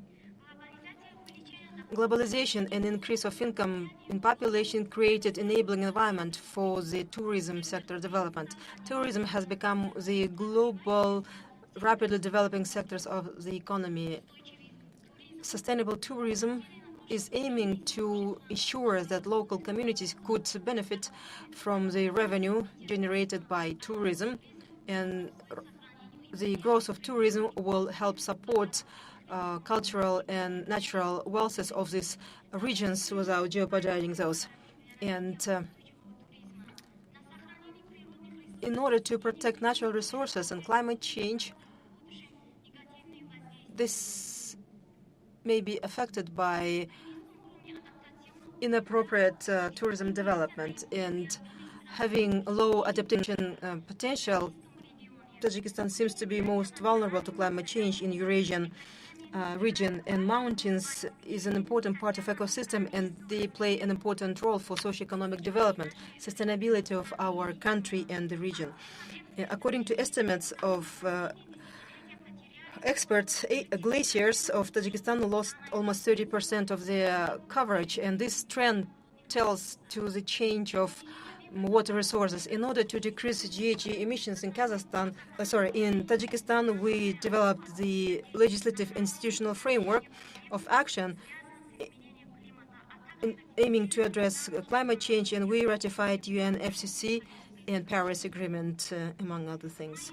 In May 2010, the government of Tajikistan adopted the state program on glaciers for the years 2010-2030, and in 2013, the parliament of our country adopted a law on mountainous areas with the objectives to provide a favorable environment for the population living in mountainous areas and protection of natural resources. In 2012, the government of Tajikistan adopted the national strategy for climate change adaptation till 2030, and Tajikistan is ranked 130 on GHG emissions, and among Central Asian countries, its ratio is 2 or 3% only. Tajikistan presented its updated NDC during the Conference of Parties in Glasgow, which reflects 5 major priority sectors: energy sector, industry, construction, agriculture and forestry, biodiversity, and transport sectors. Tajikistan, through the support of other governments and partners, will keep working to achieve sustainable development goals. Central Asian countries have to reinforce regional cooperation on sustainable development, control and management of water resources, subject to preservation of ecosystem related to water's melting of glaciers, increase of temperature, and growing deficiency of water resources, and developing economic tools of pay for ecosystem services. We still have a resource-based approach in planning water economic with negligence of ecosystems, and this may result in damaging ecosystems of the region. Climate change assessment shows the tendency to warming, and this results in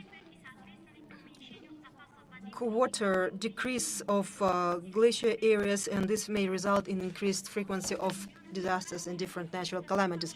The feature of Central Asia is that we're a landlocked region, and the future of Central Asia largely depends on the state of the water-based ecosystems. It's rather difficult to imagine a region that has no problems with natural resources and ignoring these precious wells in development purposes, because the humankind activity is directly linked to the water resources. From this perspective, we can say that the water resources are irreplaceable component in the central nexus for sustainable development that requires comprehensive and serious approach to use and preservation for the interests of future generations.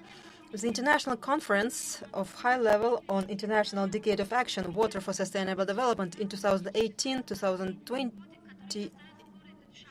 that took place in Dushanbe has become a timely platform to develop specific recommendations on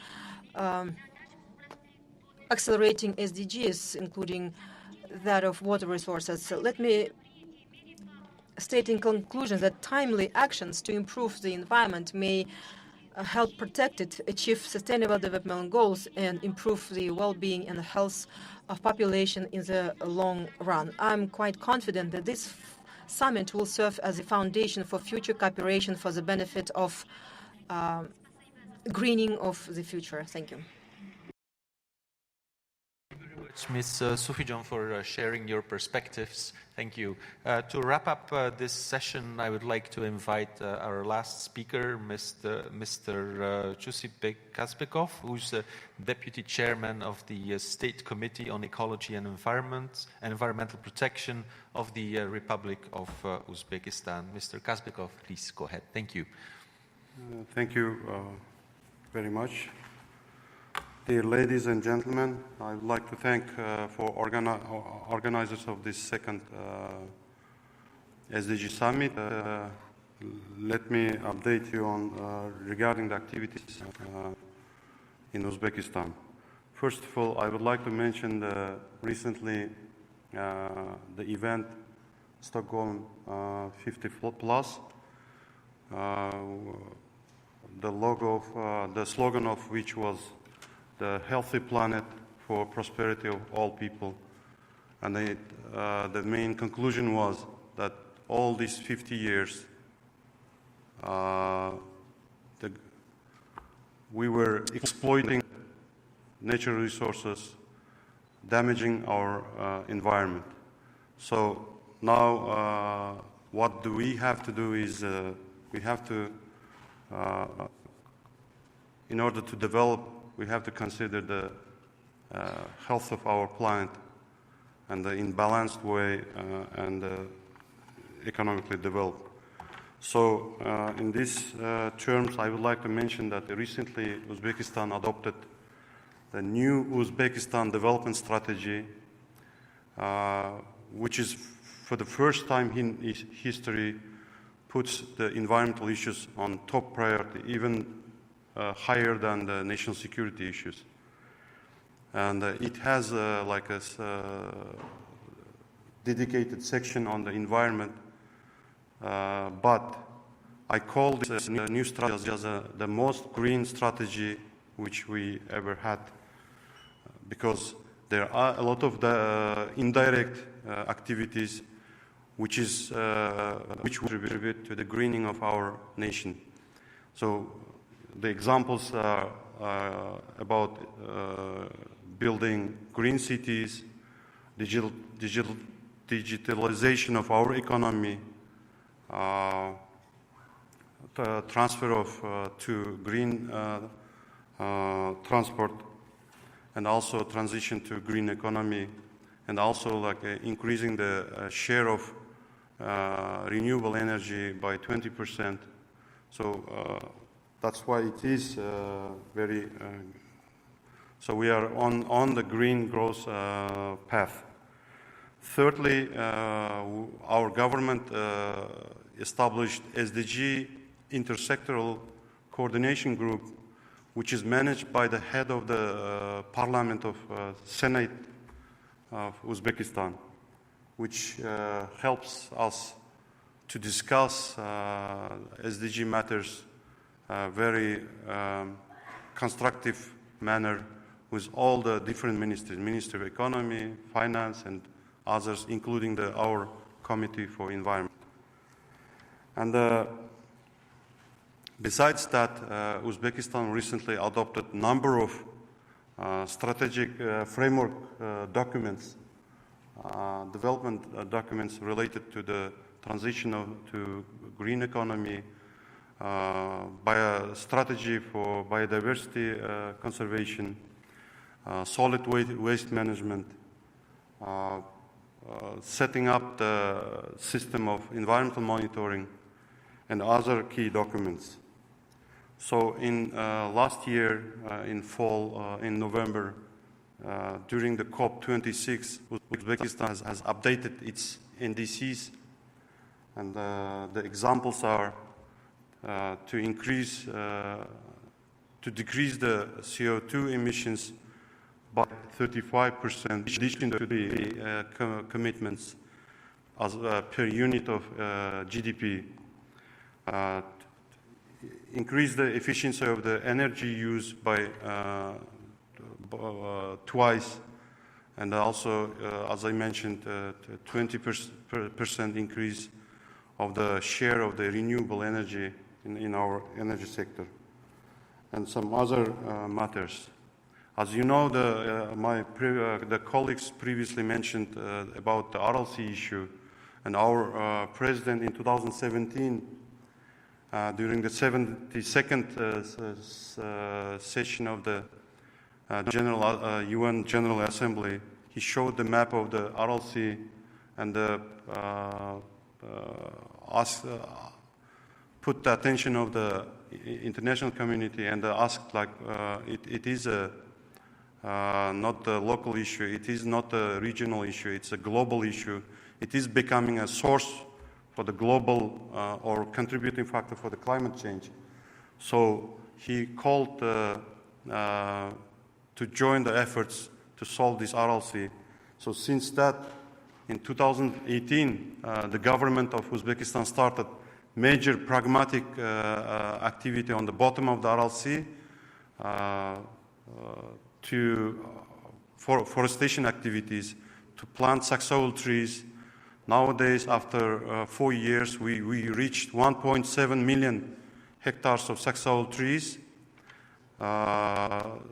So our president's idea was, we cannot wait a day, so we have to start.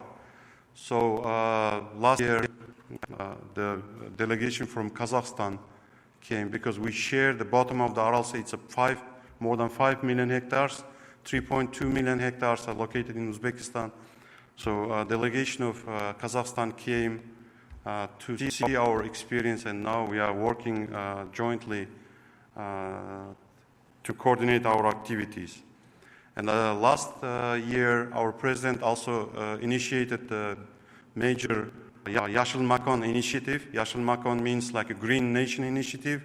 It's a major tree plantation activities which we have to plant 1 billion trees over the next 5 years So we already started that activity, and we are also at parallel doing some studies because too much tree planting could be also endanger the biodiversity. So we have to make a proper analysis and do the feasibility study.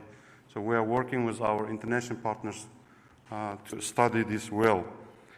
And I would like to stress out that what we do inside Uzbekistan, but the regional cooperation is very important in Central Asia. We are working with Tajikistan, Republic of Tajikistan. Last year, their delegation came to learn our experience in creating protected areas. In 2015, we had only 4%, 3.5 million hectares of protected areas. Nowadays, established recently Central Kızılkum National Park in Navai province, 1 million hectares, the Aralkum National Park, and the Southern Ustyurt National Park, 1.4 million hectares. So we are, so delegation of Tajikistan came to learn our experience on working with these protected areas. And now, recently we organized a trip back to Tajikistan with our colleagues. We are working with Kazakhstan also to share experience and also working on transboundary protected areas. And planning to establishing links with our Turkmen partners in Sarıkamış Lake. We have transboundary shared national park there to preserve our biodiversity. So in short, I would like to thank all our development partners, UN institutions, EU for the support of and other financial institutions for the support of all our efforts. We are ready to work regionally. We are ready to work also with our international partners. Thank you very much. Thank you. Thank you very much, Mr. Kaspikov. This concludes our session. I do apologize that we went a little bit over time. People had a lot to say about this topic. I will not attempt to summarize this very rich discussion, but it is encouraging that there is a lot of discussion on this particular topic, so I'm very happy about that. Unfortunately, it also means that we sort of run out of time to ask any questions, but I would like to invite everybody to join the discussion and have some further conversations during the lunch break. With that, I'd like to thank again very much our eminent speakers, both here as well as online, for this most interesting session. Thank you, Jens, as well. Thank you.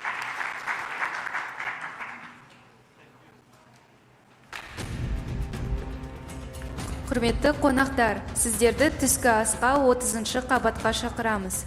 Дорогие гости, приглашаем вас на обед на 30-м этаже. Dear guests, we are inviting you to the lunch on 30th floor.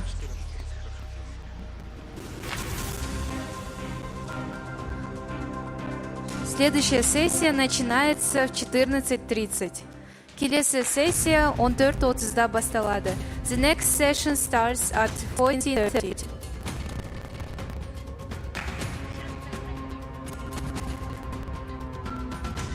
Құрметті қонақтар, сіздерді түскі асқа 30-шы қабатқа шақырамыз. Дорогие гости, приглашаем вас на обед на 30-м этаже. Dear guests, we are inviting you to lunch on 30th. Следующая сессия начинается в 14:30. Келесі сессия 14:30-да басталады. The next session starting at 14:30.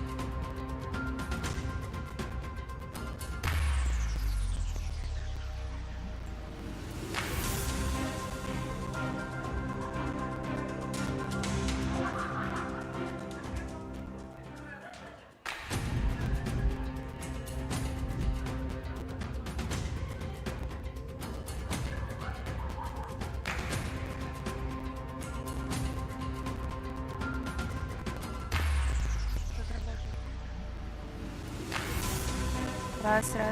Работает, да? Құрметті қонақтар, залға кірулеріңізді сұраймыз. Панельдік сессия басталуда. Дорогие гости, просим вас пройти в зал. Панельная сессия начинается. Dear guests, we are kindly invite you to come to the conference hall. Panel session is about to start.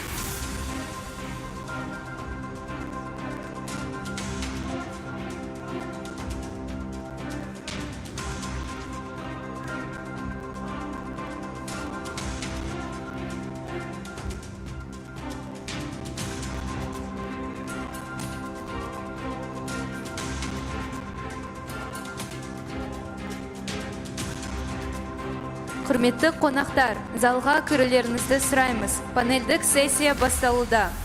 Дорогие гости, просим вас пройти в зал. Панельная сессия начинается. Dear guests, we are kindly invite you to come to the conference hall. Panel session is about to start.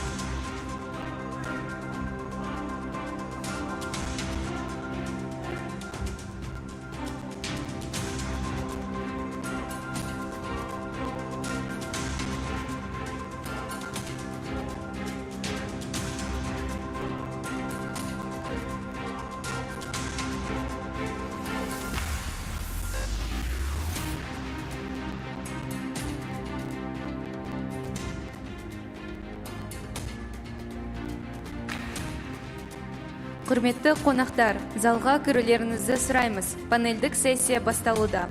Дорогие гости, просим вас пройти в зал. Панельная сессия начинается.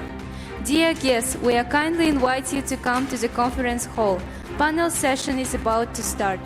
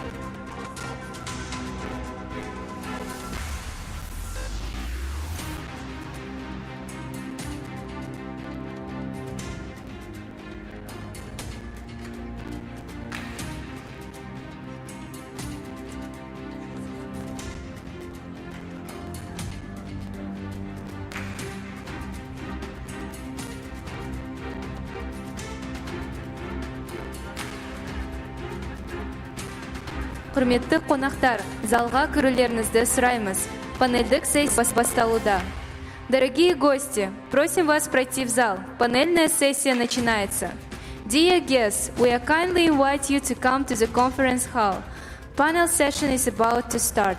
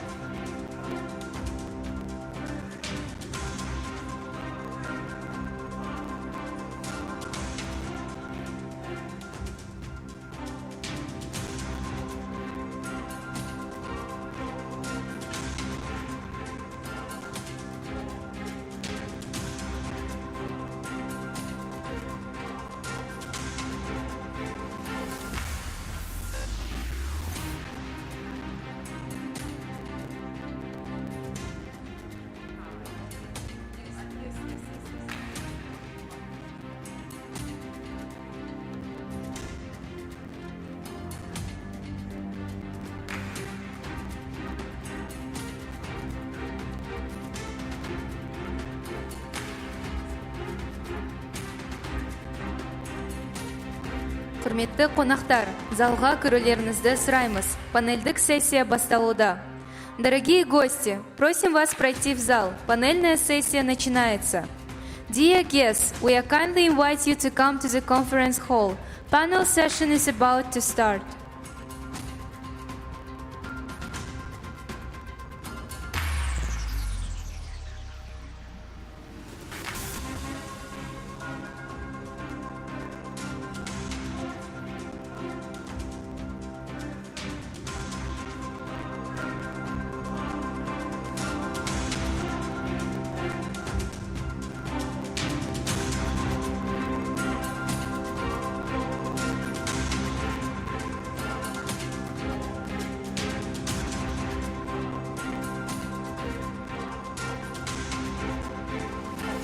Мы, наверное, начнем. Да.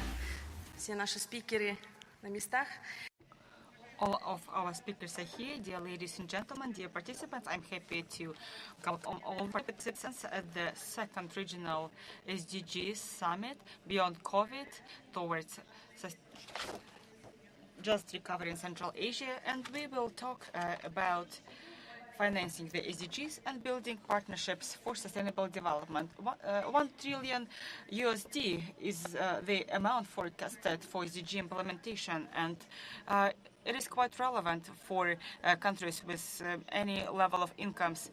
And annual aggregated costs of countries to eradicate extreme poverty are more than 60 billion USD. Total amount of investments needed for infrastructure like water, agriculture, telecommunications vary from 5 to 7 trillion USD. And vulnerable are the developing countries where annual deficit is about 2.5 trillion USD. Therefore, the countries of Central Asia have a priority task, which is to determine a pool of internal resources, private investments needed for the implementation of SDGs until 2030 towards a more sustainable economy. Let me invite our first speaker, Director of the Federal Competitiveness and Statistics Center, Her Excellency Hanan Ahli. She is working on the strategy to improve the competitiveness, and she supports the implementation of the strategy of the Committee of UAE on Sustainable Development. Assalamu alaikum. Your Excellencies, distinguished guests, I must say this is my first visit to Kazakhstan, Almaty, and I was grateful to have had the chance to visit Shumbulak, and I loved it, so thank you so much. And I'd like to start with thanking the government of Kazakhstan and the UNDP for the invitation. We share lots of commonalities between the UAE and Kazakhstan, both being the host of Expo and both striving towards sustainable prosperity as resource-rich countries.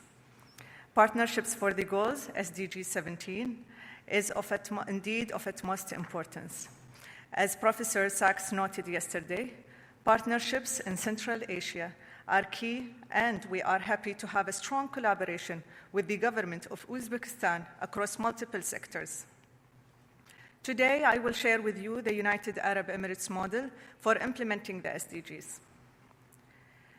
The UAE National Committee on SDGs, chaired by Her Excellency Reem bint Ibrahim Al-Hashimi, the Minister of State for International Cooperation and the Director General of Expo 2020 Dubai. The committee convened 15 federal government entities. The Federal Competitiveness and Statistics Center serve as a secretariat, whilst each member engage with the relevant SDG stakeholders. Members are forming various partnerships to accelerate the implementation of the global goals. So please allow me to showcase a selection of partnership models we introduced. We recognize that achieving the SDGs is not only the responsibility of the government. Therefore, the UAE engages the whole of the society through tailored projects and councils. The first model is the Private Sector Advisory Council, which convene private sector companies and serve as a bridge between the public and the private sectors. The Council delivered multiple outcomes that supported policymaking in the UAE. One of the main outcomes of the Council is the SDG 5 pledge to accelerate women leadership in the United Arab Emirates private sector. more than 40 national and multinational companies, has joined the pledge to ensure at least 30% of women are employed in managerial and leadership positions by 2025. The second model is the Global Councils on SDG, which is an interdisciplinary network of decision makers driving international implementation of the SDGs through policy and impact-driven projects. Examples of these work programs include developing a policy note in economic implications of climate change, managing the transition and ending poverty with the use of digital transformation.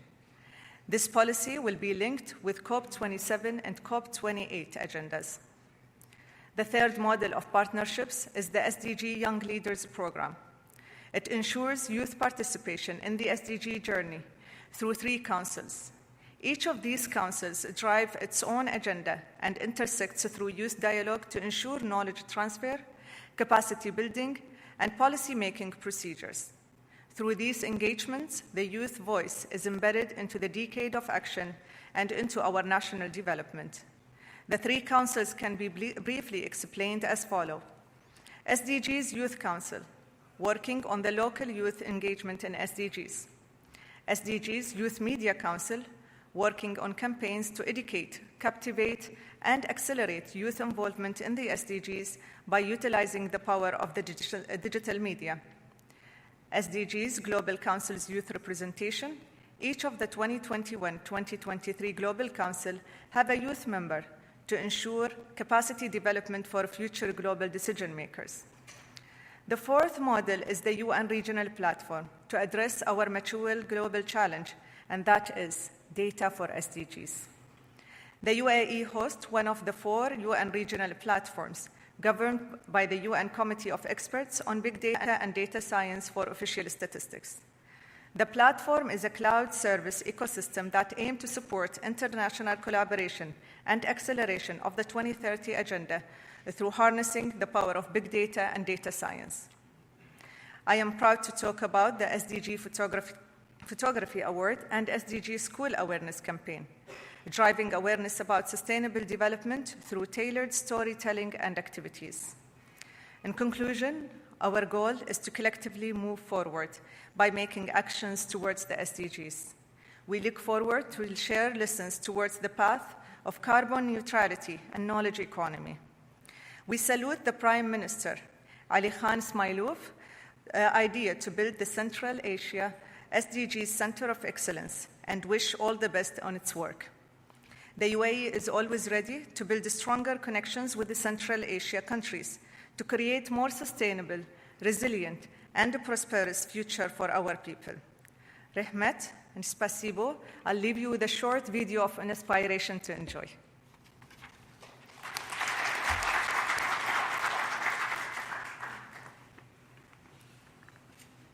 The 17 SDGs are a beacon of hope, a roadmap towards achieving global prosperity and well-being, a blueprint to create a more sustainable world.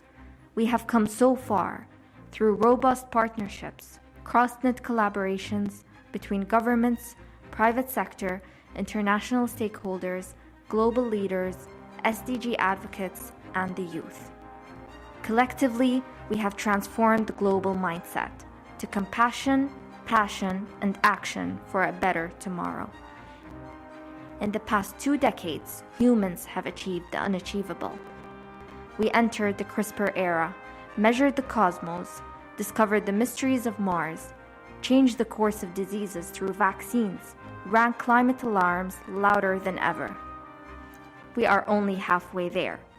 As we reflect on the now, we are transforming the planet as global citizens, reaching the underprivileged, accelerating global actions against poverty, educating marginalized communities, moving towards a cleaner and greener future, reducing inequalities, and more.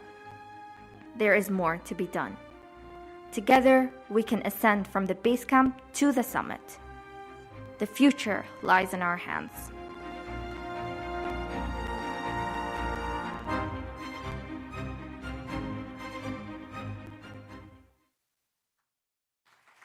Thank you for your speech. Финансирование является Financing is key factor for the SDG implementation. For SDG to happen, we need to do the assessment of financing needs and availability of resources. And UN developed the INF, Integrated National Financing Framework. It's a tool to strengthen the planning, to address the barriers to SDG financing. Today, more than 60 countries of the world are implementing this mechanism, including Central Asia countries. In order to build this mechanism in Kazakhstan, there is a joint UN program on aligning policies with SDGs. To tell more about perspectives of INFF implementation, I'd like to invite UN Resident Coordinator in the Republic of Kazakhstan, Ms. Mikhaila Friedberg-Story.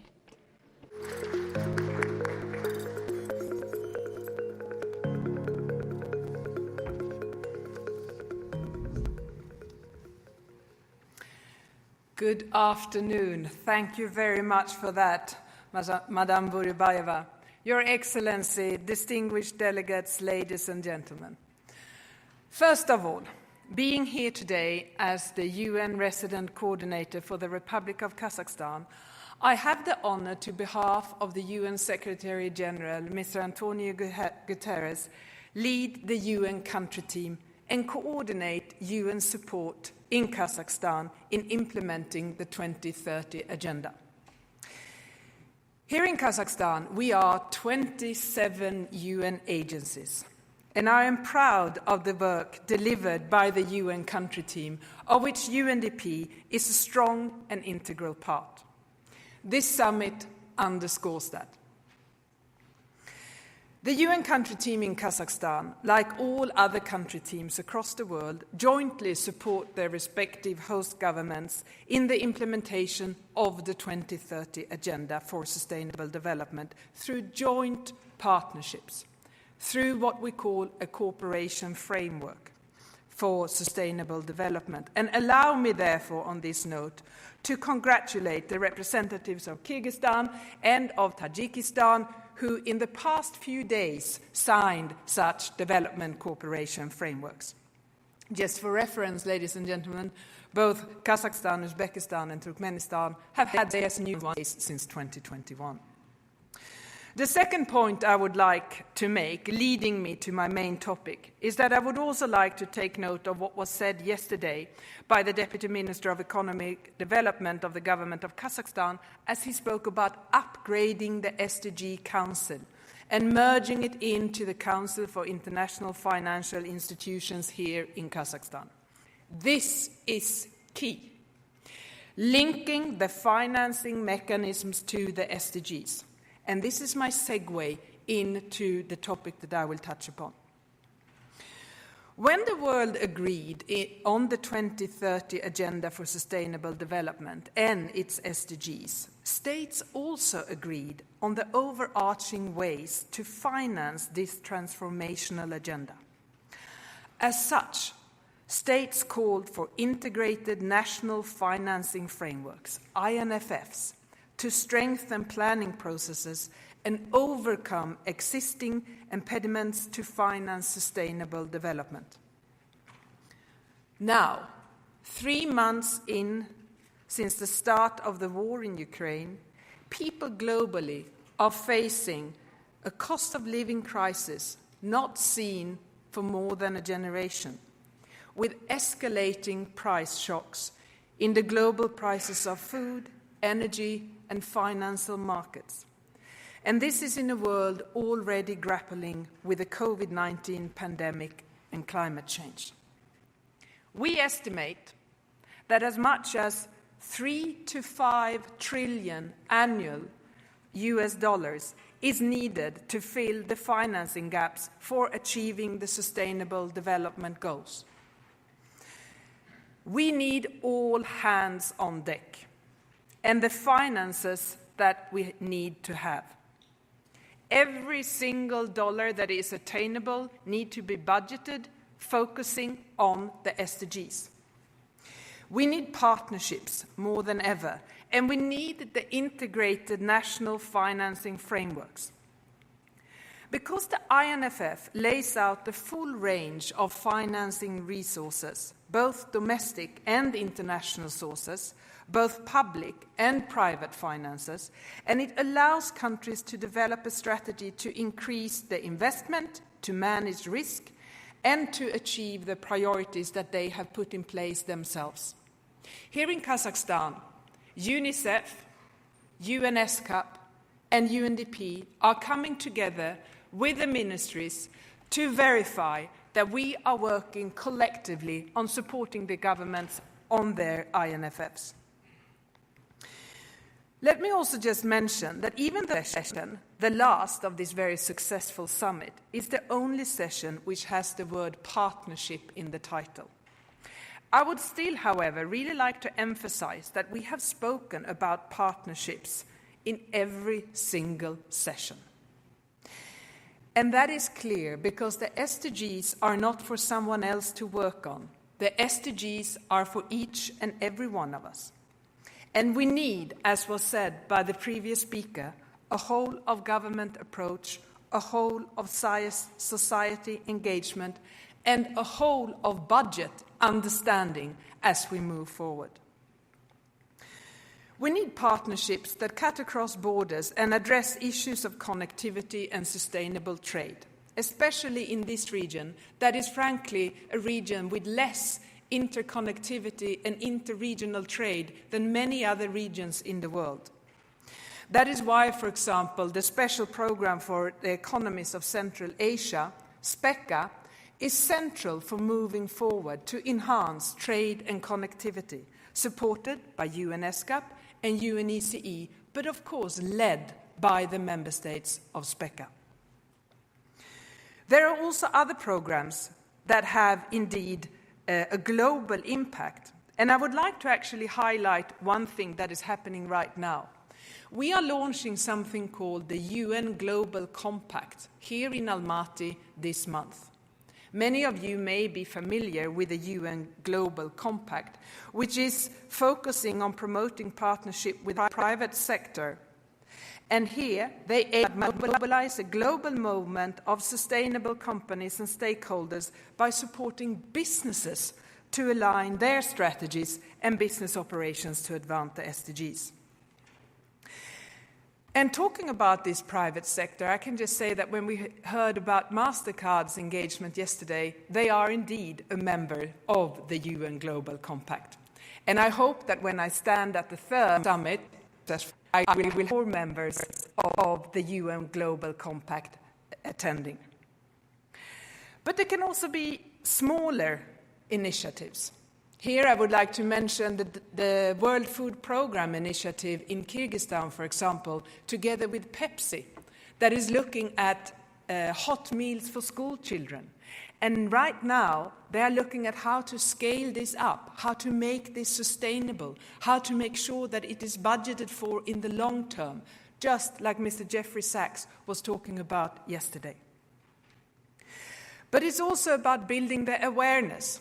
Partnership is not always about the funding, and I want to really make this very clear. We are not looking for financing of particular programs. We are looking for finance's impact on the SDGs.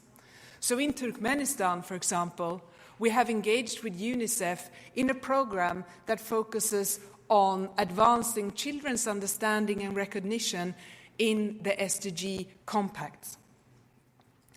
And as we heard, partnerships can also enhance the north to south, south to south, and triangular and regional international cooperation. And there I would like to pick up again what the previous speaker said about creating these links, about learning from each other, because right now the whole world is facing the challenges of reaching the SDGs. We also heard yesterday of KazAid, another great example of how Kazakhstan can also bring in new ideas to move forward multilateral engagement to enhance investment and development in the region and beyond. And I also know that we will soon hear from the Astana International Finance Center some of their groundbreaking ideas as it relates to green financing. This is partnerships. This is financing for the SDGs. And this is where we need to come together.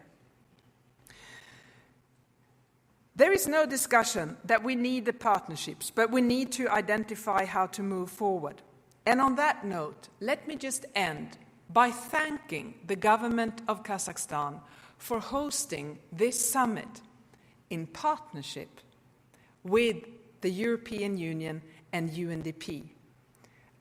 Another great example for how we together can move forward in creating our joint understanding of the SDGs and leaving no one behind. Thank you very much.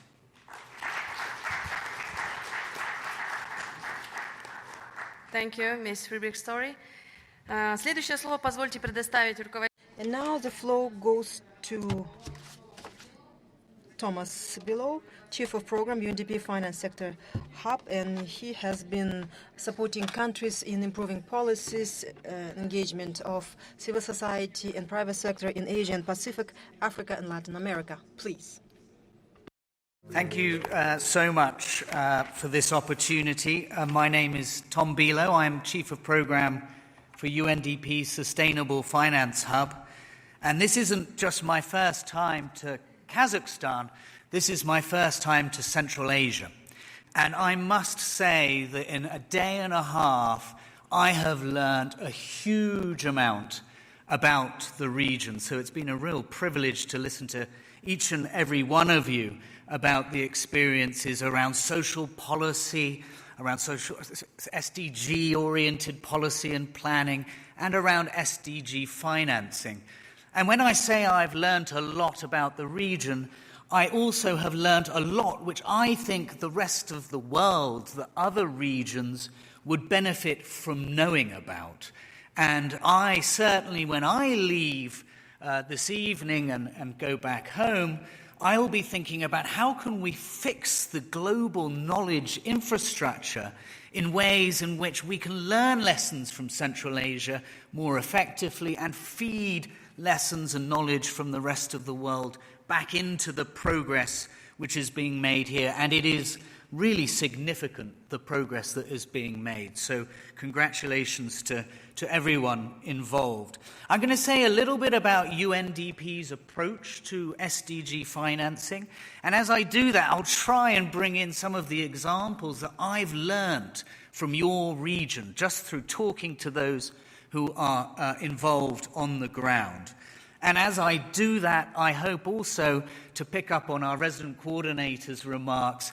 We identify areas where those partnerships that are so critical to the SDG finance agenda can be scaled.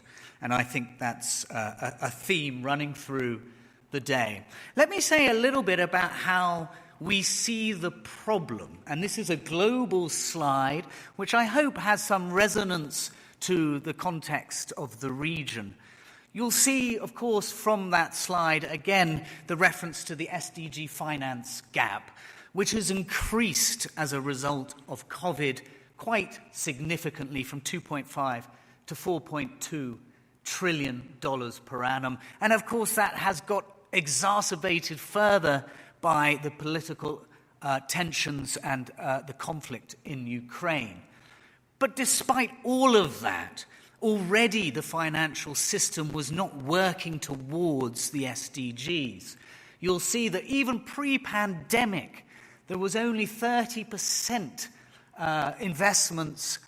post-pandemic, during the pandemic, that the investments in greenfield investments reduced 30%.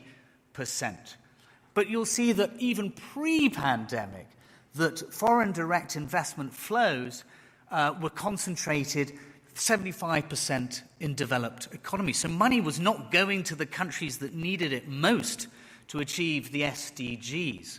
And quite apart from that, the system was investing in the wrong sectors. And you'll see that from the fossil fuel subsidy figure there, which is quite astronomical, $6 trillion.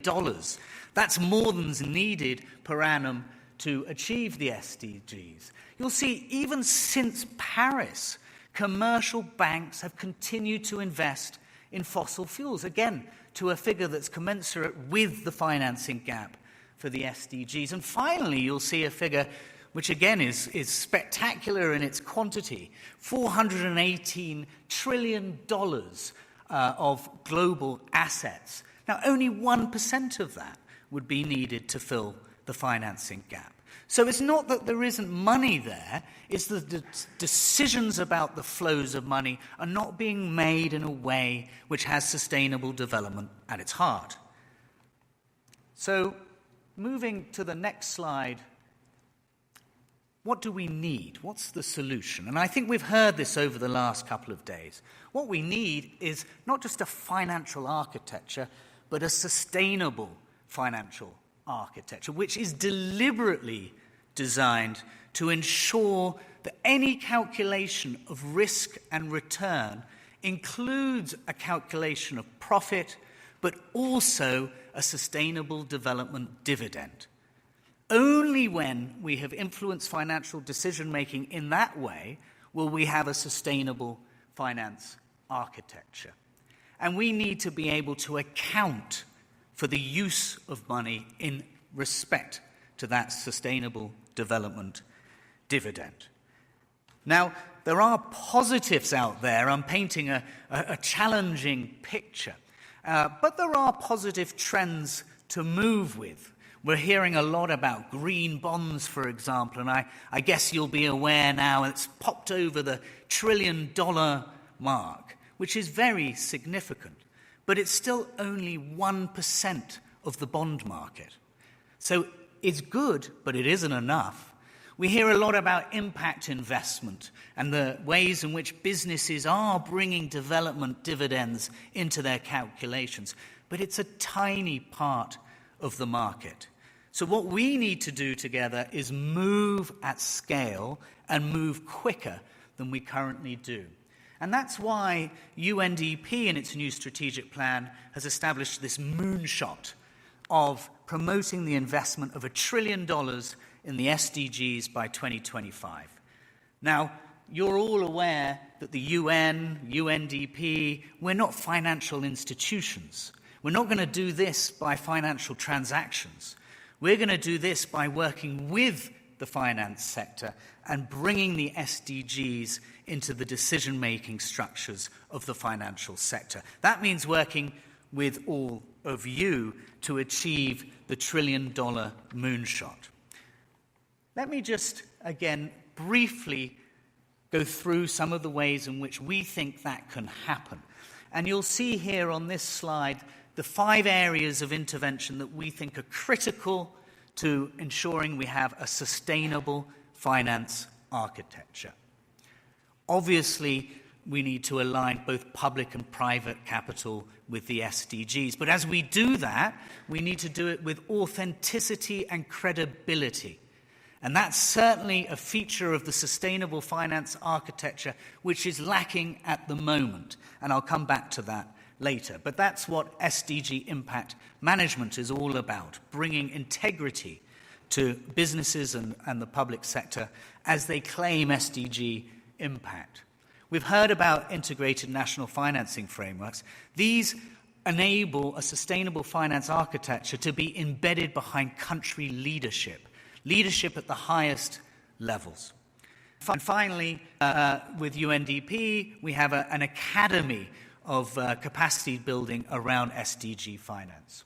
So let me just say a little bit about what I've heard from the amazing interventions and panels we've had over the last day and a half. This is a stock take of some of the areas of engagement that we have with governments and private sector within the region across the 4 areas that I mentioned in the previous slide. Notably, you won't be able to read it, or at least I can't, my eyes aren't good enough, but you'll see there isn't much green. And the green is actually the fundamental aspect of unlocking private capital for the SDGs. And I guess from my takeaways, perhaps there's a little bit more on the public finance side in this region than on the unlocking. I say that, I've only been here a day and a half, but it's an impression that I had. Now, within each of those areas, public finance in this case, there are a number of dimensions of public finance which, again, you would need to address if you were to address it systematically, not in an ad hoc way. The first, and we've heard a lot about SDG public expenditure management, fiscal planning around the SDGs. I know of these excellent examples, Uzbekistan looking at how to integrate the SDGs, medium-term fiscal frameworks. We've heard about budget coding and tracking so that budgets can be tracked against the SDGs. In Kazakhstan, for example, I've heard about that. And we've heard about SDG costing as part of fiscal planning. These are really important elements of public expenditure management and aligning public finance with the SDGs. Perhaps even more exciting, I've heard about the issuance of SDG bonds. I think in Uzbekistan, the second globally to do so. Now that's enabled by having a public financial management system that can establish a pipeline and report against use of proceeds for the SDGs. It's a huge achievement in the region. And we've heard about tax and how SDG-aligned tax expenditures can enable efficiency and effectiveness of budgets behind the SDGs. I heard about Kyrgyzstan in particular in that case. So we're seeing within the public finance realm a lot of action in the region. Now, if I can manage to go to the next slide. Unlocking private capital, as I say, I've heard less around this. UNDP's role in this area is really looking at how investment opportunities in the private sector can also deliver on an SDG dividend, and ensuring that those opportunities are translated into projects, into portfolios, and that they access finance. Not far from here, I know of an example, for example, in Armenia, where such an approach was taken to mobilize $100 billion to retrofit infrastructure to be energy efficient. Now, my slides are sped up to the very end, which may be an indication that people want me to finish, but I will plow on nonetheless because I feel like I haven't quite finished. Now I'm going to the start again, which is also not... Maybe could somebody take control of the slides? They seem now to be fused over each other, which is also quite exciting, but rather difficult to manage. Moving from unlocking, I mentioned to you earlier the importance of credibility and authenticity in investing in the SDGs. Bloomberg established a report that produced a figure which said that $35 trillion of investment was under ESG strategies. Now, if we've just looked at the figures on the first slide, we know deep down that there is not $35 trillion of investment in the SDGs in that ESG reporting. We know that ESG does not always lead to SDG impact. And this is why in UNDP we're trying to move the conversation from ESG reporting to SDG impact management. That means integrating the SDGs into governance structures, operations, and management, not just into a report.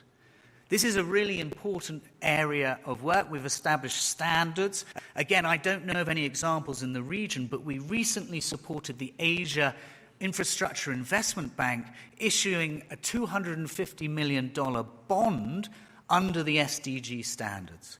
And this is a really exciting movement with some of the DFIs.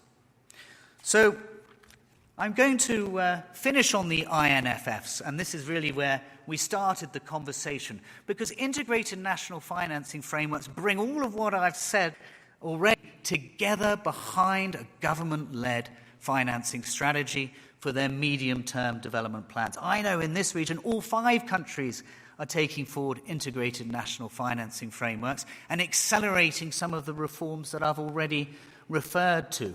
I know that the experience generated here is of value to the whole world that is involved in INFFs, which actually is already 86 countries. It keeps growing. There are now 86 ministries of finance around the world developing INFFs. And again, my parting thought is, and my parting commitment is, that I want to ensure that the experience in Central Asia on these reforms, including INFFs, is taken to the global discourse, and that we bring, as UNDP, and again in partnership with the European Union and others, the evidence and the experience from other countries to the Central Asia region. We have a golden opportunity and a time-critical need to do this now. Thank you very much. Thank you, Mr. Bilov, for such interesting and informative speech. Сейчас мы переходим к... Now we proceed with the panel discussion, in which, with the topic of financing the SDG, every presenter will have 5 minutes. You can remain seated. And now I would like to give the floor to the Deputy Minister of Economy and Commerce of Kyrgyz Republic, Iskander Asalkulov. He is joining online, please.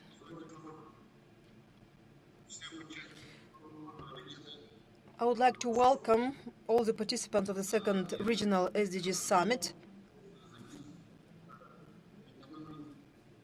I'm Iskander Asalkulov. I'm Deputy Minister of Economy and Commerce, Kyrgyz Republic. So we should be aiming...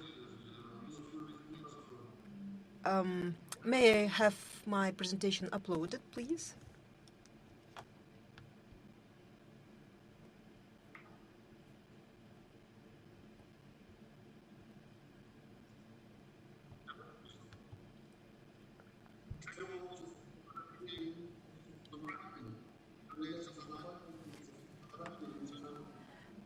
I'm sorry, the sound is very low.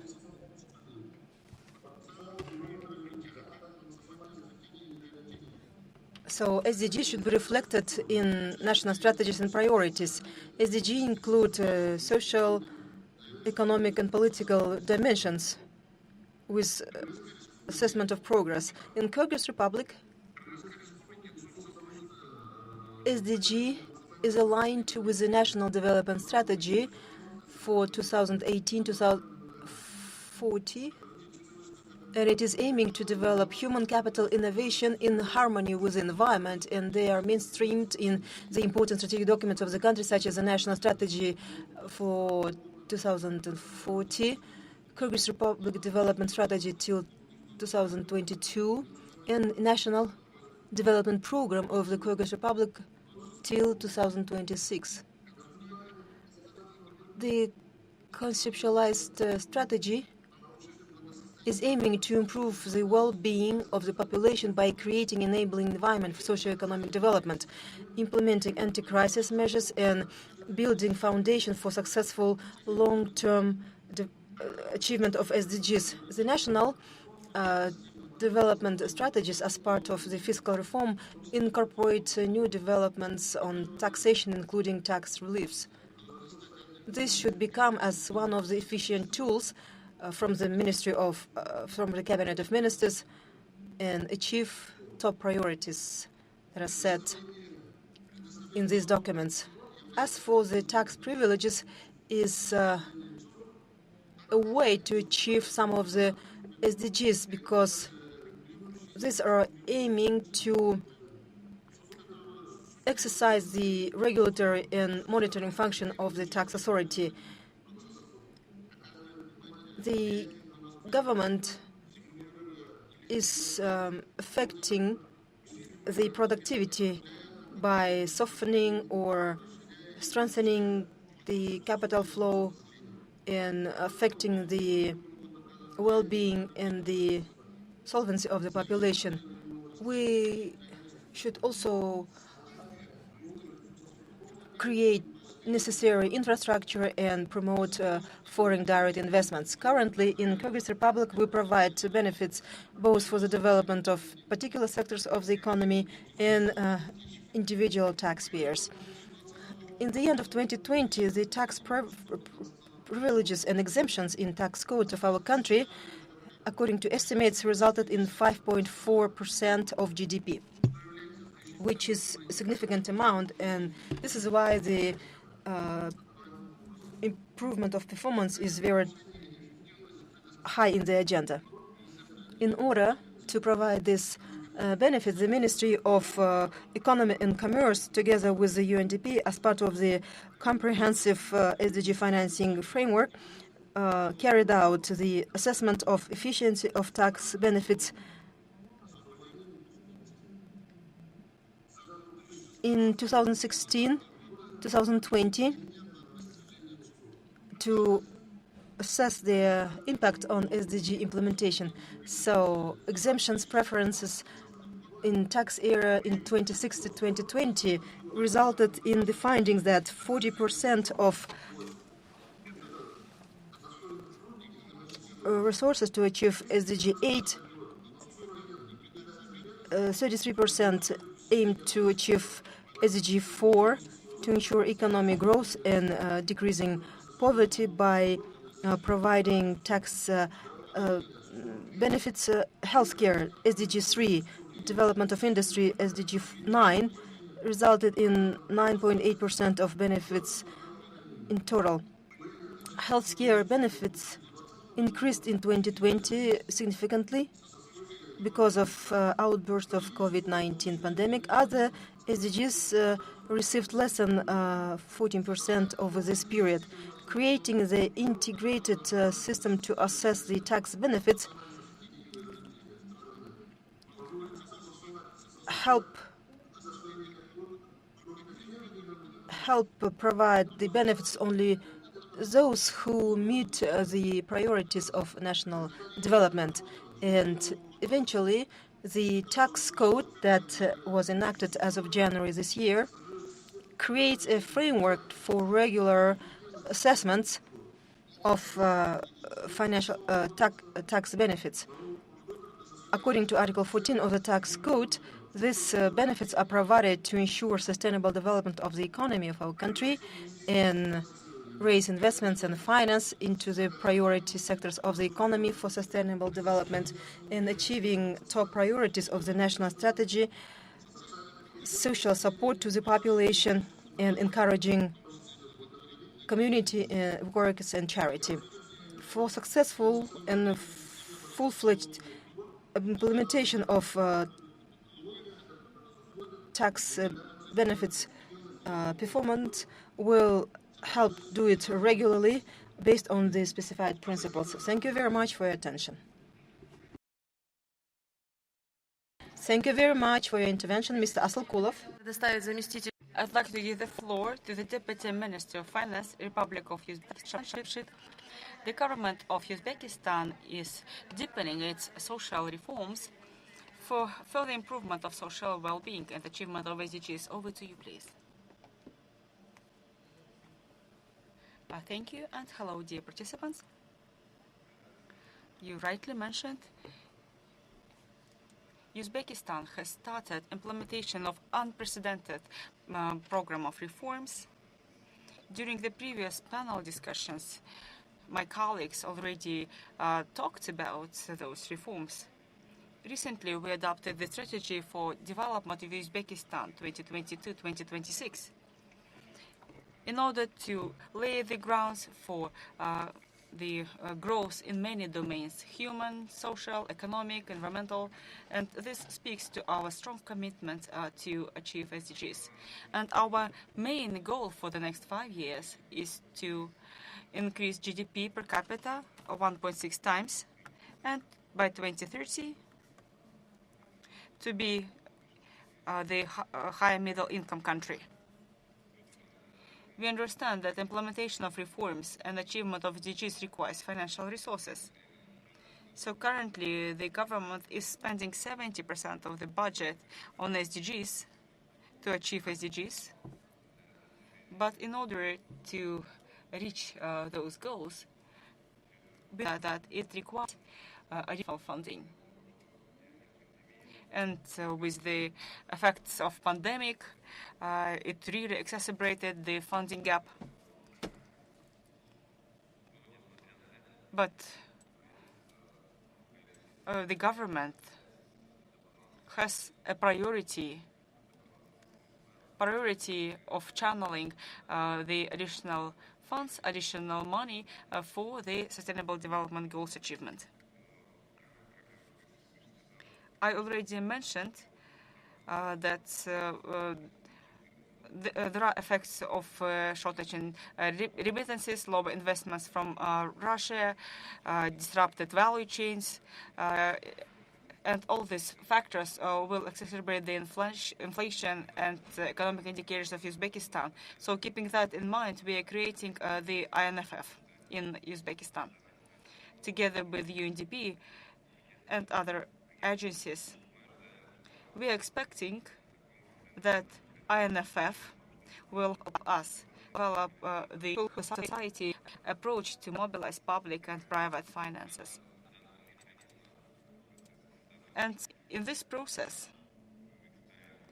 under INFF process together with UNDP, now we are developing the integrated national strategy for SDG financing to mobilize private and public flows from domestic and international sources to generate more effect. And currently,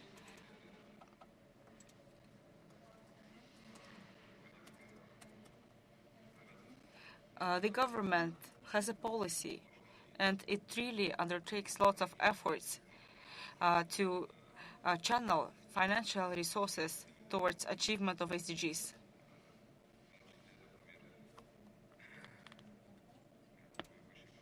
It was mentioned before, we are attracting investments in the form of targeted bonds, like green bonds.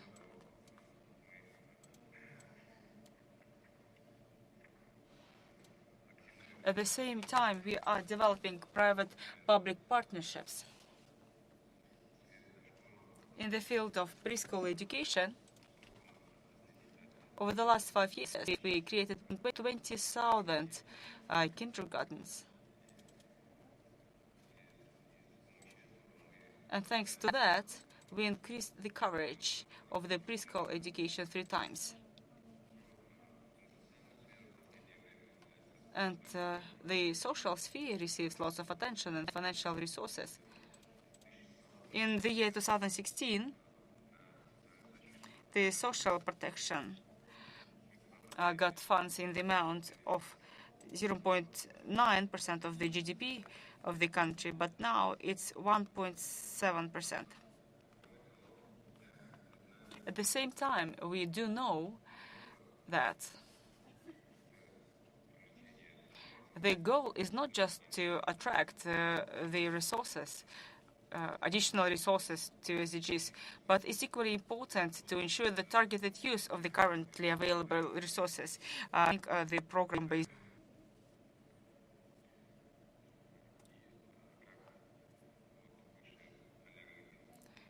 and our colleague from the Kyrgyz Republic said that inventory of the available allowances and benefits have to be done in order to improve their effectiveness. And finally, let me say that Uzbekistan continues to implement the integrated reform to achieve SDGs and to provide necessary funds for that. Thank you. Thank you for your speech. Now let me give the floor to the head of Committee on Finance and Economy of the Parliament of the Republic of Tajikistan, Fazilom Ashraf, and then Deputy Minister of Finance of Tajikistan, Gulmurzada Karim Gulmurod.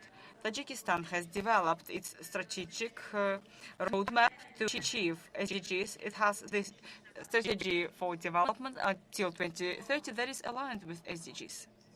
Over to you. Thank you. Thank you.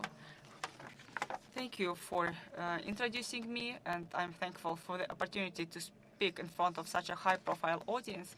I thank the participants of the regional summit. First, the government of Kazakhstan, UNDP, and European Union.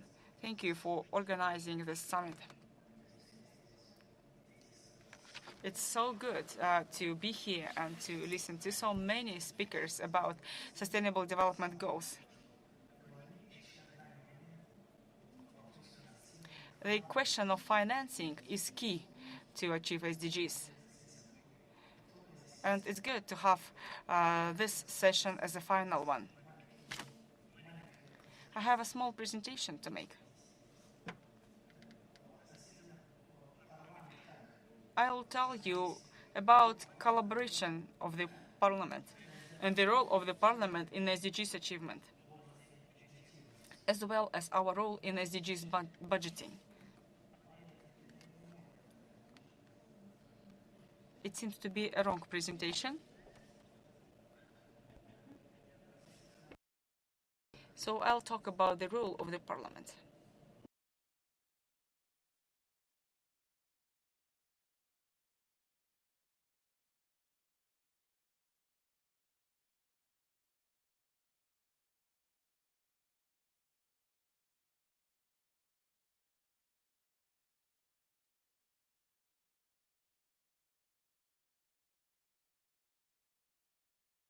But I think I can start while we are waiting for the PPT. In accordance with the legislation of the country, the socio-economic program is approved by Majlis of Tajikistan. It's a lower chamber of the parliament. And therefore, there is certain legitimacy to approve the National Strategy 2030 and midterm development programs. Now we are implementing the midterm development program 2021 to 2025. The government of Tajikistan undertakes efforts to reach the strategic goals in cooperation and with alignment with the DG, especially in terms of financing of the activities of the projects specified in strategic policies, where government budget is one of the key sources. And there are medium-term budgets to implement activities of Strategy 2030 and midterm development strategy in order to reach and fulfill the priorities set. Also, the National Strategy 2030 and midterm development program in terms of management of public funds, a big role is played by the Parliament in order to enhance transparency and accountability via universal access to information, as well as parliamentary control and participation of the public in the budgetary process. There will be active engagement of Parliament in monitoring and assessment of the midterm development program, and its representatives are part of the Council on Sustainable Development of the Republic of Tajikistan. In order to provide a legal framework to implement SDGs, the Parliament has a lot to do to improve the existing legislative framework and to develop and adopt new laws. In order to improve this lawmaking process, there is an instruction on the analysis of regulatory impacts of different pieces of legislation, as well as the order of regulatory impact assessment on the budget. And in order to strengthen parliamentary control, we are having quarterly meetings on the budget spending, as well as budgetary hearings. Therefore, the Parliament was engaged in budgetary process on the initial stage of the analysis and review of strategic planning and on the stage of the budget preparation. In order to ensure the participation of the public in the budgetary process, as well as in SDGs,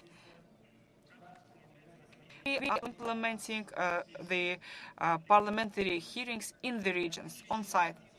And for better participation of Parliament in SDGs implementation and for high-quality implementation of our functions, it's necessary to have regular awareness-raising activities for the members of the Parliament and the engagement in the process. With cooperation with the UNDP, since 2017, there were workshops for the members of the Parliament to develop joint proposals on cooperation. We have a draft action plan on participation of the Parliament in SDGs achievement.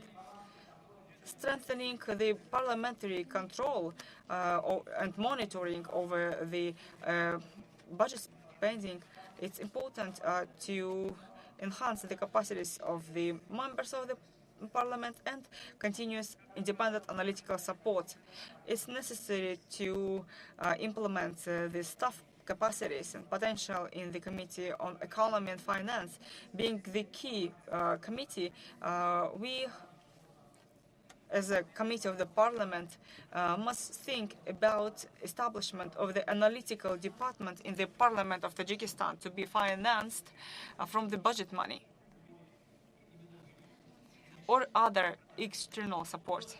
In conditions of absence in the Parliament of an independent analytical center, in the nearest future, the deputies of the Parliament can be informed by the development partners, the ministries, and national consultants. According to statistics, every fifth team of deputy of the Parliament changes, so to 70%, and therefore every new team has to be informed, like introductory training on budgetary processes and parliamentary control, as well as on strategic documents of the country. For instance, the Committee on Economy and Finance, on the basis of work with the Secretariat that existed before,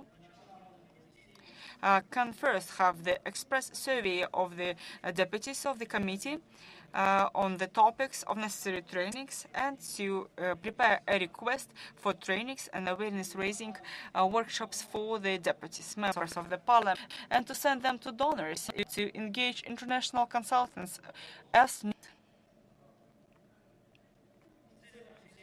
In order to improve the consistency and alignment of budget with international priorities, the Parliament needs to focus on the high-quality budgetary reporting. We need to pilot the program-based budgeting, and the Parliament can strengthen the requirements to the reporting provided by the Ministry of Finance and oblige the line ministries to report on budgetary programs. Also, the Parliament can strengthen the requirements on provision of information about budgetary processes and priorities at the stage of budget-making process, not just to the Committee on Economics and Finance, but also other committees in the Parliament. We have 9 committees there. In terms of monitoring and evaluation of strategic policies, including those pertaining to SDG implementation, we have to raise the awareness of the members of the Parliament and the level of the engagement in this process.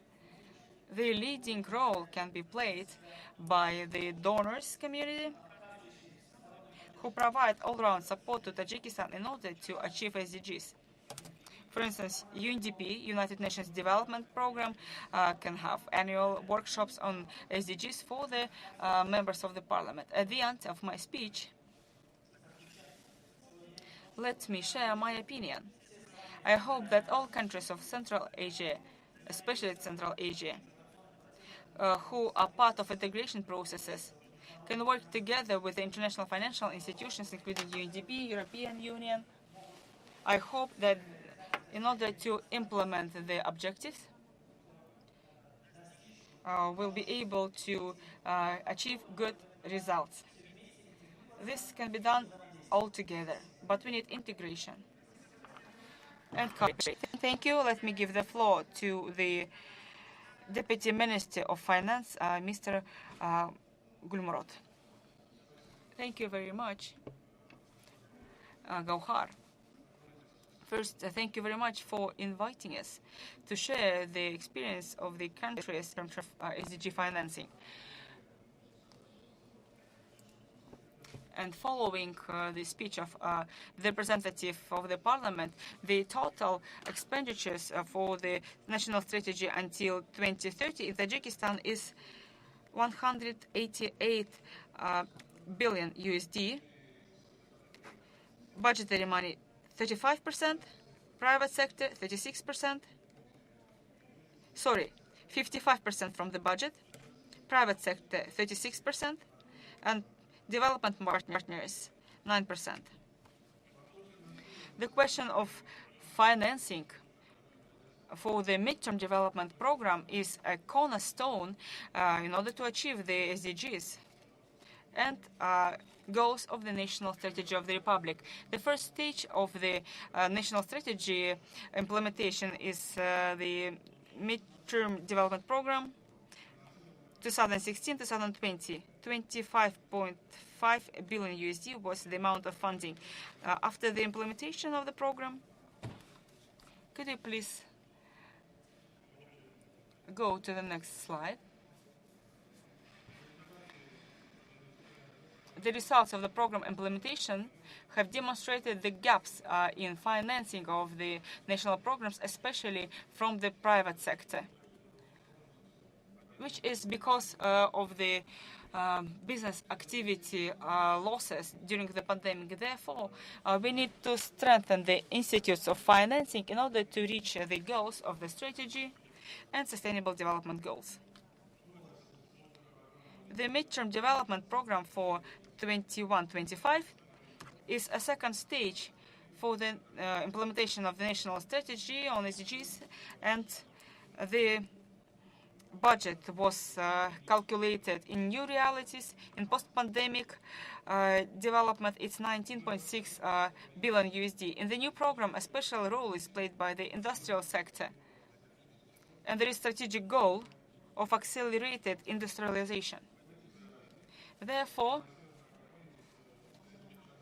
the private sector funding, which is 6.2 billion USD, is a priority task.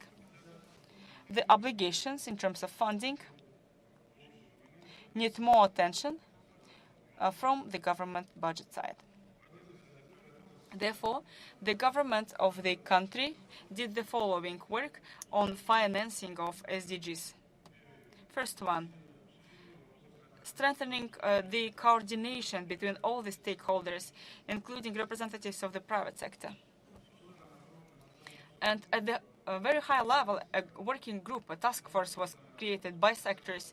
It's a special task force on SDGs financing and national strategy for development with participation of all the stakeholders. The task force did an analysis of the existing barriers and opportunities for the funding, including gender-responsive funding and others. As part of the INFF, we developed the roadmap on SDGs financing, and also the instrument of reporting will be developed to monitor the budget spending for the SDGs and as well as for the national strategy. This initiative will help to reach SDG financing on the national and regional level. We have identified the major challenges and issues preventing the SDG financing.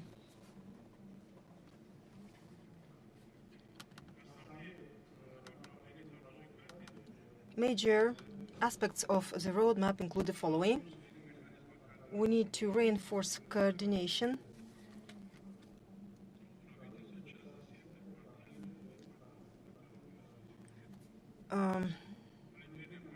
We need to monitor financial support to SDGs in national strategies. We have to properly manage the state budgeting, allocating necessary resources for SDG financing and national strategies. We need to look for alternative finance, including SDG bonds and other sources, create necessary conditions to raise resources of private sector to achieve SDGs and national strategy for development, and expand opportunities to develop the banking sector.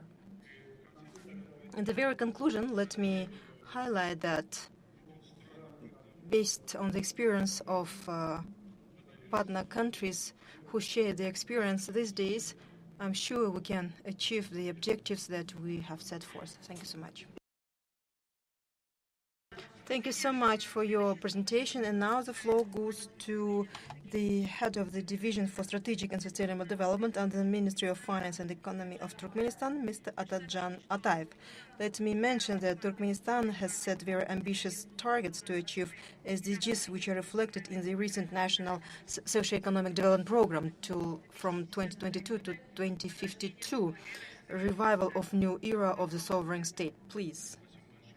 Thank you so much. Yes, you are absolutely right. This state program has a separate chapter dedicated to sustainable development goals till 2030, and I would love to take this opportunity and say that one of the key objectives in developing global economic system,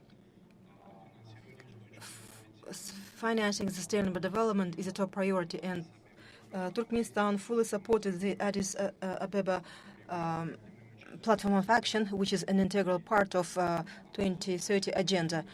Financing issue has been mainstreamed since recently because the global pandemic COVID-19 result in serious implications for sustainable development and financing of SDGs, which exacerbates the need to search for the tools and mechanisms to finance development both on the global, regional, and country level. Turkmenistan is taking a very active part in financing programs as part of the Sustainable Development Framework Agreement between UN and Turkmenistan for the years 2021-2025. More than 50% of finance of this framework agreement falls onto the state budget. Let me also stress that our country is working very proactively in seeking sources for SDG finance and attending regional and global platforms for development finance. Turkmenistan has close cooperation with international organizations and UN institutions on financing and implementing SDGs on a national scale. On the sidelines of the first Caspian Economic Forum that took place in 2019 in Turkmenistan, Ministry of Finance and Economy of Turkmenistan and the United Nations Organization signed a memorandum of understanding on cooperation in SDG achievement. And this serves as the solid foundation for expanding strategic partnership between Turkmenistan and UN. Also, back in May 2020, in Ashgabat, through the video conferencing, we held an international workshop on SDG financing. The concluding document has been approved by all the participants and circulated as an official document to the 74th GA-UN. As part of the 75th UN GA, Turkmenistan initiated holding a UN conference on SDG on development finance. And we believe that the answer to the question of sustainable development finance could be the midterm and long-term development objective for the global economic system. Take into account the specificity of SDG finance and take into account the need to learn carefully different approaches in this issue, including INNF. Among other things, in May 2021, the joint expert group was established in our country between UN and Turkmenistan government on development finance that will develop proposals how to find sources of finance and implement necessary mechanisms. INNF is a very strong tool to overcome existing obstacles on the way to development finance.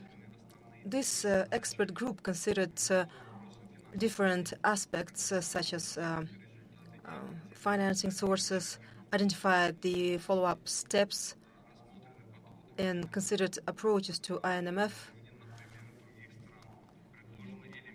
learned experience of other countries, and elements were proposed to the national roadmap on INMF. And also, for the year 2021-2022, the work plan was adopted, and this is aligned with the INMF structure, and this again is aiming to mainstream this INMF in all the documents of our country. The capacity building events are also organized in our country, and this year we shift focus towards assessing the development finance in our country. Let me also stress that Turkmenistan adopted a similar scheme in which first we have the analysis and diagnostics. In our case, we apply assessment tool to assess the development finance, and it is already in progress. And this will lead to the roadmap to proper NMF implementation. Taking into account the need to properly manage financial resources allocated for projects and programs aiming to address development issues, we learn the best practices available to measure the potential volumes of finance to SDGs that include different sources of finance, domestic mobilization of resources, engaging private sector, and raising foreign direct investments, using mixed finance sources, and improving relationship with different stakeholders, both on national and international level. Public-private partnership is another high-level objective. In 2021, a law was adopted that set the legal grounds for the public-private partnership. And in conclusion, let me also stress that our country will keep growing bigger in terms of sustainable development finance. And this forum is a good platform to exchange experience, sustainable recovery, and economic growth in our countries. Thank you very much. Thank you so much for your presentation, Mr. Ataev. You know, globally, we observe the trend that more investors focus on dividends and profits, including ESG. This also is aligned with UN SDG. Compliance with high ESG standards by private sector also contributes to SDG development. There is an International Financial Center, which is directly linked to the promotion of green technology or green finance. Let me give the floor to the Deputy General Director of AFC Green Finance Center, Kazakhstan, Asel Nurahmetova.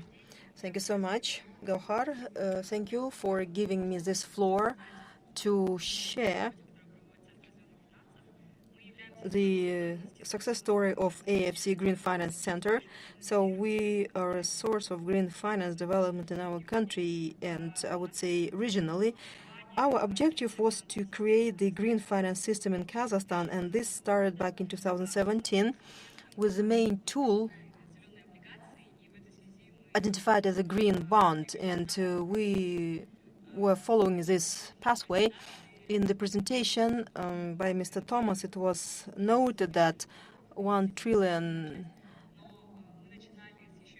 is already there, which is a small part, but we started with a lower number, 500,000, and with the help of DAMU, who was the first issuer, and UNDP provided the subsidy on coupon rate for bonds. So this is how we launched the green bond market. Now, currently, it exceeds 250 million USD, and we have very optimistic forecasts. So we plan to achieve projects worth of 1 billion USD. So this is a project pipeline, and I believe this is quite achievable. Let me also say that apart from green bonds, we have developed verification methodology on social bonds, sustainable bonds, KPI-linked, SDG-linked, ESG-linked, and so on. So the whole set of bonds. And, of course, ESG reporting will play an important role, and post-verification of these tools will play an important role. And AFC will launch a voluntary ESG reporting for the companies which are listed on the Astana International Exchange. And in the midterm horizon, we are expecting this to become obligatory reporting. We are designers of the green taxonomy in Kazakhstan. These are the classifier of green project, as it was mentioned by my colleague from Kyrgyz Republic. And there are also plans to continue developing green taxonomy. I believe that we will be working together on addressing this. Green taxonomy was adopted in December last year, and this results in the necessary state support measures enacted in February this year through the Business Development Fund of Damu. I think that Guy Har can correct me if I'm wrong, but $1 billion USD for subsidizing the loans till 2025 were proposed, and we plan that this tool is very attractive and serve as a push to develop green projects, among other things. So green projects will be subsidized as long. Together with the Financial Market Development Agency, we are looking forward to develop sustainable development finance. We will develop the necessary roadmap and implement ESG reporting in banking sector, financial services, and so on, to avoid what we call the greenwashing. A couple of months ago, we have launched a company. It is a subsidiary, GFC Bishkek. So we are planning to apply ongoing financial tools and expand the range of financial tools. We will develop the frameworks, taxonomy, and so on.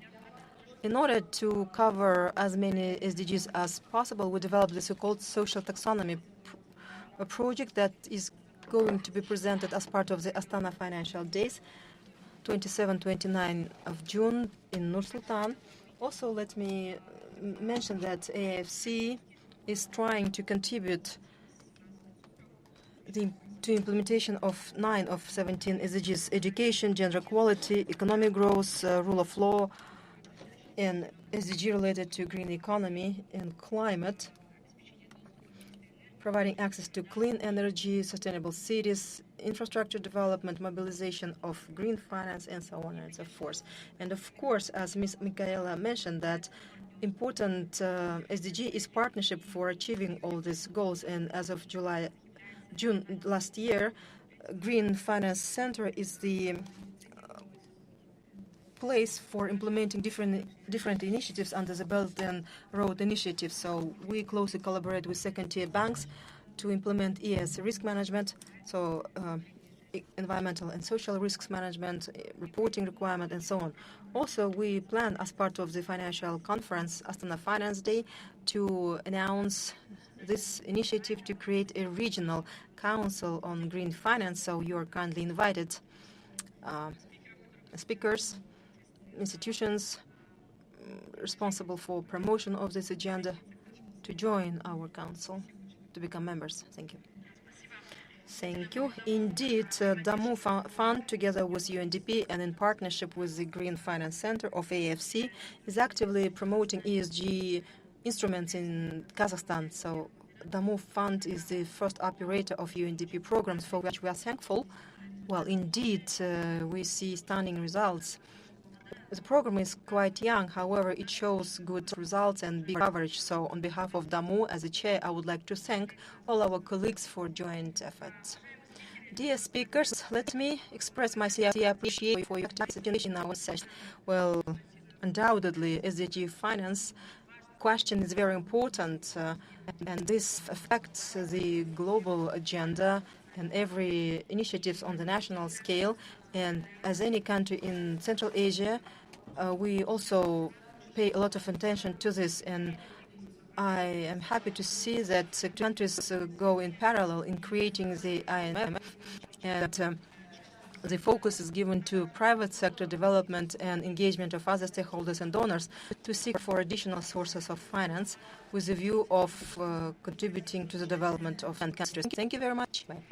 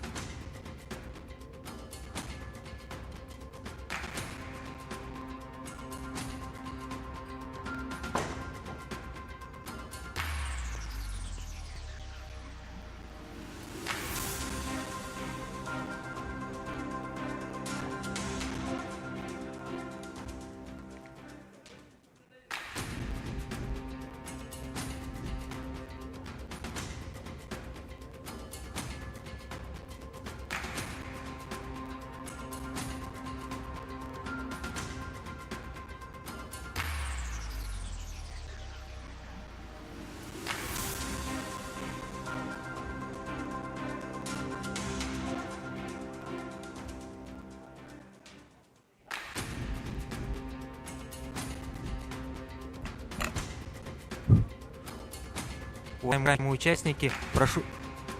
Dear participants, in 5 minutes, we will have the summit summary. So, please, stay tuned.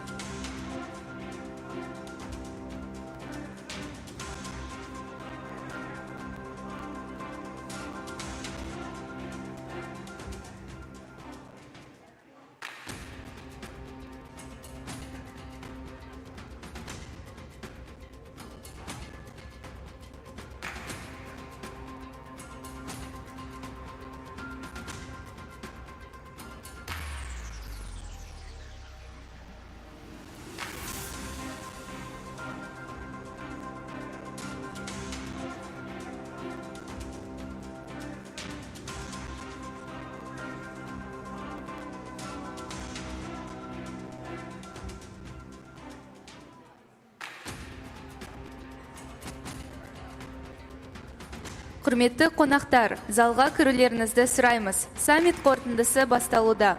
Дорогие гости, просим вас пройти в зал. Итоги саммита начинаются. Dear guests, we are kindly invite you to come to the conference hall. Summit summary is about to start.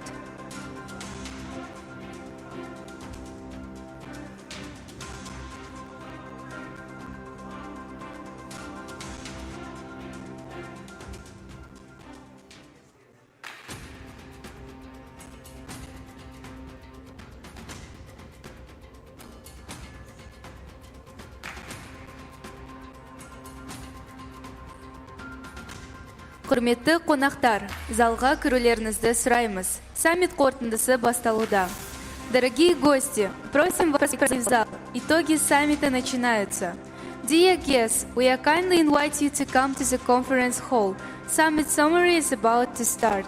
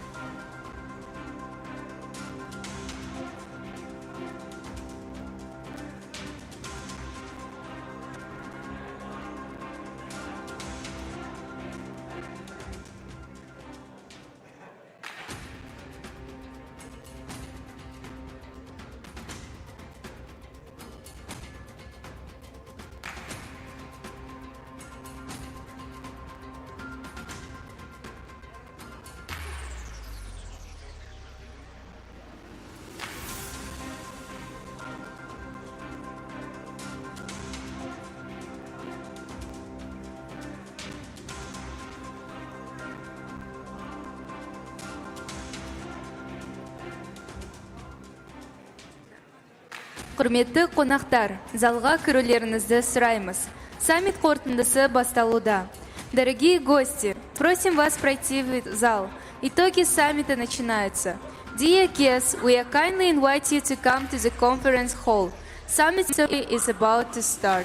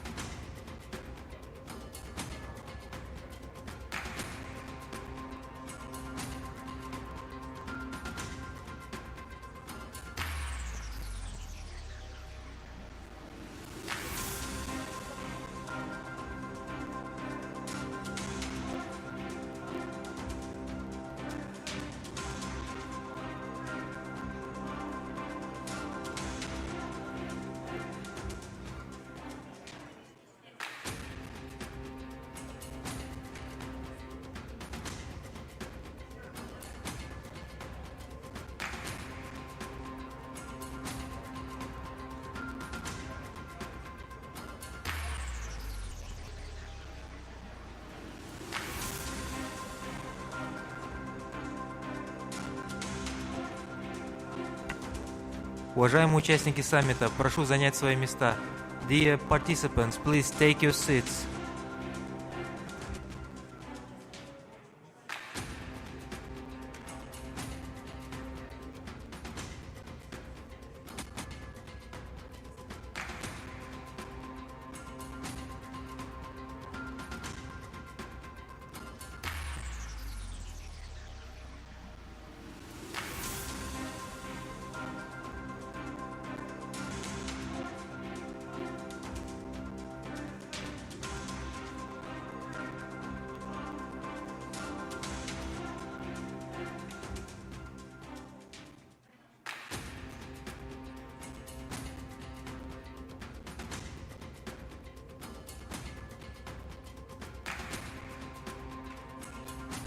Уважаемые участники саммита, для подведения итогов приглашается министр национальной экономики. We invite the Minister of National Economy for the summary of this summit.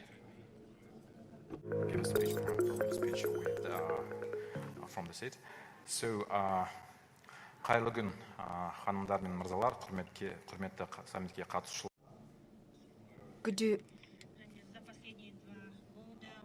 Good day, dear participants. In 2 days, we held this event not only for the country, but for the globe, and we highly appreciate the contribution of each presenter. So thank you so much for supporting organization of this event. It is UNDP and EU, Eurasian Development Bank. In 2 days, we have discussed so many topics on recovery, on post-COVID recovery. We were searching for new ways to recover our economies, and we discussed so many interesting topics in our agenda. And the summit has become a high-level event. It was highly commended, and it has become a platform to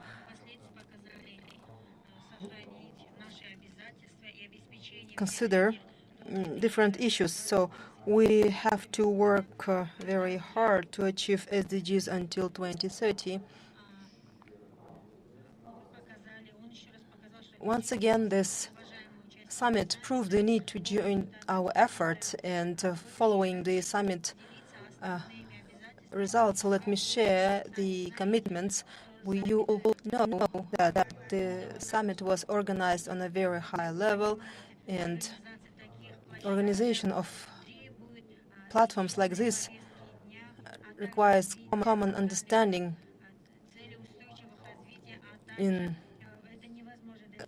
full support to SDG implementation. This cannot be done by a country individually.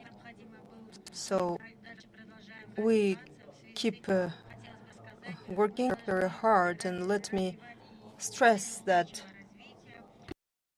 we should work on the implementation of SDGs and improve our communication.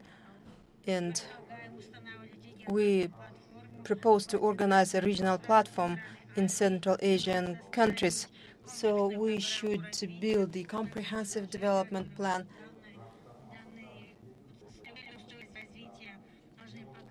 we have to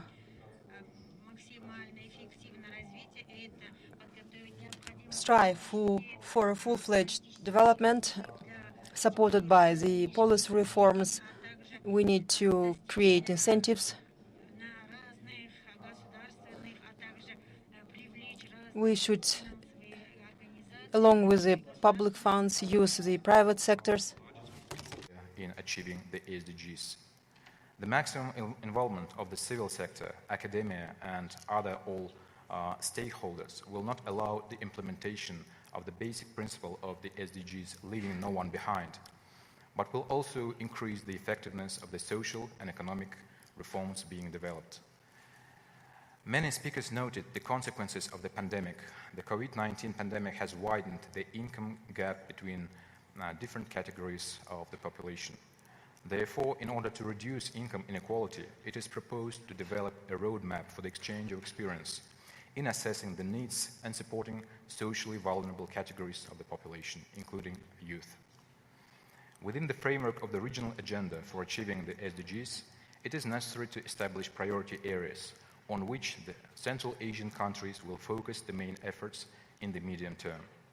Such areas are the combat against climate change, the creation of sustainable supply chains, the rational use of water resources, the conservation of aquatic ecosystems, and other topical issues. Taking into consideration the existing supply chain disruptions and food security risk in Central Asian countries, it is necessary to widely implement mechanisms of green corridors for essential food products. In the light of insufficient protection of rights of migrant workers and unsafe migration routes, it is necessary to reduce the risks of exploitation of men, women, and children, in particular to provide them with legal, social, informational, and advisory assistance. Implementation of the above tasks is impossible without cooperation in the field of investment. In this regard, it is proposed to restart cooperation with international financial organizations on such established platforms as the Council for Foreign Investors, which include the IFIs active in Central Asian countries. The new cooperation format will contribute to the greening of projects as well as following and observing the SDGs principles. Dear participants, distinguished guests, following the 2030 Agenda confirms our commitment to conserve and increase the resources for future generations. I'm confident that together we can ensure the sustainability of our region. Thank you for your attention.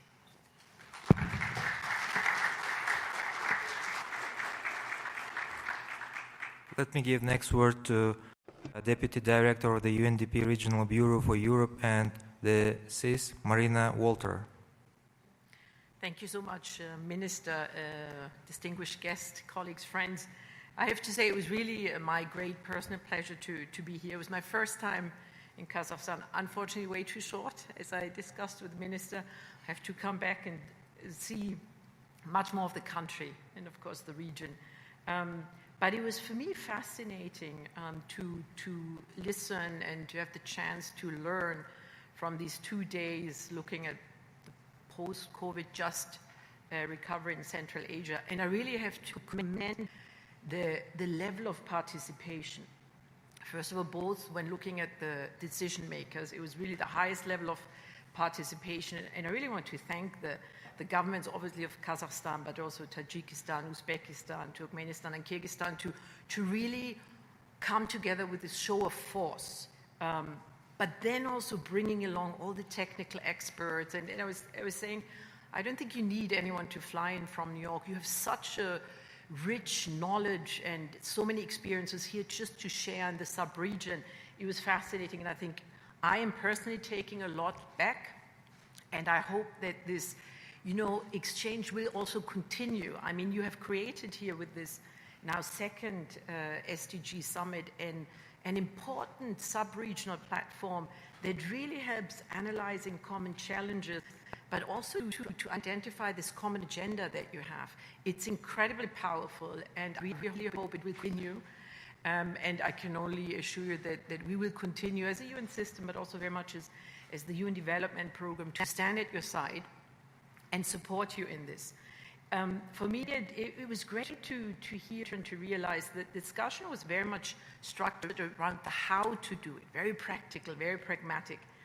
And I think it became clear that as a region, as a country here, but probably as a globe, we face many new challenges and uncertainties, but that through this collective knowledge, you really can put tools and eventually it will help you navigate it. I think right from the first session, it became clear that there's a very solid foundation to SDG implementation in the region, and that you have this consolidated regional efforts that are very important, are key to success when it comes to implementing the SDGs. I think every speaker reiterated that success SDG work requires joint efforts of many partners, the UN system being one of it, but government agencies, the public sector, private sector, and very much also the civil society. It was also very clear that, in the context of global risks, the summit's agenda and the issues are very relevant, and that the regional initiatives and knowledge exchange is crucial to drive this agenda and to help us maneuver around some of those challenges. I think they can also foster sub-regional collaboration, which is not only important on path towards the SDG, but also to give this region a voice that is heard globally. We all know that probably the most dramatic effect of COVID-19 was the socioeconomic downward spiral that we've seen in many countries and in the region. And unfortunately, the result was a dramatic push of those development gains, as we say. Many of the things that countries in this region had already achieved, COVID-19 threw us, so to say, a curveball and pushed back many of those development gains that we had already found. The war in Ukraine and the consequences and the results that we see now as following this conflict will, of course, just add to this dramatic series of challenges that the region will have to maneuver. And there is a need to accelerate. I think that also became very clear. 2030 is pretty much around the corner. And so, I think through those 2 days, the summit offered a whole number of excellent examples how that can be done, how you can accelerate.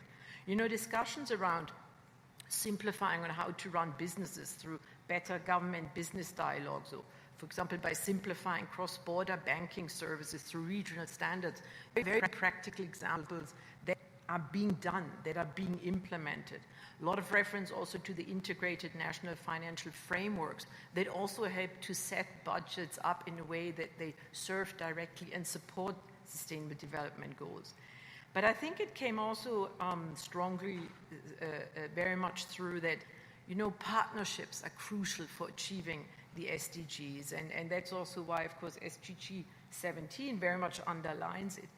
And not just in financing, even though that, of course, is one of the biggest issues, but also in the sort of, innovative solutions we need to create at global levels, at national levels, very much to find new responses to those challenges. I think I like very much the regional platform for digitalization was mentioned. This idea of standardizing approaches and providing services that could then serve regional accelerator.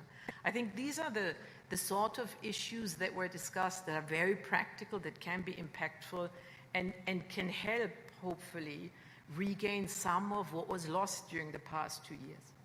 I think today very much we heard that financing of the SDGs remains the elephant in the room. It remains the issue that we're all still grappling with. I mean, listening to my colleague Thomas, the sustainable financing architecture is still very incomplete, unfortunately. Hearing that by now we're looking at an SDG financing gap that remains very big and in fact increased now to 4.2 trillion is of course disheartening. But I think, as relevant as this is very much in this middle income context that many of the countries are in here, I think it also showed that there is a whole number of partners, and many of which are here in the room, that stands ready to really try to explore the way forward together, to build more impactful partnerships. And, as a UN system, as the UN Development Program, we're very much hoping to continue to help support on anything from SDG financing, tracking, or really also to help unlock much of the private sector capital that also will be needed, and work closely with our friends and partners at the IFIs. I think it's been a long 2 days, very rich, a lot of substance. So I don't want to try to even summarize the amazing experience and lessons that we listened to in this room. But I think His Excellency Prime Minister Ismailov yesterday to possibly continue this SDG Summit in possibly an annual get-together. And we would very much welcome that. In fact, we would recommend it because just being here for 2 days and see what this summit created as a platform of a voice for this region is just incredibly unique. And to the extent that we can continue to stay at your side to help you to put this together, the offer is there to continue on this path with you. And Minister, as we discussed this morning, it might be interesting, maybe looking forward, to focus the agenda on certain specific challenges, on specific issues that are shared across the region. And I think this morning we discussed the idea of energy transition and green recovery, very much discussed during the last 2 days. And so, moving this into possibly an annual of SDG summits, it could become, so to say, also a platform of not only identifying common challenges in the region, but also start tackling them. And I think I would leave it at that. It's been fascinating, and I really want to thank you for sharing this with us. A massive, massive thank you to the government of Kazakhstan for hosting us all, for pulling this together. Of course, our teams on the ground, but also very much our partners at the European Union, the ADB, and many more. I don't think it would have been possible without you. And I think it's been just a fantastic show of strength, show of intellect, and also, witness to the fact that a lot of solutions can actually be found within this region. So thank you very much.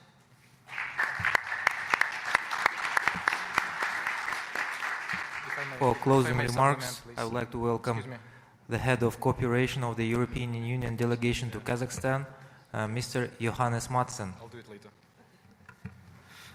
Thank you very much. I will not try to replicate or even supplement what Marina so eloquently summarized now. I think you really picked all the right points, but I do want to also on behalf of the European Union repeat our thanks to our Kazakh hosts who have really made a tremendous effort, and I think all of us who took part have been quite impressed with the level of organization here, and of course also UNDP with all the hard work made it possible.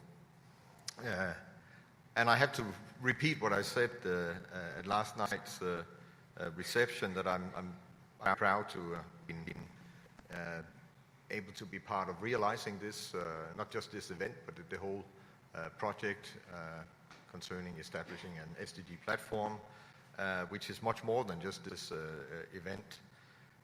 I want also to emphasize that the project, including this event, for me reflects a true win-win partnership between the EU, the Central Asian governments, and the UN in general. In my opinion, we, the EU, have a lot to offer through sharing, experiencing, and financing, something that was also in Commissioner Urpilainen's welcome address, but also through Jeffrey Sachs' reference to the Green Deal. But I would like to stress even more that we gain to stand a lot, we, the EU, from this cooperation. Concretely, as part of this project, we will be able to get some data that can prove that there's an impact of our many regional programs, and UNDP with expertise will assist us in this effort. And I must say that with the kind of momentum we can gain from the high-level involvement we have seen at this event, we can achieve a lot together, things that we could not have achieved on our own. Finally, I want to emphasize, again with reference to the project, that the summit is really a summit, also as a metaphor, the tip of the iceberg. It's the most visible part, maybe even the most enjoyable part. But under that tip of the iceberg, there is a lot of work waiting for us, especially related to data availability, data reliability, data comparability. And I see some of the individuals who will be doing this work now looking ahead, including colleagues from the Istanbul hub from UNDP, and I can just say that we are there to work with you and cooperate in whatever way possible. Finally, I want to stress that I feel it has been a great success so far in terms of doing a project through co-creation. I think the creative process that is behind this project has really shown that we can achieve a lot when we put our heads together and think carefully about how we do things and truly do things in a cooperative way.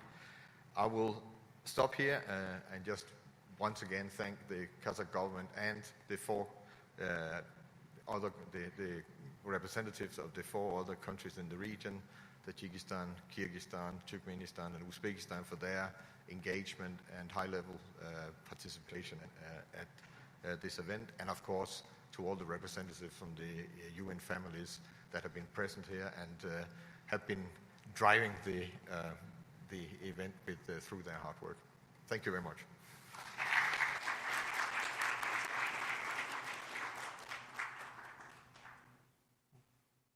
If I may, I just wanted to supplement something to what the other speakers already told about regarding the next SDG Summit to be held in Almaty, and it could be done, yes, on an annual basis, which is a very good idea. I think we could also extend the geography of participants, and the more participants we have from other countries neighboring our region, the better will be to exchange the ideas and experiences. And also I would like to personally express my gratitude to all the participants and those who contributed to these summits, especially to the UNDP, to the Asian Development Bank, and to everyone. And actually from the corporate sector, we had quite a lot of representatives from corporate sector like the MasterCard and others. We had bilateral meetings, and it's a very good platform to discuss the current situation on achieving the SDGs. We are all aspiring to such goals, and I would also like to say thank you to the delegations of Kyrgyzstan, Uzbekistan, Turkmenistan, and Tajikistan for coming here and also taking an active part in our discussions. So thank you all, and I hope that next year we will meet at this place, at this platform, in this beautiful city. And before that, not only at this event, but also at other events, probably in other countries. So we are ready from our side, from the Ministry of National Economy and from the government.